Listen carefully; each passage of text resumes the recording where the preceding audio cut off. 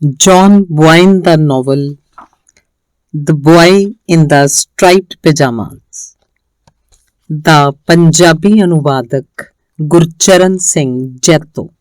ਧਾਰੀਦਾਰ ਪਜਾਮੇ ਵਾਲਾ ਮੁੰਡਾ। ਪਹਿਲਾ ਅੰਕ। ਬਰੂਨੋ ਨੇ ਲੱਭ ਲਿਆ। ਇੱਕ ਦਿਨ ਦੁਪਹਿਰ ਮਗਰੋਂ ਜਦੋਂ ਬਰੂਨੋ ਸਕੂਲੋਂ ਘਰ ਆਇਆ ਤਾਂ ਉਹਨੂੰ ਹੈਰਾਨੀ ਹੋਈ। ਉਹਨਾਂ ਦੇ ਘਰ ਦੀ ਨੌਕਰਾਣੀ ਮਰੀਆ ਕੁਝ ਕਰ ਰਹੀ ਸੀ।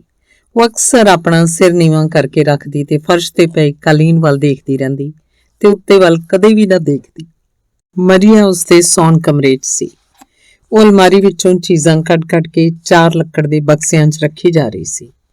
ਉਹ ਚੀਜ਼ਾਂ ਜਿਨ੍ਹਾਂ ਨਾਲ ਕਿਸੇ ਦਾ ਵਾਹ ਵਾਸਤਾ ਵੀ ਨਹੀਂ ਸੀ, ਉਹ ਵੀ ਚੁੱਕ ਕੇ ਬਕਸਿਆਂ 'ਚ ਰੱਖਦੀ ਜਾਂਦੀ ਸੀ। ਇਹ ਕੀ ਕਰ ਰਹੇ ਹੋ ਤੁਸੀਂ? ਉਹਨੇ ਬੜੀ ਹਲੀਮੀ ਨਾਲ ਉਸ ਤੋਂ ਪੁੱਛਿਆ। ਘਰ ਆਉਂਦੇ ਸਾਰ ਉਹਨੂੰ ਕੋਈ ਖੁਸ਼ੀ ਨਹੀਂ ਸੀ ਹੋਈ ਕਿ ਕੋਈ ਉਹਦੀਆਂ ਚੀਜ਼ਾਂ ਫਰੋਲ ਕੇ ਜੋ ਮਰਜ਼ੀ ਕਰੀ ਜਾਵੇ। ਉਹਦੀ ਮਾਂ ਨੇ ਉਹਨੂੰ ਸਖਤੀ ਨਾਲ ਕਿਹਾ ਸੀ ਕਿ ਉਹ ਮਰੀਆ ਨਾਲ ਹਲੀਮੀ ਨਾਲ ਪੇਸ਼ ਆਵੇ, ਨਾ ਕਿ ਆਪਣੇ ਪਿਤਾ ਵਾਂਗ ਉਸ ਨਾਲ ਸਵਾਲ ਜਵਾਬ ਕਰੇ। ਮੇਰੀਆਂ ਚੀਜ਼ਾਂ ਨੂੰ ਹੱਥ ਨਾ ਲਾਓ। ਮਰੀਆ ਨੇ ਸਿਰ ਫੇਰ ਕੇ ਪੌੜੀਆਂ ਵੱਲ ਇਸ਼ਾਰਾ ਕੀਤਾ ਜਿੱਥੇ ਉਹਦੀ ਮਾਂ ਹੁਣੇ ਆ ਕੇ ਖੜੀ ਸੀ। ਉਹ ਲੰਮੀ ਲੰਜੀ ਔਰਤ ਸੀ ਜਿਹੜੀ ਆਪਣੇ ਲਾਲ ਰੰਗੇ ਵਾਲਾਂ ਨੂੰ ਇੱਕ ਜਾਲੀ 'ਚ ਸਿਰ ਦੇ ਪਿੱਛੇ ਇਕੱਠੇ ਕਰਕੇ ਬੰਨ੍ਹ ਲੈਂਦੀ ਸੀ ਤੇ ਉਹ ਆਪਣੇ ਹੱਥਾਂ ਨੂੰ ਇੱਕ ਦੂਜੇ ਨਾਲ ਇਉਂ ਮਲ ਰਹੀ ਸੀ ਜਿਵੇਂ ਕਿਸੇ ਗੱਲ ਤੇ ਉਹਨੂੰ ਇਤਬਾਰ ਨਾ ਹੋਵੇ ਤੇ ਉਹ ਉਸ ਬਾਰੇ ਕੁਝ ਵੀ ਨਾ ਕਹਿਣਾ ਚਾਹੁੰਦੀ ਹੋਵੇ। ਮਾਂ, ਬਰੂਨੋ ਨੇ ਉਸ ਵੱਲ ਆਉਂਦਿਆਂ ਕਿਹਾ, ਇਹ ਕੀ ਹੋ ਰਿਹਾ ਹੈ? ਮਰੀਆ ਮੇਰੀਆਂ ਚੀਜ਼ਾਂ ਦੀ ਫਰੋਲਾ ਫਰਾਲੀ ਕਿਉਂ ਕਰੀ ਜਾਂਦੀ ਹੈ? ਉਹ ਤੇਰੀਆਂ ਚੀਜ਼ਾਂ ਪੈਕ ਕਰ ਰਹੀ ਹੈ, ਮਾਂ ਨੇ ਕਿਹਾ। ਪੈਕ ਕਰ ਰਹੀ ਹੈ? ਉਹਨੇ ਪੁੱਛਿਆ ਤੇ ਕੁਝ ਦਿਨ ਪਹਿਲਾਂ ਜੋ ਵੀ ਵਾਪਰਿਆ ਸੀ ਉਹਨਾਂ ਘਟਨਾਵਾਂ ਨੂੰ ਯਾਦ ਕਰਨ ਲੱਗਾ ਕਿ ਸ਼ਾਇਦ ਉਹਨੇ ਕੋਈ ਸ਼ਰਾਰਤ ਕੀਤੀ ਹੋਵੇ ਜਾਂ ਕਦੇ ਉੱਚਾ ਬੋਲਿਆ ਹੋਵੇ ਜਿਹਦੀ ਉਹਨੂੰ ਆਗਿਆ ਨਹੀਂ ਸੀ, ਸ਼ਾਇਦ ਜਿਸ ਕਰਕੇ ਉਹਨੂੰ ਘਰੋਂ ਦੂਰ ਭੇਜਿਆ ਜਾ ਰਿਹਾ ਸੀ। ਪਰ ਉਹਨੂੰ ਅਜਿਹਾ ਕੁਝ ਵੀ ਯਾਦ ਨਹੀਂ ਸੀ ਆ ਰਿਹਾ। ਉਹਨੇ ਤਾਂ ਕਦੇ ਵੀ ਕਿਸੇ ਨਾਲ ਅਜਿਹਾ ਵਰਤਾਰਾ ਨਹੀਂ ਸੀ ਕੀਤਾ ਜਿਸ ਨਾਲ ਕੋਈ ਗੜਬੜ ਹੋਣ ਦਾ ਡਰ ਹੋਵੇ। ਕਿਉਂ? ਉਹਨੇ ਪੁੱਛਿਆ। ਮੈਂ ਅਜਿਹਾ ਕੀ ਕਰ ਦਿੱਤਾ? ਮਾਂ ਪਹਿਲਾਂ ਆਪਣੇ ਕਮਰੇ 'ਚ ਗਈ, ਪਰ ਉੱਥੇ ਖਾਨਸਾਮਾ ਲਾਰਸ ਉਹਦੀਆਂ ਚੀਜ਼ਾਂ ਵਸਤਾਂ ਪੈਕ ਕਰੀ ਜਾਂਦਾ ਸੀ। ਉਹਨੇ ਆਪਣੇ ਦੋਵੇਂ ਹੱਥ ਹਵਾ 'ਚ ਲਹਿਰਾਉਂਦਿਆਂ ਪਰੇਸ਼ਾਨ ਹੋ ਕੇ ਪੌੜੀਆਂ ਵੱਲ ਜਾਣਾ ਸੀ, ਪਰ ਉੱਧਰੋਂ ਬਰੂਨੋ ਆ ਗਿਆ ਜਿਹੜਾ ਤਸੱਲੀ ਤੋਂ ਬਿਨਾਂ ਆਪਣੀ ਗੱਲ ਥੱਲੇ ਨਹੀਂ ਡਿੱਗਣਾ ਚਾਹੁੰਦਾ ਸੀ। ਉਹਨੂੰ ਆਪਣੇ ਸਵਾਲਾਂ ਦਾ ਤਸੱਲੀ ਬਖਸ਼ ਜਵਾਬ ਚਾਹੀਦਾ ਸੀ। ਮਾਂ, ਇਹ ਕੀ ਹੋ ਰਿਹਾ? ਅਸੀਂ ਕਿੱਧਰ ਜਾ ਰਹੇ ਹਾਂ? ਬੇਟਾ ਥੱਲੇ ਆ ਜਾ, ਮਾਂ ਨੇ ਕਿਹਾ ਤੇ ਉਹ ਹੇਠਾਂ ਵੱਡੇ ਖਾਣ ਕਮਰੇ 'ਚ ਜਾਂਦੀਆਂ ਪੌੜੀਆਂ ਉਤਰ ਗਈ ਜਿੱਥੇ ਹਫ਼ਤਾ ਪਹਿਲਾਂ ਫਿਊਰੀ ਉਹਨਾਂ ਦੇ ਘਰ ਖਾਣਾ ਖਾ ਕੇ ਗਿਆ ਸੀ। ਆਪਾਂ ਉੱਥੇ ਜਾ ਕੇ ਗੱਲ ਕਰਦੇ ਹਾਂ। ਬਰੂਨੋ ਪੌੜੀਆਂ ਉਤਰਦਿਆਂ ਆਪਣੀ ਮਾਂ ਨਾਲੋਂ ਵੀ ਅੱਗੇ ਨਿਕਲ ਗਿਆ ਤਾਂ ਕਿ ਉਹ ਖਾਣ ਕਮਰੇ ਵਿੱਚ ਮਾਂ ਤੋਂ ਵੀ ਪਹਿਲਾਂ ਜਾ ਕੇ ਬੈਠ ਜਾਵੇ। ਬਿਨਾਂ ਕੁਝ ਆਖਿਆ ਆਪਣੀ ਮਾਂ ਦੇ ਮੂੰਹ ਵੱਲ ਵੇਖਦਾ ਸੋਚਣ ਲੱਗਾ ਕਿ ਉਹਦੀ ਮਾਂ ਨੇ ਆਪਣੇ ਚਿਹਰੇ ਤੇ ਮੇਕਅਪ ਠੀਕ ਤਰ੍ਹਾਂ ਨਹੀਂ ਕੀਤਾ ਲੱਗਦਾ, ਕਿਉਂਕਿ ਉਹਦੀਆਂ ਅੱਖਾਂ ਦੇ ਕੋਇਲ ਲਾਲ ਸਨ। ਉਹਨੂੰ ਯਾਦ ਆ ਰਿਹਾ ਸੀ ਕਿ ਜਦੋਂ ਵੀ ਗੜਬੜ ਕਰਨ ਪਿੱਛੋਂ ਰੋ ਕੇ ਹਟਦਾ ਸੀ ਤਾਂ ਉਹਦੀਆਂ ਅੱਖਾਂ ਵੀ ਲਾਲ ਹੋ ਜਾਂਦੀਆਂ ਸਨ। ਹੁਣ ਤੈਨੂੰ ਫਿਕਰ ਕਰਨ ਦੀ ਲੋੜ ਨਹੀਂ ਬਰੂਨੋ, ਮਾਂ ਨੇ ਉਸ ਕੁਰਸੀ ਤੇ ਬਹਿੰਦਿਆਂ ਕਿਹਾ ਜਿੱਥੇ ਸੁਨਹਿਰੇ ਵਾਲਾਂ ਵਾਲੀ ਸੋਹਣੀ ਔਰਤ ਆ ਕੇ ਬੈਠੀ ਸੀ ਜਿਹੜੀ ਫਿਊਰੀ ਨਾਲ ਖਾਣਾ ਖਾਣ ਆਈ ਸੀ। ਜੇ ਹੋਇਆ ਵੀ ਤਾਂ ਇਹ ਇੱਕ ਉਤੇਜਿਤ ਘਟਨਾ ਵਰਗੀ ਗੱਲ ਹੋਏਗੀ। ਉਹ ਕੀ? ਉਹਨੇ ਪੁੱਛਿਆ। ਮੈਨੂੰ ਕੀ ਘਰੋਂ ਬਾਹਰ ਭੇਜਿਆ ਜਾ ਰਿਹਾ? ਨਹੀਂ, ਸਿਰਫ ਤੈਨੂੰ ਹੀ ਨਹੀਂ, ਉਸ ਵੱਲ ਵੇਖਦਿਆਂ ਮਾਂ ਨੇ ਮੁਸਕਰਾਉਂਦਿਆਂ ਗੱਲ ਨੂੰ ਚੰਗੀ ਬਣਾਉਣ ਦੇ ਪੱਖੋਂ ਸੋਚ ਕੇ ਕਿਹਾ, ਅਸੀਂ ਸਾਰੇ, ਤੇਰੇ ਪਿਤਾ ਤੇ ਮੈਂ, ਗ੍ਰੈਟਲ ਤੇ ਤੂੰ, ਅਸੀਂ ਚਾਰੇ। ਬਰੂਨੋ ਨੇ ਸੋਚਦਿਆਂ ਟੇਢਾ ਜਿਹਾ ਮੂੰਹ ਬਣਾਇਆ। ਉਹਨੂੰ ਖਾਸ ਤੌਰ ਤੇ ਕੋਈ ਇਤਰਾਜ਼ ਨਹੀਂ ਸੀ ਜੇ ਗ੍ਰੈਟਲ ਨੂੰ ਭੇਜਿਆ ਜਾਂਦਾ, ਕਿਉਂਕਿ ਉਹ ਨਾਉਮੀਦ ਕੁੜੀ ਸੀ ਤੇ ਉਸ ਲਈ ਕੋਈ ਨਾ ਕੋਈ ਮੁਸੀਬਤ ਖੜੀ ਕਰਦੀ ਰਹਿੰਦੀ ਸੀ। ਪਰ ਉਹਨੂੰ ਲੱਗਿਆ ਕਿ ਸਾਰਿਆਂ ਨੂੰ ਉਸ ਨਾਲ ਜਾਣਾ ਪੈਣਾ ਸੀ ਜਿਹੜਾ ਉਹਨੂੰ ਚੰਗਾ ਨਹੀਂ ਸੀ ਲੱਗਦਾ। ਪਰ ਕਿੱਥੇ? ਉਹਨੇ ਪੁੱਛਿਆ। ਅਸਲ 'ਚ ਅਸੀਂ ਜਾ ਕਿੱਥੇ ਰਹੇ ਹਾਂ? ਅਸੀਂ ਇੱਥੇ ਹੀ ਕਿਉਂ ਨਹੀਂ ਰਹਿ ਸਕਦੇ? ਤੇਰੇ ਪਿਤਾ ਦੀ ਨੌਕਰੀ, ਮਾਂ ਨੇ ਦੱਸਿਆ। ਤੈਨੂੰ ਪਤਾ ਹੀ ਹੈ ਕਿੰਨੀ ਜ਼ਰੂਰੀ ਹੈ, ਪਤਾ ਹੈ ਨਾ? ਹਾਂ, ਉਹ ਤੇ ਹੈ ਹੀ, ਬਰੂਨੋ ਨੇ ਹਾਂ 'ਚ ਸਿਰ ਹਿਲਾਉਂਦਿਆਂ ਕਿਹਾ। ਘਰ 'ਚ ਬਹੁਤ ਸਾਰੇ ਲੋਕ ਆਇਆ ਜਾਇਆ ਕਰਦੇ ਸਨ। ਉਹ ਲੋਕ ਵੀ ਜਿਹੜੇ ਬੜੀਆਂ ਚਮਕਦਾਰ ਵਰਦੀਆਂ ਵਿੱਚ, ਕੁਝ ਲੋਕ ਟਾਈਪਰਾਈਟਰ ਲੈ ਕੇ ਆ ਜਾਂਦੇ ਜਿਨ੍ਹਾਂ ਤੋਂ ਆਪਣੇ ਗੰਦੇ ਹੱਥਾਂ ਨੂੰ ਦੂਰ ਰੱਖਣਾ ਪੈਂਦਾ ਸੀ।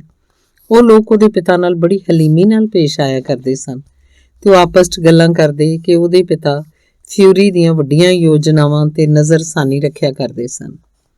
ਜਦੋਂ ਕਦੇ ਕੋਈ ਆਦਮੀ ਬਹੁਤ ਵੱਡਾ ਹੋ ਜਾਂਦਾ ਹੈ ਤੇ ਜਿਹੜਾ ਬੰਦਾ ਉਹਨੂੰ ਨੌਕਰੀ ਦਿੰਦਾ ਹੈ ਤਾਂ ਉਹਨੂੰ ਜ਼ਰੂਰੀ ਕੰਮ ਲਈ ਉੱਥੇ ਜਾਣਾ ਹੀ ਪੈਂਦਾ ਹੈ, ਮਾਂ ਨੇ ਕਿਹਾ। ਕਿਹੜਾ ਕੰਮ? ਬਰੂਨੋ ਨੇ ਪੁੱਛਿਆ। ਕਿਉਂਕਿ ਜੇ ਬਰੂਨੋ ਆਪਣੇ ਆਪ ਨਾਲ ਸੱਚਾ ਰਹਿਣਾ ਚਾਹੁੰਦਾ ਸੀ, ਜਿਹੜਾ ਉਹ ਹਮੇਸ਼ਾ ਕੋਸ਼ਿਸ਼ ਕਰਦਾ ਰਹਿੰਦਾ ਸੀ, ਤਾਂ ਉਹਨੂੰ ਇਹ ਬਿਲਕੁਲ ਨਹੀਂ ਸੀ ਪਤਾ ਕਿ ਉਹਦੇ ਪਿਤਾ ਕੀ ਨੌਕਰੀ ਕਰਦੇ ਨੇ। ਇੱਕ ਦਿਨ ਸਕੂਲ 'ਚ ਉਹਦੇ ਦੋਸਤ ਆਪਣੇ ਪਿਤਾਵਾਂ ਬਾਰੇ ਗੱਲਾਂ ਕਰਦੇ ਸਨ ਤਾਂ ਕਾਰਲ ਨੇ ਕਿਹਾ ਸੀ ਕਿ ਉਹਦੇ ਪਿਤਾ ਕਰਿਆਨੇ ਦੀ ਦੁਕਾਨ ਕਰਦਾ ਹੈ, ਜਿਹੜਾ ਬਰੂਨੋ ਨੇ ਸੋਚਿਆ ਕਿ ਉਹ ਠੀਕ ਕਹਿੰਦਾ ਸੀ, ਕਿਉਂਕਿ ਉਹਨੂੰ ਪਤਾ ਸੀ ਕਿ ਉਹਦਾ ਪਿਤਾ ਸ਼ਹਿਰ ਦੇ ਵਿਚਕਾਰ ਕਰਿਆਨੇ ਦੀ ਦੁਕਾਨ ਕਰਦਾ ਸੀ। ਤੇ ਡੈਨੀਅਲ ਨੇ ਦੱਸਿਆ ਕਿ ਉਹਦਾ ਪਿਤਾ ਇੱਕ ਅਧਿਆਪਕ ਸੀ, ਜਿਸ ਦਾ ਬਰੂਨੋ ਨੂੰ ਪਤਾ ਸੀ ਕਿ ਇਹ ਗੱਲ ਸਹੀ ਸੀ ਕਿ ਉਹ ਵੱਡੇ ਮੁੰਡਿਆਂ ਨੂੰ ਪੜ੍ਹਾਉਂਦਾ ਸੀ, ਜਿਹੜੇ ਸਮਝਦਾਰੀ ਨਾਲ ਕਿਧਰੇ ਦਖਲਅੰਦਾਜ਼ੀ ਨਹੀਂ ਸਨ ਕਰਦੇ। ਤੇ ਮਾਰਟਨ ਨੇ ਕਿਹਾ ਸੀ ਕਿ ਉਹਦਾ ਪਿਤਾ ਇੱਕ ਖਾਨਸਾਮਾ ਸੀ, ਜਿਸ ਦਾ ਵੀ ਪਤਾ ਬਰੂਨੋ ਨੂੰ ਸੀ, ਕਿਉਂਕਿ ਕਦੇ-ਕਦੇ ਉਹਦਾ ਪਿਤਾ ਮਾਰਟਨ ਨੂੰ ਸਕੂਲੋਂ ਲੈਣ ਆ ਜਾਂਦਾ ਸੀ ਤੇ ਉਹਨੇ ਖਾਨਸਾਮਿਆਂ ਵਾਲਾ ਚਿੱਟਾ ਚੋਗਾ ਪਾਇਆ ਹੁੰਦਾ ਸੀ ਤੇ ਉਹਦੇ ਉੱਤੇ ਦੀ ਇੱਕ ਐਪਰਨ ਪਾਇਆ ਹੁੰਦਾ ਸੀ, ਜਿਸ ਨਾਲ ਲੱਗਦਾ ਸੀ ਕਿ ਜਿਵੇਂ ਉਹ ਸਿੱਧਾ ਆਪਣੇ ਰਸੋਈ ਘਰ ਤੋਂ ਆਇਆ ਹੋਵੇ। ਪਰ ਜਦੋਂ ਉਹਦੇ ਦੋਸਤਾਂ ਨੇ ਬਰੂਨੋ ਨੂੰ ਪੁੱਛਿਆ ਤਾਂ ਉਹਨੇ ਕੁਝ ਕਹਿਣ ਲਈ ਮੂੰਹ ਖੋਲ੍ਹਿਆ ਤਾਂ ਉਹਨੂੰ ਲੱਗਿਆ ਕਿ ਉਹਨੂੰ ਖੁਦ ਇਸ ਬਾਰੇ ਕੁਝ ਵੀ ਪਤਾ ਨਹੀਂ ਸੀ। ਉਹ ਤਾਂ ਸਿਰਫ ਇੰਨਾ ਹੀ ਕਹਿ ਸਕਿਆ ਕਿ ਉਹਦੇ ਪਿਤਾ ਲਈ ਫਿਊਰੀ ਕੋਲ ਬੜੀਆਂ ਵੱਡੀਆਂ ਯੋਜਨਾਵਾਂ ਸਨ ਤੇ ਉਹਦੀ ਵਰਦੀ ਬੜੀ ਸੋਹਣੀ ਤੇ ਚਮਕਦਾਰ ਸੀ। ਇਹ ਬੜੀ ਜ਼ਰੂਰੀ ਨੌਕਰੀ ਹੈ, ਮਾਂ ਨੇ ਕੁਝ ਝਿਜਕ ਨਾਲ ਕਿਹਾ। ਇੱਕ ਅਜਿਹੀ ਨੌਕਰੀ ਜਿਸ ਲਈ ਕੋਈ ਖਾਸ ਬੰਦਾ ਚਾਹੀਦਾ ਸੀ। ਤੈਨੂੰ ਇਹ ਗੱਲ ਸਮਝ ਆਉਣੀ ਚਾਹੀਦੀ ਹੈ ਕਿ ਨਹੀਂ? ਤੇ ਆਪਾਂ ਨੂੰ ਸਾਰਿਆਂ ਨੂੰ ਜਾਣਾ ਪਏਗਾ? ਬਰੂਨੋ ਨੇ ਪੁੱਛਿਆ। ਬਿਲਕੁਲ, ਸਾਨੂੰ ਸਾਰਿਆਂ ਨੂੰ ਜਾਣਾ ਪਏਗਾ, ਮਾਂ ਨੇ ਕਿਹਾ। ਤੈਨੂੰ ਇਹ ਗੱਲ ਚੰਗੀ ਨਹੀਂ ਲੱਗਣੀ ਕਿ ਤੇਰਾ ਪਿਤਾ ਉੱਥੇ ਜਾ ਕੇ ਇਕੱਲਾ ਨੌਕਰੀ ਕਰੇ ਤੇ ਇਕੱਲਾ ਮਹਿਸੂਸ ਕਰੇ, ਹੈ ਕਿ ਨਹੀਂ? ਮੈਨੂੰ ਤਾਂ ਨਹੀਂ ਲੱਗਦਾ, ਬਰੂਨੋ ਨੇ ਕਿਹਾ। ਪਿਤਾ ਸਾਡੇ ਸਾਰਿਆਂ ਬਿਨਾਂ ਉੱਥੇ ਇਕੱਲ ਮਹਿਸੂਸ ਕਰਨਗੇ, ਮਾਂ ਨੇ ਕਿਹਾ। ਸਭ ਤੋਂ ਬਹੁਤਾ ਉਹ ਕਿਸ ਨੂੰ ਯਾਦ ਕਰਨਗੇ? ਬਰੂਨੋ ਨੇ ਕਿਹਾ। ਮੈਨੂੰ ਕਿ ਗ੍ਰੇਟਲ ਨੂੰ? ਉਹ ਤੁਹਾਨੂੰ ਦੋਹਾਂ ਨੂੰ ਯਾਦ ਕਰਿਆ ਕਰਨਗੇ, ਕਿਉਂਕਿ ਉਹ ਦੋਹਾਂ ਵਿੱਚੋਂ ਕਿਸੇ ਨਾਲ ਵੀ ਵਿਤਕਰਾ ਕਰਨਾ ਨਹੀਂ ਚਾਹੁੰਦੀ ਸੀ, ਜਿਹੜਾ ਬਰੂਨੋ ਨੂੰ ਚੰਗਾ ਲੱਗਦਾ ਸੀ। ਉਹਨੂੰ ਪਤਾ ਸੀ ਕਿ ਮਾਂ ਉਹਨੂੰ ਬਹੁਤ ਪਿਆਰ ਕਰਦੀ ਹੈ। ਪਰ ਸਾਡੇ ਘਰ ਦਾ ਕੀ ਬਣੂ? ਬਰੂਨੋ ਨੇ ਪੁੱਛਿਆ। ਜਦੋਂ ਅਸੀਂ ਚਲੇ ਜਾਵਾਂਗੇ ਤਾਂ ਕੌਣ ਇਸ ਘਰ ਦਾ ਖਿਆਲ ਰੱਖੇਗਾ? ਮਾਂ ਨੇ ਲੰਮਾ ਹੌਕਾ ਲਿਆ, ਇੱਧਰ ਉੱਧਰ ਕਮਰੇ 'ਚ ਦੇਖਦਿਆਂ ਜਿਵੇਂ ਸੋਚਦੀ ਹੋਵੇ ਕਿ ਪਤਾ ਨਹੀਂ ਉਹ ਇਸ ਘਰ ਨੂੰ ਕਦੇ ਮੁੜ ਦੇਖ ਸਕੇਗੀ ਵੀ ਜਾਂ ਨਹੀਂ। ਇਹ ਬੜਾ ਸੋਹਣਾ ਘਰ ਸੀ, 5 ਮੰਜ਼ਿਲਾ। ਜੇ ਬੇਸਮੈਂਟ ਵੀ ਨਾਲ ਮਿਲਾ ਕੇ ਦੇਖਿਆ ਜਾਏ ਤੇ 5 ਮੰਜ਼ਿਲਾ ਘਰ ਹੀ ਸੀ, ਜਿੱਥੇ ਖਾਨਸਾਮਾ ਖਾਣਾ ਬਣਾਉਂਦਾ ਸੀ। ਮਰੀਆ ਤੇ ਲਾਰਸ ਟੇਬਲ ਤੇ ਬਹਿ ਕੇ ਇੱਕ ਦੂਜੇ ਨੂੰ ਬੁਰਾ ਭਲਾ ਕਹਿੰਦੇ ਰਹਿੰਦੇ ਸਨ ਤੇ ਅਜਿਹੀਆਂ ਗੱਲਾਂ ਕਰਦੇ ਸਨ ਜਿਹੜੀਆਂ ਇੱਕ ਦੂਜੇ ਨਾਲ ਕਰਨੀਆਂ ਨਹੀਂ ਚਾਹੀਦੀਆਂ। ਜੇ ਆਪਾਂ ਸਿਖਰ ਵਾਲੇ ਛੋਟੇ ਕਮਰੇ ਦੀ ਗੱਲ ਕਰੀਏ, ਜਿਸ ਵਿੱਚ ਤਿਰਛੇ ਰੁੱਖ ਖਿੜਕੀਆਂ ਸਨ, ਜਿਨ੍ਹਾਂ ਦੀ ਛੋਟੀ ਦੇਹਲੀ ਤੇ ਬਰੂਨੋ ਪੱਬਾਂ ਭਾਰ ਖੜਾ ਹੋ ਕੇ ਬਰਲਿਨ ਸ਼ਹਿਰ ਦੇ ਨਜ਼ਾਰੇ ਦੇਖ ਸਕਦਾ ਸੀ। ਆਪਾਂ ਨੂੰ ਇਹ ਘਰ ਬੰਦ ਕਰਕੇ ਜਾਣਾ ਪਏਗਾ, ਮਾਂ ਨੇ ਕਿਹਾ। ਪਰ ਇੱਕ ਨਾ ਇੱਕ ਦਿਨ ਅਸੀਂ ਇਸ ਘਰ 'ਚ ਪਰਤ ਆਵਾਂਗੇ। ਤੇ ਖਾਨਸਾਮਾ? ਬਰੂਨੋ ਨੇ ਪੁੱਛਿਆ। ਤੇ ਲਾਰਸ ਤੇ ਮਰੀਆ? ਕੀ ਉਹ ਇਸ ਘਰ 'ਚ ਨਹੀਂ ਰਹਿਣਗੇ? ਇਹ ਆਪਣੇ ਨਾਲ ਹੀ ਚੱਲਣਗੇ, ਮਾਂ ਨੇ ਕਿਹਾ। ਹੁਣ ਬਹੁਤ ਸਵਾਲ ਹੋ ਗਏ, ਹੁਣ ਹੋਰ ਸਵਾਲ ਨਹੀਂ ਪੁੱਛਣੇ। ਤੂੰ ਉੱਪਰ ਆਪਣੇ ਕਮਰੇ 'ਚ ਜਾ ਕੇ ਮਰੀਆ ਦੀ ਮਦਦ ਕਰ, ਉਹ ਤੇਰੀਆਂ ਚੀਜ਼ਾਂ ਪੈਕ ਕਰ ਰਹੀ ਹੈ। ਬਰੂਨੋ ਜਿੱਥੇ ਬੈਠਾ ਸੀ ਖੜਾ ਤਾਂ ਹੋ ਗਿਆ, ਪਰ ਉਹ ਕਿਧਰੇ ਗਿਆ ਨਹੀਂ। ਉਹ ਕੁਝ ਹੋਰ ਸਵਾਲ ਮਾਂ ਨੂੰ ਕਰਨਾ ਚਾਹੁੰਦਾ ਸੀ ਤਾਂ ਕਿ ਗੱਲ ਕਿਸੇ ਸਿਰੇ ਲੱਗ ਸਕੇ। ਤੇ ਉਹ ਥਾਂ ਕਿੰਨੀ ਦੂਰ ਹੈ? ਉਹਨੇ ਪੁੱਛਿਆ। ਮੇਰਾ ਮਤਲਬ ਨਵੀਂ ਨੌਕਰੀ, ਇਹ ਕੋਈ ਕਈ ਮੀਲ ਦੂਰ ਹੈ? ਓਏ ਮੇਰੇ ਰੱਬਾ, ਮਾਂ ਨੇ ਹੱਸਦਿਆਂ ਕਿਹਾ। ਭਾਵੇਂ ਇੱਕ ਅਜੀਬ ਜਿਹਾ ਹਾਸਾ ਸੀ, ਉਹ ਖੁਸ਼ ਨਹੀਂ ਲੱਗ ਰਹੀ ਸੀ ਤੇ ਉਹਨੇ ਬਰੂਨੋ ਤੋਂ ਪਾਸਾ ਵੱਟਿਆ, ਕਿਉਂਕਿ ਚਾਹੁੰਦੀ ਸੀ ਕਿ ਉਹਦਾ ਚਿਹਰਾ ਦੇਖ ਸਕਦਾ। ਹਾਂ ਬਰੂਨੋ, ਇਹ 1 ਮੀਲ ਤੋਂ ਤਾਂ ਬਹੁਤ ਦੂਰ ਹੈ। ਉਸ ਤੋਂ ਵੀ ਬਹੁਤ ਦੂਰ। ਸੱਚਾਈ ਤਾਂ ਇਹੋ ਹੀ ਹੈ। ਬਰੂਨੋ ਦੀਆਂ ਅੱਖਾਂ ਟੱਡੀਆਂ ਰਹਿ ਗਈਆਂ ਤੇ ਉਹਨੇ ਮੂੰਹ ਨਾਲ ਅੰਗਰੇਜ਼ੀ ਦੇ ਓ ਵਰਗੀ ਸ਼ਕਲ ਬਣਾ ਲਈ। ਉਹਦੀਆਂ ਬਾਹਾਂ ਜਿਸਮ ਦੇ ਦੋਹੀਂ ਪਾਸੇ ਫੈਲ ਗਈਆਂ। ਜਦੋਂ ਵੀ ਉਹਨੂੰ ਹੈਰਾਨੀ ਹੁੰਦੀ ਤਾਂ ਉਹ ਇਵੇਂ ਹੀ ਕਰਦਾ ਸੀ। ਤੁਹਾਡਾ ਮਤਲਬ ਹੈ ਅਸੀਂ ਬਰਲਿਨ ਤੋਂ ਬਾਹਰ ਤਾਂ ਨਹੀਂ ਜਾ ਰਹੇ? ਇਹ ਸ਼ਬਦ ਬੋਲਦਿਆਂ ਉਹਨੇ ਲੰਮਾ ਸਾਹ ਲੈਣ ਦੀ ਕੋਸ਼ਿਸ਼ ਕੀਤੀ। ਮੈਨੂੰ ਡਰ ਹੈ ਕਿ ਇਹ ਗੱਲ ਇਸੇ ਤਰ੍ਹਾਂ ਹੀ ਹੈ। ਤੇਰੇ ਪਿਤਾ ਦੀ ਨੌਕਰੀ? ਉਹਨੇ ਉਦਾਸ ਹੋ ਕੇ ਆਪਣਾ ਸਿਰ ਹਿਲਾਉਂਦਿਆਂ ਹਾਮੀ ਭਰੀ। ਪਰ ਸਕੂਲ ਬਾਰੇ? ਬਰੂਨੋ ਨੇ ਆਪਣੀ ਮਾਂ ਨੂੰ ਟੋਕਦਿਆਂ ਕਿਹਾ। ਇਹ ਗੱਲ ਉਹਨੂੰ ਪਤਾ ਸੀ ਕਿ ਕਰਨੀ ਨਹੀਂ ਸੀ ਚਾਹੀਦੀ, ਪਰ ਉਹਨੇ ਜੋ ਮਹਿਸੂਸ ਕੀਤਾ ਕਿਹਾ, ਜਿਸ ਲਈ ਉਹਨੂੰ ਮਾਫ਼ ਕਰ ਦਿੱਤਾ ਜਾਏਗਾ। ਤੇ ਕਾਰਲ, ਡੈਨੀਅਲ ਤੇ ਮਾਰਟਿਨ ਨੂੰ ਕਿਵੇਂ ਪਤਾ ਲੱਗੇਗਾ ਕਿ ਮੈਂ ਕਿੱਥੇ ਆ? ਖਾਸ ਕਰ ਜਦੋਂ ਅਸੀਂ ਇਕੱਠੇ ਜੋ ਵੀ ਕਰਦੇ ਹਾਂ ਉਹ ਤੈਨੂੰ ਆਪਣੇ ਦੋਸਤਾਂ ਨੂੰ ਫਿਲਹਾਲ ਅਲਵਿਦਾ ਕਹਿਣਾ ਪਏਗਾ, ਭਾਵੇਂ ਕਿ ਮੈਨੂੰ ਯਕੀਨ ਹੈ ਕਿ ਕੁਝ ਸਮੇਂ ਮਗਰੋਂ ਤੂੰ ਉਹਨਾਂ ਨੂੰ ਮਿਲ ਹੀ ਲਏਂਗਾ। ਤੇ ਹੁਣ ਤੂੰ ਆਪਣੀ ਮਾਂ ਨੂੰ ਹੋਰ ਕੁਝ ਨਾ ਆਖੀਂ, ਖਾਸ ਕਰ ਜਦੋਂ ਕੋਈ ਗੱਲ ਕਰਦੀ ਹੋਵੇ। ਉਹਦੀ ਮਾਂ ਨੇ ਕਿਹਾ, ਭਾਵੇਂ ਬੜੀ ਅਜੀਬ ਗੱਲ ਤੇ ਚੰਗੀ ਵੀ ਨਹੀਂ ਸੀ, ਜਦੋਂ ਕਿ ਬਰੂਨੋ ਨੂੰ ਇਹ ਪਰਿਵਾਰ 'ਚ ਸਮਝਾ ਦਿੱਤਾ ਗਿਆ ਸੀ ਕਿ ਹਲੀਮੀ ਦੀ ਰੇਖਾ ਪਾਰ ਕਰਨੀ ਕੋਈ ਚੰਗੀ ਗੱਲ ਨਹੀਂ ਸੀ। ਉਹਨਾਂ ਨੂੰ ਮੈਂ ਅਲਵਿਦਾ ਕਹਿ ਦਿਆਂ? ਉਹਨੇ ਹੈਰਾਨੀ ਨਾਲ ਦੇਖਦਿਆਂ ਪੁੱਛਿਆ। ਅਲਵਿਦਾ ਕਹਿ ਦਿਆਂ ਮੈਂ ਉਹਨਾਂ ਨੂੰ? ਉਹਨੇ ਇੱਕ ਵਾਕ ਫੇਰ ਦੁਹਰਾਇਆ। ਉਸ ਵੇਲੇ ਬਿਸਕਿਟ ਖਾ ਰਿਹਾ ਸੀ ਤੇ ਬਿਸਕਿਟਾਂ ਦੇ ਚੂਰੇ ਨਾਲ ਭਰੇ ਮੂੰਹ ਵਿੱਚੋਂ ਉਹਨੇ ਇਹ ਸ਼ਬਦ ਆਖੇ ਸਨ, ਪਰ ਅਜੇ ਤੱਕ ਨਿਕਲੇ ਨਹੀਂ ਸਨ। ਕਾਰਲ, ਡੈਨੀਅਲ ਤੇ ਮਾਰਟਿਨ ਨੂੰ ਮੈਂ ਅਲਵਿਦਾ ਕਹਿ ਦਿਆਂ? ਉਹਨੇ ਆਪਣੀ ਗੱਲ ਜਾਰੀ ਰੱਖੀ। ਉਹਦੀ ਆਵਾਜ਼ ਜਿਵੇਂ ਇੱਕ ਚੀਖ 'ਚ ਬਦਲ ਰਹੀ ਹੋਵੇ, ਜਦੋਂ ਕਿ ਘਰ 'ਚ ਇੰਨੀ ਉੱਚੀ ਬੋਲਣਾ ਚੰਗਾ ਨਹੀਂ ਸਮਝਿਆ ਜਾਂਦਾ। ਪਰ ਉਹ ਤਾਂ ਮੇਰੇ ਸਭ ਤੋਂ ਚੰਗੇ ਦੋਸਤ ਨੇ, ਮੇਰੇ ਜੀਵਨ ਭਰ ਲਈ। ਉਹ ਤਾਂ ਤੂੰ ਹੋਰ ਦੋਸਤ ਵੀ ਬਣਾ ਲਏਗਾ, ਮਾਂ ਨੇ ਆਪਣੇ ਹੱਥ ਹਵਾ 'ਚ ਲਹਿਰਾਉਂਦਿਆਂ ਗੱਲ ਨੂੰ ਆਈ ਗਈ ਕਰਦਿਆਂ ਕਿਹਾ, ਜਿਵੇਂ ਕਿ ਜੀਵਨ ਭਰ ਲਈ 3 ਦੋਸਤ ਬਣਾਉਣਾ ਕੋਈ ਬਹੁਤ ਵੱਡਾ ਕੰਮ ਨਾ ਹੋਵੇ। ਪਰ ਸਾਡੀਆਂ ਕੁਝ ਯੋਜਨਾਵਾਂ ਸਨ, ਉਹਨੇ ਇਤਰਾਜ਼ ਕੀਤਾ। ਯੋਜਨਾਵਾਂ? ਮਾਂ ਭਰਵੱਟੇ ਉੱਚੇ ਕਰਦਿਆਂ ਪੁੱਛਿਆ, ਕਿਹੋ ਜਿਹੀਆਂ ਯੋਜਨਾਵਾਂ? ਉਹ ਤਾਂ ਪਿੱਛੋਂ ਪਤਾ ਲੱਗਦਾ, ਬਰੂਨੋ ਨੇ ਕਿਹਾ। ਪਰ ਉਹ ਸਹੀ ਯੋਜਨਾਵਾਂ ਕੀ ਸਨ ਉਹਦਾ ਜਵਾਬ ਨਹੀਂ ਸੀ ਦੇ ਸਕਿਆ, ਜਿਹਦਾ ਮਤਲਬ ਹੋਣਾ ਸੀ ਕਿ ਬਹੁਤ ਗੜਬੜ ਹੋ ਜਾਣੀ ਸੀ। ਖਾਸ ਕਰ ਕੁਝ ਹਫ਼ਤਿਆਂ ਵਿੱਚ ਜਦੋਂ ਗਰਮੀਆਂ ਦੀਆਂ ਛੁੱਟੀਆਂ ਲਈ ਸਕੂਲ ਬੰਦ ਹੋਣੇ ਸਨ। ਉਹਨਾਂ ਨੇ ਸਾਰਾ ਸਮਾਂ ਕਈ ਯੋਜਨਾਵਾਂ ਬਣਾਉਣ ਤੇ ਨਹੀਂ ਸੀ ਲਾਉਣਾ, ਸਗੋਂ ਉਹਨਾਂ ਦਾ ਅਸਰ ਵੀ ਹੋਣਾ ਸੀ ਤੇ ਕੰਮ ਵੀ ਕਰਨਾ ਸੀ। ਬਰੂਨੋ, ਮੈਨੂੰ ਅਫਸੋਸ ਹੈ ਕਿ ਤੇਰੀਆਂ ਯੋਜਨਾਵਾਂ ਨੂੰ ਹੁਣ ਉਡੀਕਣਾ ਪਏਗਾ। ਸਾਡੇ ਕੋਲ ਹੋਰ ਕੋਈ ਚਾਰਾ ਨਹੀਂ। ਪਰ ਮਾਂ, ਬਰੂਨੋ ਹੁਣ ਬਹੁਤ ਹੋ ਗਿਆ, ਉਹਨੇ ਖਿੱਚ ਕੇ ਕਿਹਾ ਤੇ ਉੱਠ ਕੇ ਖੜੀ ਹੋ ਗਈ, ਤਾਂ ਕਿ ਇਹਦਾ ਮਤਲਬ ਸੀ ਕਿ ਜਦੋਂ ਬਹੁਤ ਹੋ ਗਿਆ ਕਹਿਤਾ ਤਾਂ ਗੱਲਬਾਤ ਖਤਮ ਸੀ। ਸਿਰਫ ਪਿਛਲੇ ਹਫ਼ਤੇ ਹੀ ਤੂੰ ਸ਼ਿਕਾਇਤ ਕਰਦਾ ਸੀ ਕਿ ਕਿੰਨੀ ਤਬਦੀਲੀ ਘਰ 'ਚ ਆ ਗਈ ਹੈ। ਮੈਨੂੰ ਇਹ ਬਿਲਕੁਲ ਚੰਗਾ ਨਹੀਂ ਲੱਗਦਾ ਕਿ ਰਾਤ ਨੂੰ ਸਾਰੇ ਘਰ ਦੀਆਂ ਬੱਤੀਆਂ ਬੁਝਾ ਦਿੱਤੀਆਂ ਜਾਣ, ਉਹਨੇ ਮੰਨਿਆ। ਹਰ ਕਿਸੇ ਨੂੰ ਇਹ ਕਰਨਾ ਪੈਂਦਾ ਹੈ, ਮਾਂ ਨੇ ਕਿਹਾ। ਇਹ ਸਾਨੂੰ ਸੁਰੱਖਿਅਤ ਰੱਖਦਾ ਹੈ ਤੇ ਕਿਸੇ ਨੂੰ ਕੀ ਪਤਾ ਕਿ ਜੇ ਅਸੀਂ ਇੱਥੋਂ ਚਲੇ ਜਾਂਦੇ ਹਾਂ ਤਾਂ ਖਤਰਾ ਘਟ ਜਾਏਗਾ। ਹੁਣ ਤੂੰ ਉੱਪਰ ਆਪਣੇ ਕਮਰੇ 'ਚ ਜਾ ਕੇ ਮਰੀਆ ਨੂੰ ਤੇਰੀਆਂ ਚੀਜ਼ਾਂ ਪੈਕ ਕਰਨ 'ਚ ਮਦਦ ਕਰ। ਸਾਡੇ ਕੋਲ ਤਿਆਰੀ ਕਰਨ ਲਈ ਹੁਣ ਬਹੁਤਾ ਸਮਾਂ ਨਹੀਂ। ਮੈਂ ਕੁਝ ਲੋਕਾਂ ਦਾ ਧੰਨਵਾਦ ਵੀ ਕਰਨਾ ਚਾਹਾਂਗੀ। ਬਰੂਨੋ ਨੇ ਸਿਰ ਹਿਲਾਇਆ ਤੇ ਉਦਾਸ ਹੋ ਕੇ ਚਲਾ ਗਿਆ। ਕੁਝ ਲੋਕਾਂ ਦਾ ਮਤਲਬ ਸੀ ਕੁਝ ਗੱਲਾਂ ਵੱਡਿਆਂ ਲਈ ਹੁੰਦੀਆਂ ਨੇ, ਜਿਹਦਾ ਮਤਲਬ ਉਹਦੇ ਪਿਤਾ ਤੋਂ ਸੀ, ਜਿਹੜਾ ਉਸ ਲਈ ਨਹੀਂ ਸੀ। ਉਹ ਹੌਲੀ-ਹੌਲੀ ਪੌੜੀਆਂ ਚੜ੍ਹਦਾ ਗਿਆ। ਇੱਕ ਹੱਥ ਨਾਲ ਉਹਨੇ ਪੌੜੀਆਂ ਦੇ ਨਾਲ ਲੱਗੀ ਰੇਲਿੰਗ ਨੂੰ ਫੜਿਆ ਸੀ ਤੇ ਹੈਰਾਨ ਹੋ ਕੇ ਸੋਚ ਰਿਹਾ ਸੀ ਕਿ ਨਵੀਂ ਨੌਕਰੀ ਵਾਲੇ ਨਵੇਂ ਘਰ 'ਚ ਪਤਾ ਨਹੀਂ ਪੌੜੀਆਂ ਨਾਲ ਇਹੋ ਜਿਹੀ ਰੇਲਿੰਗ ਹੋਏਗੀ ਕਿ ਨਹੀਂ, ਜਿਸ ਤੋਂ ਘਿਸਰ ਕੇ ਉਹਨੂੰ ਉਤਰਨਾ ਚੰਗਾ ਲੱਗਦਾ ਸੀ, ਕਿਉਂਕਿ ਇਸ ਘਰ 'ਚ ਪੌੜੀਆਂ ਦੇ ਨਾਲ ਰੇਲਿੰਗ ਸਭ ਤੋਂ ਉੱਪਰਲੇ ਕਮਰੇ ਤੋਂ ਸ਼ੁਰੂ ਹੋ ਕੇ ਹੇਠਾਂ ਤੱਕ ਸੀ। ਰੇਲਿੰਗ ਉੱਪਰਲੇ ਸਿਖਰ ਵਾਲੇ ਕਮਰੇ ਤੋਂ ਸ਼ੁਰੂ ਹੁੰਦੀ ਸੀ, ਜਿੱਥੇ ਉਹ ਤਿਰਛੀ ਖਿੜਕੀ ਦੇ ਫਰੇਮ ਨੂੰ ਫੜ ਕੇ ਸਾਰੇ ਬਰਲਿਨ ਸ਼ਹਿਰ ਨੂੰ ਦੇਖ ਸਕਦਾ ਸੀ, ਤੇ ਹੇਠਾਂ ਆ ਕੇ 2 ਬੂਹਿਆਂ ਅੱਗੇ ਜਾ ਕੇ ਹੇਠਾਂ ਖਤਮ ਹੁੰਦੀ ਸੀ। ਬਰੂਨੋ ਨੂੰ ਤੋਂ ਲੈ ਕੇ ਹੇਠਾਂ ਤੱਕ ਰੇਲਿੰਗ ਤੇ ਘਿਸਰਨਾ ਸਾਰੇ ਘਰ ਵਿੱਚ ਦੀ ਉਤਰਨਾ ਚੰਗਾ ਲੱਗਦਾ ਸੀ, ਜਿਸ ਨਾਲ ਸ਼ੂੰ ਕਰਦੀ ਆਵਾਜ਼ ਹੁੰਦੀ ਸੀ ਜਦੋਂ ਘਿਸਰ ਕੇ ਹੇਠਾਂ ਆਉਂਦਾ ਸੀ।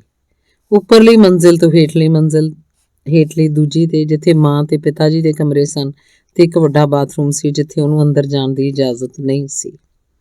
ਫਿਰ ਅਗਲੀ ਹੇਠਲੀ ਮੰਜ਼ਿਲ, ਜਿੱਥੇ ਉਹਦਾ ਤੇ ਗ੍ਰੈਟਲ ਦੇ ਕਮਰੇ ਸਨ, ਤੇ ਇੱਕ ਛੋਟਾ ਬਾਥਰੂਮ ਸੀ ਜਿਹੜਾ ਉਹਨੂੰ ਅਕਸਰ ਵਰਤਣਾ ਪੈਂਦਾ ਸੀ ਪਰ ਉਹ ਵਰਤਦਾ ਨਹੀਂ ਸੀ।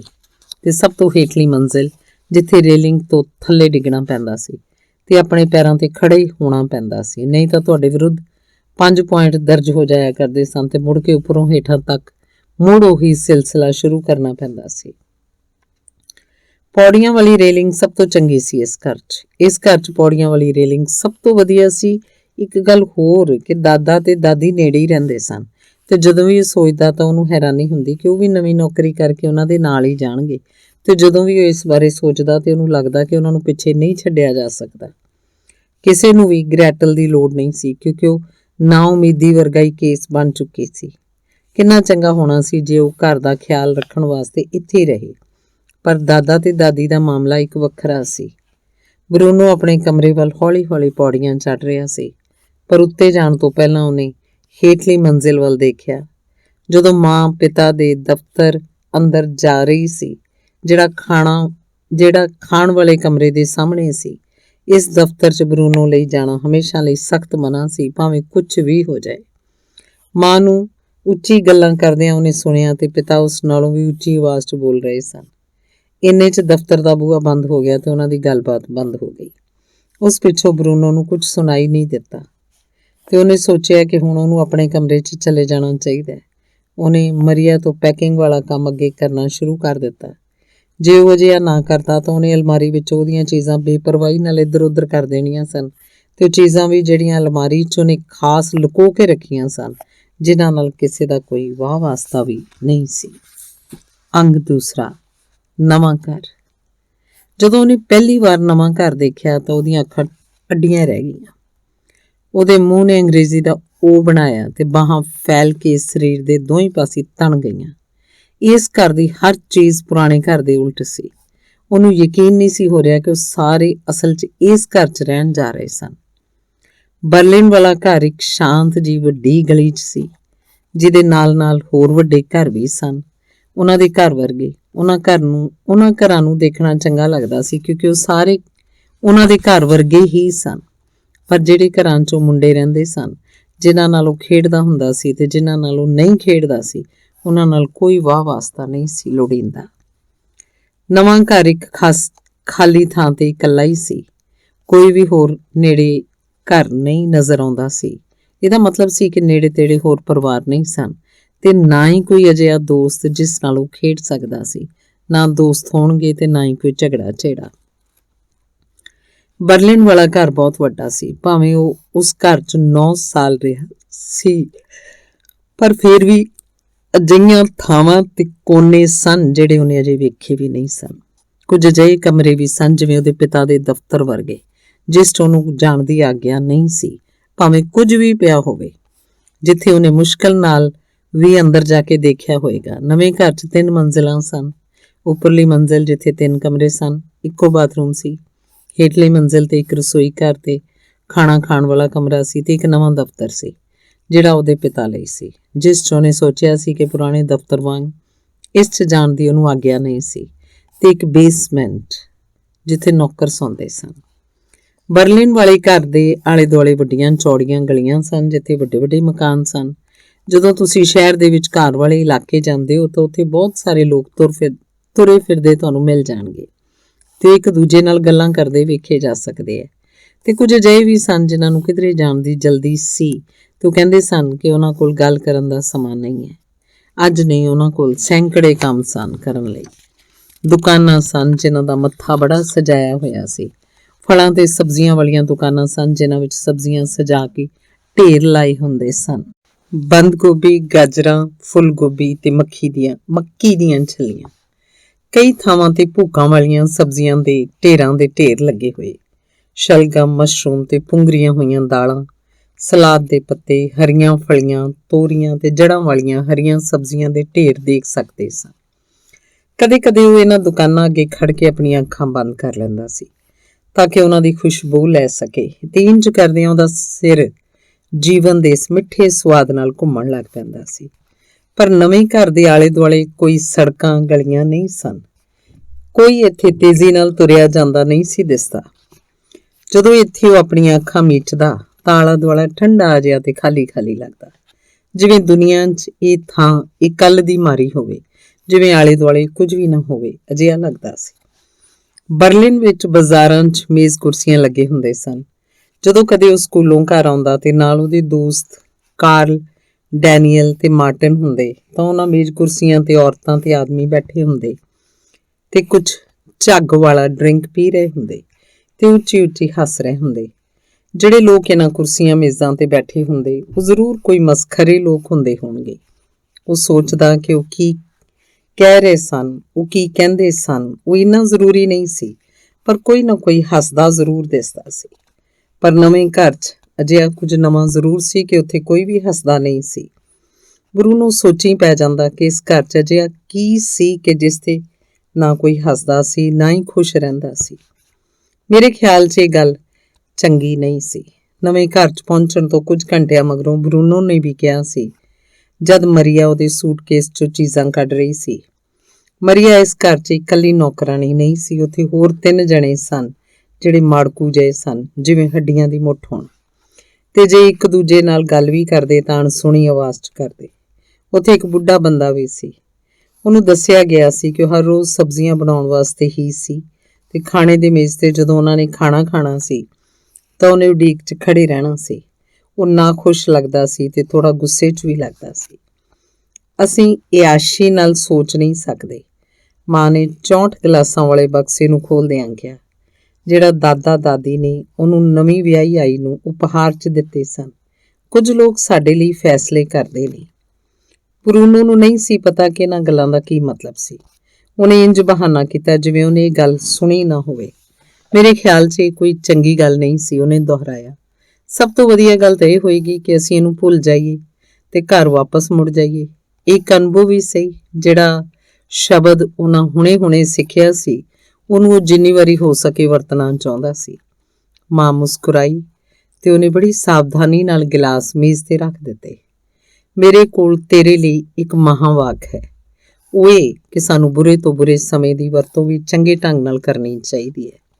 ਮੈਨੂੰ ਨਹੀਂ ਲੱਗਦਾ ਕਿ ਅਸੀਂ ਕਰਦੇ ਹਾਂ, ਬਰੂਨੋ ਨੇ ਕਿਹਾ। ਮੈਨੂੰ ਲੱਗਦਾ ਹੈ ਕਿ ਤੁਹਾਨੂੰ ਪਿਤਾ ਜੀ ਨੂੰ ਇਹ ਕਹਿ ਦੇਣਾ ਚਾਹੀਦਾ ਹੈ ਕਿ ਅਸੀਂ ਇਰਾਦਾ ਬਦਲ ਲਿਆ ਹੈ। ਜੇ ਆਪਾਂ ਅੱਜ ਦੇ ਦਿਨ ਇੱਥੇ ਰਹਿਣਾ ਹੈ ਤੇ ਇੱਥੇ ਖਾਣਾ ਖਾ ਕੇ ਸੌਂ ਰਹਿਣਾ ਹੈ ਕਿਉਂਕਿ ਅਸੀਂ ਸਾਰੇ ਥੱਕੇ ਹੋਏ ਹਾਂ ਤਾਂ ਠੀਕ ਹੈ, ਤੇ ਕੱਲ ਸਵੇਰੇ ਉੱਠ ਕੇ ਦੁਪਹਿਰ ਮਗਰੋਂ ਚਾਹ ਦੇ ਸਮੇਂ ਤੱਕ ਬਰਲਿਨ ਪਹੁੰਚ ਜਾਣਾ ਚਾਹੀਦਾ ਹੈ। ਮਾਂ ਨੇ ਹੌਕਾ ਲੈਂਦਿਆਂ ਕਿਹਾ, ਬਰੂਨੋ ਜਾ ਉੱਪਰ ਆਪਣੇ ਕਮਰੇ 'ਚ ਜਾ ਕੇ ਮਰੀਆ ਦੀ ਮਦਦ ਕਰ, ਜਿਹੜੀ ਤੇਰੀਆਂ ਚੀਜ਼ਾਂ ਸੰਭਾਲ ਰਹੀ ਹੈ। ਪਰ ਸਾਰੀਆਂ ਚੀਜ਼ਾਂ ਕੱਢ ਕੇ ਰੱਖਣ ਦਾ ਕੀ ਫਾਇਦਾ ਹੈ ਜੇ ਅਸੀਂ ਕੱਲ ਨੂੰ। ਬਰੂਨੋ ਜਾ ਕੇ ਕੰਮ ਕਰ ਪਲੀਜ਼, ਮਾਂ ਨੇ ਖਿੱਚ ਕੇ ਕਿਹਾ। ਮਾਂ ਜੇ ਉਹਨੂੰ ਆਮ ਵਾਂਗ ਟੋਕਦੀ ਤਾਂ ਠੀਕ ਸੀ, ਪਰ ਇਹਦਾ ਅਸਰ ਉਲਟਾ ਹੋ ਰਿਹਾ ਸੀ। ਅਸੀਂ ਇੱਥੇ ਪਹੁੰਚ ਚੁੱਕੇ ਹਾਂ ਤੇ ਇਹ ਸਾਡਾ ਘਰ ਹੈ ਆਉਣ ਵਾਲੇ ਕੁਝ ਸਮੇਂ ਲਈ, ਤੇ ਅਸੀਂ ਜਿਵੇਂ ਵੀ ਹੋਵੇ ਸਮੇਂ ਦੀ ਸਹੀ ਵਰਤੋਂ ਕਰਨੀ ਹੈ। ਤੂੰ ਸਮਝਦਾ ਨਾ ਮੈਂ ਕੀ ਕਹਿ ਰਹੀ ਹਾਂ? ਉਹਨੂੰ ਸਮਝ ਨਹੀਂ ਆ ਰਹੀ ਸੀ ਕਿ ਆਉਣ ਵਾਲੇ ਕੁਝ ਸਮੇਂ ਦਾ ਕੀ ਮਤਲਬ ਸੀ, ਤੇ ਉਹਨੇ ਮਾਂ ਨੂੰ ਇਹ ਗੱਲ ਕਹਿ ਵੀ ਦਿੱਤੀ। ਇਹਦਾ ਮਤਲਬ ਹੈ ਕਿ ਅਸੀਂ ਹੁਣ ਇੱਥੇ ਰਹਿ ਰਹੇ ਹਾਂ, ਬਰੂਨੋ, ਮਾਂ ਨੇ ਕਿਹਾ, ਤੇ ਹੁਣ ਗੱਲ ਖਤਮ ਹੋਈ। ਬਰੂਨੋ ਨੂੰ ਢਿੱਡ ਪੀੜ ਹੋਣ ਲੱਗ ਪਈ ਸੀ। ਉਹਨੂੰ ਲੱਗ ਰਿਹਾ ਸੀ ਜਿਵੇਂ ਉਹਦੇ ਅੰਦਰ ਕੁਝ ਰਿੱਝ ਰਿਹਾ ਹੋਵੇ, ਕੁਝ ਅਜਿਹਾ ਜਿਹੜਾ ਉਹਦੇ ਅੰਦਰੋਂ ਉੱਠ ਕੇ ਬਾਹਰ ਦੁਨੀਆ 'ਚ ਆਉਣਾ ਚਾਹੁੰਦਾ ਹੋਵੇ। ਉਹਦਾ ਜੀਅ ਕਰਦਾ ਸੀ ਉਹ ਚੀਖੇ ਚਿল্ਲਾਵੇ ਕਿ ਸਭ ਕੁਝ ਗਲਤ ਸੀ ਤੇ ਉਚਿਤ ਨਹੀਂ ਸੀ ਤੇ ਬੜੀ ਵੱਡੀ ਗਲਤੀ ਸੀ, ਜਿਸ ਲਈ ਕਿਸੇ ਨਾ ਕਿਸੇ ਨੂੰ ਆਉਣ ਵਾਲੇ ਦਿਨਾਂ 'ਚ ਇਹਦਾ ਹਸ਼ਰ ਭੁਗਤਣਾ ਪਏਗਾ। ਅਜਿਹਾ ਹੋਣ ਦੀ ਬਜਾਏ ਉਹਦੀਆਂ ਅੱਖਾਂ 'ਚ ਹੰਝੂ ਆ ਗਏ। ਉਹਨੂੰ ਸਮਝ ਨਹੀਂ ਸੀ ਆ ਰਿਹਾ ਕਿ ਹੋ ਕਿਵੇਂ ਗਿਆ। ਇੱਕ ਦਿਨ ਤਾਂ ਉਹਨੂੰ ਤਸੱਲੀ ਸੀ, ਘਰ 'ਚ ਖੇਡ ਰਿਹਾ ਸੀ, ਜੀਵਨ ਭਰ ਲਈ ਉਸ ਕੋਲ ਦੋਸਤ ਸਨ, ਪੌੜੀਆਂ ਵਾਲੀ ਰੇਲਿੰਗ ਤੋਂ ਖੁਸ਼ ਹੋ ਕੇ ਘਿਸਰਦਾ ਰਿਹਾ ਸੀ, ਪੱਬਾਂ ਭਾਰ ਹੋ ਕੇ ਬਰਲਿਨ ਸ਼ਹਿਰ ਦੇ ਨਜ਼ਾਰੇ ਵੇਖ ਰਿਹਾ ਸੀ, ਤੇ ਹੁਣ ਉਹ ਇੱਕ ਠੰਡੇ ਤੇ ਬੁਰੇ ਜਿਹੇ ਘਰ 'ਚ ਬੰਦ ਹੋ ਕੇ ਰਹਿ ਗਿਆ ਸੀ, ਜਿੱਥੇ 3 ਨੌਕਰਾਣੀਆਂ ਸਨ ਤੇ ਇੱਕ ਨੌਕਰ ਸੀ, ਤੇ ਸਾਰੇ ਨਾ ਖੁਸ਼ ਤੇ ਗੁੱਸੇ 'ਚ ਸਨ, ਜਿੱਥੇ ਕੋਈ ਵੀ ਅਜਿਹਾ ਨਹੀਂ ਸੀ ਲੱਗਦਾ ਕਿ ਕਦੇ ਉਹ ਖੁਸ਼ ਵੀ ਹੋਣਗੇ। ਬਰੂਨੋ, ਤੈਨੂੰ ਮੈਂ ਕਿਹਾ ਕਿ ਉੱਪਰ ਜਾ ਕੇ ਹੁਣੇ ਮਦਦ ਕਰ, ਮਾਂ ਨੇ ਤਲਖੀ ਨਾਲ ਕਿਹਾ। ਉਹਨੂੰ ਪਤਾ ਸੀ ਕਿ ਹੁਣ ਤਾਂ ਕਰਨਾ ਹੀ ਪਏਗਾ। ਮਾਂ ਨੇ ਖਿੱਚ ਕੇ ਜੋ ਕਿਹਾ ਸੀ, ਸੋ ਮੁੜਿਆ ਤੇ ਬਿਨਾਂ ਕੁਝ ਬੋਲਿਆਂ ਤੁਰ ਪਿਆ। ਉਹਨੂੰ ਅੱਖਾਂ ਦੇ ਪਿੱਛੇ ਆ ਰਹੇ ਹੰਝੂ ਮਹਿਸੂਸ ਹੋ ਰਹੇ ਸਨ, ਪਰ ਉਹਨੇ ਪੱਕਾ ਇਰਾਦਾ ਕਰ ਲਿਆ ਸੀ ਕਿ ਉਹਨਾਂ ਨੂੰ ਬਾਹਰ ਨਹੀਂ ਆਉਣ ਦੇਵੇਗਾ। ਉੱਪਰ ਚਲਾ ਗਿਆ ਤੇ ਪੂਰਾ ਇੱਕ ਚੱਕਰ ਘੁੰਮ ਕੇ ਉਹਨੇ ਦੇਖਿਆ ਕਿ ਕਿਧਰੇ ਕੁਝ ਲੱਭਣ ਲਈ ਜਾਂ ਘੋਕ ਕੇ ਦੇਖਣ ਲਈ ਕੋਈ ਛੋਟਾ ਬੂਹਾ ਜਾਂ ਕਚੋਰ ਕੋਈ ਲੱਭ ਪਵੇ, ਪਰ ਕਿਧਰੇ ਕੁਝ ਵੀ ਨਜ਼ਰ ਨਹੀਂ ਸੀ ਆ ਰਿਹਾ। ਉਹਦੇ ਕਮਰੇ ਵਾਲੀ ਮੰਜ਼ਿਲ ਦੇ ਸਿਰਫ 4 ਬੂਹੇ ਸਨ, 2 ਇੱਕ ਪਾਸੇ, 2 ਦੂਜੇ ਪਾਸੇ। ਆਮੋ ਸਾਹਮਣੇ ਇੱਕ ਬੂਹਾ ਉਹਦੇ ਕਮਰੇ ਵਾਲਾ ਤੇ ਦੂਜਾ ਗ੍ਰੈਟਲ ਦੇ ਕਮਰੇ ਵਾਲਾ ਸੀ।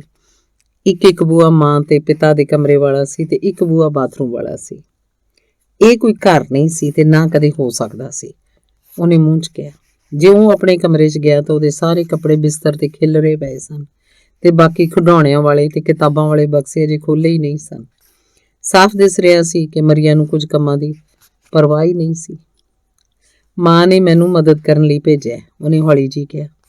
ਮਰੀਆ ਨੇ ਸਿਰ ਹਿਲਾਉਂਦਿਆਂ ਇੱਕ ਵੱਡੇ ਥੈਲੇ ਵੱਲ ਇਸ਼ਾਰਾ ਕੀਤਾ, ਜਿਸ 'ਚ ਉਹਦੀਆਂ ਜੁਰਾਬਾਂ, ਬਨੈਨਾਂ ਤੇ ਹੋਰ ਅੰਦਰ ਪਾਉਣ ਵਾਲੇ ਕੱਪੜੇ ਸਨ। ਜੇ ਤੂੰ ਇਹਨਾਂ ਨੂੰ ਕੱਢ ਕੇ ਇਹਨਾਂ ਖਾਨਿਆਂ 'ਚ ਰੱਖ ਸਕੇ, ਉਹਨੇ ਕਿਹਾ। ਇੱਕ ਘਟੀਆ ਜਿਹੇ ਖਾਨੇ ਵੱਲ ਇਸ਼ਾਰਾ ਕੀਤਾ ਜਿਹੜਾ ਸ਼ੀਸ਼ੇ ਦੇ ਨਾਲ ਸੀ ਤੇ ਸ਼ੀਸ਼ਾ ਮਿੱਟੀ ਘੱਟੇ ਨਾਲ ਭਰਿਆ ਪਿਆ ਸੀ। ਬਰੂਨੋ ਨੇ ਹੌਕਾ ਲੈ ਕੇ ਉਹ ਥੈਲਾ ਖੋਲ੍ਹਿਆ। ਥੈਲਾ ਉੱਪਰੋਂ ਤੱਕ ਭਰਿਆ ਸੀ, ਜਿਸ 'ਚ ਉਹਦੇ ਕੱਛੇ ਸਨ। ਉਹਦਾ ਦਿਲ ਕੀਤਾ ਕਿ ਉਸ ਵੱਡੇ ਥੈਲੇ 'ਚ ਵੜ ਜਾਏ ਤੇ ਜਾ ਕੇ ਆਪਣੇ ਘਰ 'ਚ ਨਿਕਲੇ। ਮਰੀਆ, ਤੁਹਾਡੀ ਸੋਚ ਅਨੁਸਾਰ ਇਹ ਸਭ ਕੀ ਹੈ? ਇੱਕ ਲੰਮੀ ਚੁੱਪ ਮਗਰੋਂ ਨੇ ਪੁੱਛਿਆ। ਕਿਉਂਕਿ ਮਰੀਆ ਨੂੰ ਚੰਗਾ ਸਮਝਦਾ ਸੀ ਤੇ ਉਹਨੂੰ ਆਪਣੇ ਪਰਿਵਾਰ ਦਾ ਹਿੱਸਾ ਵੀ ਸਮਝਦਾ ਸੀ। ਭਾਵੇਂ ਪਿਤਾ ਜੀ ਕਹਿੰਦੇ ਸਨ ਕਿ ਉਹ ਇੱਕ ਨੌਕਰਾਣੀ ਹੈ ਜਿਹਨੂੰ ਵੱਧ ਪੈਸੇ ਵੀ ਦਿੰਦੇ ਨੇ। ਸਭ ਕੀ? ਉਹਨੇ ਪੁੱਛਿਆ। ਆਹਾ, ਜਿਵੇਂ ਦੁਨੀਆ 'ਚ ਸਭ ਤੋਂ ਇਹ ਜ਼ਰੂਰੀ ਹੋਵੇ, ਇਹੋ ਜਿਹੀ ਥਾਂ ਤੇ ਆ ਕੇ ਰਹਿਣਾ। ਕਿ ਤੁਹਾਨੂੰ ਨਹੀਂ ਲੱਗਦਾ ਜਿਵੇਂ ਸਾਡੇ ਕੋਲੋਂ ਬਹੁਤ ਵੱਡੀ ਗਲਤੀ ਹੋ ਗਈ ਹੋਵੇ? ਮਾਸਟਰ ਬਰੂਨੋ ਜੀ, ਇਹ ਮੇਰੇ ਕਹਿਣ ਦੀ ਗੱਲ ਨਹੀਂ, ਮਰੀਆ ਨੇ ਕਿਹਾ। ਤੁਹਾਡੀ ਮਾਂ ਨੇ ਤੁਹਾਡੇ ਪਿਤਾ ਦੀ ਨੌਕਰੀ ਬਾਰੇ ਤੁਹਾਨੂੰ ਦੱਸ ਤਾਂ ਦਿੱਤਾ ਹੈ? ਤੇ ਉਹ ਮੈਂ ਪਿਤਾ ਦੀ ਨੌਕਰੀ ਬਾਰੇ ਸੁਣ ਕੇ ਅੱਕ ਗਿਆ, ਬਰੂਨੋ ਨੇ ਉਹਨੂੰ ਟੋਕਦਿਆਂ ਕਿਹਾ। ਅਸੀਂ ਸਭ ਇਹੋ ਕੁਝ ਸੁਣ ਰਹੇ ਹਾਂ। ਜੇ ਸੱਚ 'ਚ ਤੁਸੀਂ ਮੈਨੂੰ ਪੁੱਛੋ ਤਾਂ ਪਿਤਾ ਜੀ ਦੀ ਨੌਕਰੀ ਆ ਤੇ ਪਿਤਾ ਜੀ ਦੀ ਨੌਕਰੀ ਉਹ। ਜੇ ਪਿਤਾ ਜੀ ਦੀ ਨੌਕਰੀ ਦਾ ਮਤਲਬ ਹੈ ਕਿ ਸਾਨੂੰ ਆਪਣਾ ਘਰ ਛੱਡਣਾ ਪਏਗਾ, ਪੌੜੀਆਂ 'ਚ ਲੱਗੇ ਰੇਲਿੰਗ ਤੇ ਜੀਵਨ ਭਰ ਦੇ 3 ਦੋਸਤ ਛੱਡਣੇ ਪੈਣਗੇ, ਤਾਂ ਪਿਤਾ ਜੀ ਨੂੰ 2 ਵਾਰੀ ਆਪਣੀ ਨੌਕਰੀ ਬਾਰੇ ਸੋਚਣਾ ਚਾਹੀਦਾ ਹੈ ਕਿ ਨਹੀਂ? ਉਸ ਪਲ ਇੱਕ ਚੀਂ ਜਿਹੀ ਆਵਾਜ਼ ਹਾਲ ਕਮਰੇ 'ਚੋਂ ਆਈ, ਜਿਸ ਨਾਲ ਪਿਤਾ ਤੇ ਮਾਂ ਵਾਲੇ ਕਮਰੇ ਦਾ ਬੂਹਾ ਥੋੜਾ ਜਿਹਾ ਖੁੱਲਿਆ। ਉੱਥੇ ਦੁਬਕ ਗਿਆ। ਇੱਕ ਪਲ ਲਈ ਹਿੱਲ ਨਾ ਸਕਿਆ। ਮਾਂ ਅਜੇ ਵੀ ਹੇਠਲੇ ਹਾਲ 'ਚ ਸੀ, ਜਿਹਦਾ ਮਤਲਬ ਸੀ ਕਿ ਪਿਤਾ ਜੀ ਆਪਣੇ ਕਮਰੇ ਵਿੱਚ ਹੀ ਸਨ ਤੇ ਹੋ ਸਕਦਾ ਹੈ ਜੋ ਕੁਝ ਬਰੂਨੋ ਨੇ ਹੁਣੇ ਕਿਹਾ ਸੀ ਉਹਨਾਂ ਨੇ ਸੁਣ ਲਿਆ ਹੋਵੇ। ਉਹਨੇ ਸਾਹ ਰੋਕ ਕੇ ਬੂਹੇ ਵੱਲ ਦੇਖਿਆ। ਉਹ ਹੈਰਾਨ ਸੀ ਕਿ ਕਿਧਰੇ ਪਿਤਾ ਜੀ ਨਾ ਆ ਜਾਣ ਤੇ ਉਹਨੂੰ ਪੁੱਛਗਿੱਛ ਕਰਨ ਲਈ ਆਪਣੇ ਕਮਰੇ 'ਚ ਨਾ ਲੈ ਜਾਣ। ਬੂਹਾ ਹੋਰ ਖੁੱਲਿਆ। ਕਿਸੇ ਨੂੰ ਬਾਹਰ ਆਉਂਦਿਆਂ ਵੇਖ ਕੇ ਬਰੂਨੋ ਪਿੱਛੇ ਹਟ ਗਿਆ, ਪਰ ਉਹ ਪਿਤਾ ਜੀ ਨਹੀਂ ਸਨ। ਉਹ ਤਾਂ ਕੋਈ ਛੋਟੀ ਉਮਰ ਦਾ ਬੰਦਾ ਸੀ, ਜਿਹੜਾ ਪਿਤਾ ਵਰਗਾ ਲੰਮਾ ਨਹੀਂ ਸੀ, ਪਰ ਉਹਨੇ ਉਹੋ ਜਿਹੀ ਵਰਦੀ ਪਾ ਰੱਖੀ ਸੀ ਤੇ ਉਹਦੇ ਕੋਈ ਚਮਕਦਾਰ ਬਿੱਲੇ ਨਹੀਂ ਸਨ ਲੱਗੇ ਹੋਏ। ਉਹ ਬੜਾ ਗੰਭੀਰ ਲੱਗਦਾ ਸੀ ਤੇ ਉਹਨੇ ਆਪਣੇ ਸਿਰ ਤੇ ਟੋਪੀ ਵੀ ਬੜੀ ਕੱਸ ਕੇ ਪਾਈ ਹੋਈ ਸੀ। ਉਹਦੀਆਂ ਪੁੜਪੁੜੀਆਂ ਦੁਆਲਿਓਂ ਬਰੂਨੋ ਨੇ ਦੇਖਿਆ ਕਿ ਉਹਦੇ ਵਾਲ ਸੁਨਹਿਰੇ ਸਨ, ਜਿਹੜੇ ਬੜੀ ਅਜੀਬ ਜਿਹੀ ਪੀਲੀ ਭਾਅ ਮਾਰਦੇ ਸਨ, ਜਿਹੜੀ ਕੁਦਰਤੀ ਲੱਗਦੀ ਸੀ। ਉਹ ਬੰਦਾ ਇੱਕ ਪਲ ਲਈ ਰੁਕਿਆ। ਜਦੋਂ ਉਹਨੇ ਸਾਹਮਣੇ ਬਰੂਨੋ ਨੂੰ ਖੜੇ ਦੇਖਿਆ, ਉਹਨੇ ਮੁੰਡੇ ਨੂੰ ਉੱਪਰੋਂ ਹੇਠਾਂ ਤੱਕ ਦੇਖਿਆ, ਜਿਵੇਂ ਉਹਨੇ ਕਦੇ ਕੋਈ ਮੁੰਡਾ ਨਾ ਦੇਖਿਆ ਹੋਵੇ ਤੇ ਜਿਵੇਂ ਉਹਨੂੰ ਪਤਾ ਨਾ ਲੱਗ ਰਿਹਾ ਹੋਵੇ ਹੁਣ ਕੀ ਕਰਨਾ ਚਾਹੀਦਾ ਹੈ। ਉਹਨੂੰ ਖਾ ਜਾਵੇ, ਛੱਡ ਦੇਵੇ ਜਾਂ ਉਹਨੂੰ ਠੁੱਡੇ ਮਾਰ ਕੇ ਪੌੜੀਆਂ ਰਾਹੀਂ ਥੱਲੇ ਸੁੱਟ ਦੇਵੇ। ਪਰ ਉਹਨੇ ਬਰੂਨੋ ਨੂੰ ਦੇਖ ਕੇ ਆਪਣਾ ਸਿਰ ਹਿਲਾਇਆ ਤੇ ਆਪਣੇ ਰਸਤੇ ਚਲਾ ਗਿਆ। ਇਹ ਕੌਣ ਸੀ? ਬਰੂਨੋ ਨੇ ਪੁੱਛਿਆ। ਉਹ ਜਵਾਨ ਬੰਦਾ ਬੜਾ ਗੰਭੀਰ ਲੱਗ ਰਿਹਾ ਸੀ ਤੇ ਇੰਨਾ ਰੁੱਝਿਆ ਹੋਇਆ ਲੱਗ ਰਿਹਾ ਸੀ ਕਿ ਉਹਨੇ ਸੋਚਿਆ ਕਿ ਜ਼ਰੂਰ ਹੀ ਕੋਈ ਇਹ ਵੱਡਾ ਬੰਦਾ ਹੋਏਗਾ। ਤੁਹਾਡੇ ਪਿਤਾ ਜੀ ਦੇ ਸਿਪਾਹੀਆਂ 'ਚੋਂ ਕੋਈ ਹੋਣਾ ਹੈ ਮੇਰੇ ਖਿਆਲ 'ਚ, ਮਰੀਆ ਨੇ ਕਿਹਾ। ਮਰੀਆ ਨੂੰ ਦੇਖ ਕੇ ਇੱਕਦਮ ਖੜੀ ਹੋ ਗਈ ਸੀ ਤੇ ਉਹਨੇ ਆਪਣੇ ਦੋਵੇਂ ਹੱਥ ਜੋੜ ਲਏ ਸਨ, ਜਿਵੇਂ ਕੋਈ ਅਰਦਾਸ ਕਰਦਾ ਹੋਵੇ। ਉਹਦੇ ਚਿਹਰੇ ਨੂੰ ਦੇਖਣ ਦੀ ਬਜਾਏ ਉਹਨੇ ਆਪਣੀਆਂ ਨਜ਼ਰਾਂ ਨੀਵੀਆਂ ਕਰ ਲਈਆਂ ਸਨ, ਜਿਵੇਂ ਕੋਈ ਪੱਥਰ ਹੋਵੇ। ਉਹਦੇ ਚਲੇ ਜਾਣ ਤੋਂ ਮਗਰੋਂ ਲੱਗਦਾ ਸੀ ਕਿ ਉਹਨੂੰ ਸੁਖਾਲਾ ਸਾਹ ਆਇਆ ਸੀ। ਸਾਨੂੰ ਕੁਝ ਸਮੇਂ 'ਚ ਪਤਾ ਲੱਗ ਜਾਏਗਾ। ਮੈਨੂੰ ਨਹੀਂ ਲੱਗਦਾ ਕਿ ਮੈਂ ਉਹਨੂੰ ਚੰਗਾ ਸਮਝਦਾ। ਉਹ ਬੜਾ ਗੰਭੀਰ ਬੰਦਾ ਸੀ, ਬਰੂਨੋ ਨੇ ਕਿਹਾ। ਤੇਰੇ ਪਿਤਾ ਜੀ ਵੀ ਤਾਂ ਬੜੇ ਗੰਭੀਰ ਨੇ, ਮਰੀਆ ਨੇ ਕਿਹਾ। ਹਾਂ, ਉਹ ਮੇਰੇ ਪਿਤਾ ਨੇ। ਪਿਤਾ ਨੂੰ ਗੰਭੀਰ ਹੀ ਹੋਣਾ ਚਾਹੀਦਾ ਹੈ। ਇਸ ਨਾਲ ਕੋਈ ਫਰਕ ਨਹੀਂ ਪੈਂਦਾ ਕਿ ਭਾਵੇਂ ਉਹ ਕਰਿਆਨੇ ਦੀ ਦੁਕਾਨ ਕਰਦੇ ਹੋਣ, ਕੋਈ ਅਧਿਆਪਕ ਹੋਣ ਜਾਂ ਬਾਵਰਚੀ ਹੋਵੇ ਜਾਂ ਕਮਾਂਡੈਂਟ ਹੋਵੇ। ਉਹ ਕਿੱਤੇ ਗਿਣ ਦਿੱਤੇ ਜਿਨ੍ਹਾਂ ਬਾਰੇ ਉਹਨੂੰ ਪਤਾ ਸੀ। ਉਹਨੂੰ ਪਤਾ ਸੀ ਇਹ ਕਿੱਤੇ ਸਤਿਕਾਰਯੋਗ ਹਨ ਤੇ ਉਹਨਾਂ ਨੂੰ ਚੰਗੇ ਪਿਤਾ ਹੀ ਕਰਦੇ ਸਨ, ਜਿਨ੍ਹਾਂ ਪਿਤਾਵਾਂ ਬਾਰੇ ਉਹਨੇ ਹਜ਼ਾਰਾਂ ਵਾਰ ਸੋਚਿਆ ਸੀ। ਮੈਨੂੰ ਨਹੀਂ ਲੱਗਦਾ ਕਿ ਉਹ ਇੱਕ ਪਿਤਾ ਵਾਂਗ ਲੱਗਦਾ ਸੀ, ਭਾਵੇਂ ਇੱਕ ਗੰਭੀਰ ਬੰਦਾ ਲੱਗਦਾ ਸੀ। ਇਹ ਗੱਲ ਤਾਂ ਪੱਕੀ ਹੈ। ਉਹਨਾਂ ਦੀਆਂ ਨੌਕਰੀਆਂ ਵੀ ਗੰਭੀਰ ਨੇ, ਮਰੀਆ ਨੇ ਹੌਕਾ ਜਿਹਾ ਲੈ ਕੇ ਕਿਹਾ। ਜਾਂ ਉਹ ਅਜਿਹਾ ਕੁਝ ਸੋਚਦੇ ਨੇ, ਪਰ ਜੇ ਮੈਂ ਤੇਰੀ ਥਾਂ ਤੇ ਹੁੰਦਾ ਤਾਂ ਮੈਂ ਇਹਨਾਂ ਸਿਪਾਹੀਆਂ ਤੋਂ ਬਚ ਕੇ ਰਹਿਣਾ ਸੀ। ਮੈਨੂੰ ਲੱਗਦਾ ਹੈ ਕਿ ਇਸ ਤੋਂ ਇਲਾਵਾ ਹੋਰ ਕੋਈ ਚਾਰਾ ਵੀ ਨਹੀਂ, ਬਰੂਨੋ ਨੇ ਉਦਾਸ ਹੋ ਕੇ ਕਿਹਾ। ਮੈਨੂੰ ਨਹੀਂ ਲੱਗਦਾ ਕਿ ਗ੍ਰੈਟਲ ਤੋਂ ਬਿਨਾਂ ਹੋਰ ਕੋਈ ਖੇਡਣ ਵਾਲਾ ਹੈ ਵੀ ਇੱਥੇ, ਤੇ ਉਹ ਵੀ ਕੋਈ ਮਜ਼ੇਦਾਰ ਨਹੀਂ। ਉਸ ਤੋਂ ਤਾਂ ਕੋਈ ਉਮੀਦ ਨਹੀਂ। ਉਹਨੂੰ ਲੱਗਿਆ ਕਿ ਉਹ ਫਿਰ ਰੋ ਪਏਗਾ, ਪਰ ਕਿਸੇ ਨਾ ਕਿਸੇ ਤਰ੍ਹਾਂ ਉਹਨੇ ਆਪਣੇ ਆਪ ਨੂੰ ਰੋਕ ਲਿਆ। ਉਹ ਮਰੀਆ ਸਾਹਮਣੇ ਕਿਸੇ ਛੋਟੇ ਬੱਚੇ ਵਾਂਗ ਨਹੀਂ ਸੀ ਦਿਸਣਾ ਚਾਹੁੰਦਾ। ਉਹਨੇ ਆਪਣੀ ਨਿਗਾਹ ਜ਼ਮੀਨ ਤੇ ਲਾਈ ਰੱਖੀ ਤੇ ਇੱਧਰ ਉੱਧਰ ਦੇਖਦਾ ਰਿਹਾ ਕਿ ਸ਼ਾਇਦ ਕੋਈ ਦਿਲਚਸਪ ਚੀਜ਼ ਉਹਨੂੰ ਦਿਸ ਪਵੇ। ਉੱਥੇ ਆਲੇ ਦੁਆਲੇ ਅਜਿਹਾ ਕੁਝ ਵੀ ਨਹੀਂ ਸੀ, ਜਾਂ ਲੱਗਦਾ ਸੀ ਕਿ ਕੁਝ ਅਜਿਹਾ ਹੈ ਨਹੀਂ, ਪਰ ਇੱਕ ਚੀਜ਼ ਨੇ ਉਹਦਾ ਧਿਆਨ ਖਿੱਚਿਆ। ਬੂਹੇ ਦੇ ਸਾਹਮਣੇ ਛੱਤ ਵਿੱਚ ਇੱਕ ਖਿੜਕੀ ਸੀ, ਜਿਹੜੀ ਕੰਧ ਤੱਕ ਸੀ, ਕੁਝ ਅਜਿਹੀ ਜਿਹੜੀ ਬਰਲਿਨ ਵਾਲੇ ਘਰ ਦੇ ਉੱਪਰਲੇ ਕਮਰੇ 'ਚ ਹੁੰਦੀ ਸੀ, ਪਰ ਇੰਨੀ ਉੱਚੀ ਨਹੀਂ ਸੀ। ਬਰੂਨੋ ਨੂੰ ਲੱਗਾ ਕਿ ਉਹ ਇਸ ਖਿੜਕੀ ਵਿੱਚੋਂ ਪੱਬਾਂ ਭਾਰ ਹੋਏ ਬਿਨਾਂ ਬਾਹਰ ਦੇਖ ਸਕੇਗਾ। ਉਹ ਸੋਚਦਾ ਖਿੜਕੀ ਕੋਲ ਚਲਾ ਗਿਆ ਕਿ ਇਸ ਵਿੱਚੋਂ ਸ਼ਾਇਦ ਉਹਨੂੰ ਬਰਲਿਨ ਨਜ਼ਰ ਆ ਜਾਏ। ਹੋ ਸਕਦਾ ਉਹਨਾਂ ਦੇ ਘਰ ਤੇ ਆਲੇ ਦੁਆਲੇ ਦੀਆਂ ਗਲੀਆਂ ਤੇ ਬਾਜ਼ਾਰ ਵੀ ਨਜ਼ਰ ਆ ਜਾਣ, ਜਿੱਥੇ ਲੋਕ ਮੇਜ਼ਾਂ ਤੇ ਬਹਿ ਕੇ ਝੱਗਦਾਰ ਕੁਝ ਪੀਂਦੇ ਸਨ ਤੇ ਇੱਕ ਦੂਜੇ ਨਾਲ ਮਜ਼ਾਕ ਵੀ ਕਰਦੇ ਸਨ। ਉਹ ਹੌਲੀ-ਹੌਲੀ ਉੱਧਰ ਵੱਲ ਗਿਆ ਕਿਉਂਕਿ ਉਹ ਆਪਣੇ ਆਪ ਨੂੰ ਨਿਰਾਸ਼ ਨਹੀਂ ਕਰਨਾ ਚਾਹੁੰਦਾ ਸੀ। ਉਹਨੇ ਦੇਖਿਆ ਕਿ ਇਹ ਤਾਂ ਕਿਸੇ ਛੋਟੇ ਬੱਚੇ ਦਾ ਕਮਰਾ ਸੀ। ਖਿੜਕੀ ਕੋਲ ਆਉਣ ਤੋਂ ਪਹਿਲਾਂ ਹੀ ਉਹਨੇ ਇਹ ਦੇਖ ਲਿਆ ਸੀ। ਜਦੋਂ ਉਹਨੇ ਆਪਣਾ ਚਿਹਰਾ ਸ਼ੀਸ਼ੇ ਨਾਲ ਲਾਇਆ ਤਾਂ ਉਹਦਾ ਮੂੰਹ ਖੁੱਲ੍ਹੇ ਦਾ ਖੁੱਲ੍ਹਾ ਰਹਿ ਗਿਆ। ਉਹਦਾ ਮੂੰਹ ਖੁੱਲ੍ਹ ਕੇ ਅੰਗਰੇਜ਼ੀ ਦਾ ਉਹ ਬਣ ਗਿਆ ਤੇ ਅੱਖਾਂ ਟੱਡੀਆਂ ਰਹਿ ਗਈਆਂ। ਉਹਦੀਆਂ ਬਾਹਾਂ ਸਰੀਰ ਦੇ ਦੋਹੀਂ ਪਾਸੇ ਫੈਲ ਗਈਆਂ। ਜੋ ਕੁਝ ਉਹਨੇ ਦੇਖਿਆ ਉਹਨੇ ਬਰਫ਼ ਵਾਂਗ ਠੰਡਾ ਕਰ ਦਿੱਤਾ ਤੇ ਉਹਨੂੰ ਡਰ ਲੱਗਣ ਲੱਗ ਪਿਆ। ਧੰਨਵਾਦ। ਕਾਂਡ ਤੀਸਰਾ, ਕੋਈ ਉਮੀਦ ਨਹੀਂ।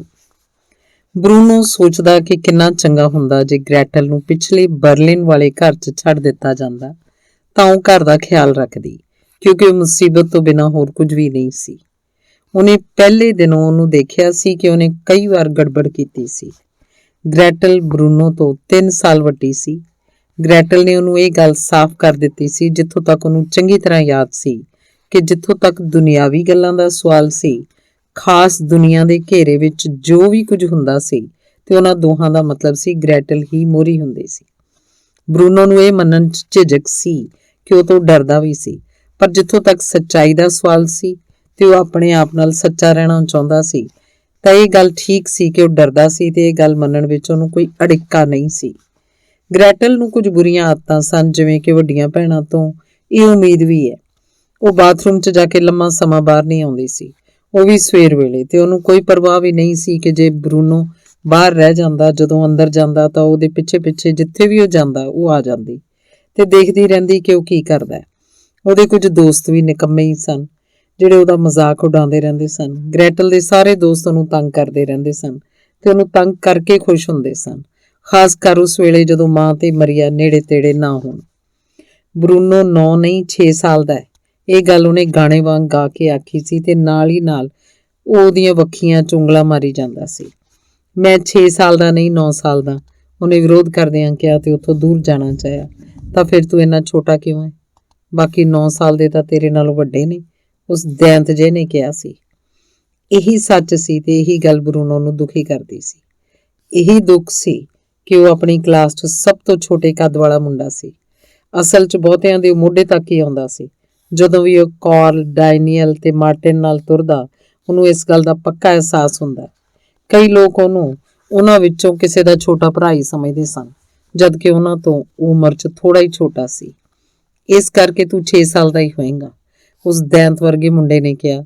ਬਰੂਨੋ ਨੇ ਉੱਥੋਂ ਭੱਜ ਕੇ ਆਪਣੀ ਕਸਰਤ ਕਰਨੀ ਸ਼ੁਰੂ ਕਰ ਦਿੱਤੀ, ਇਸ ਉਮੀਦ ਨਾਲ ਕਿ ਇੱਕ ਦਿਨ ਸਵੇਰੇ ਉੱਠੇਗਾ ਤੇ ਉਹਦਾ ਕੱਦ 1-2 ਫੁੱਟ ਲੰਮਾ ਹੋ ਗਿਆ ਹੋਏਗਾ।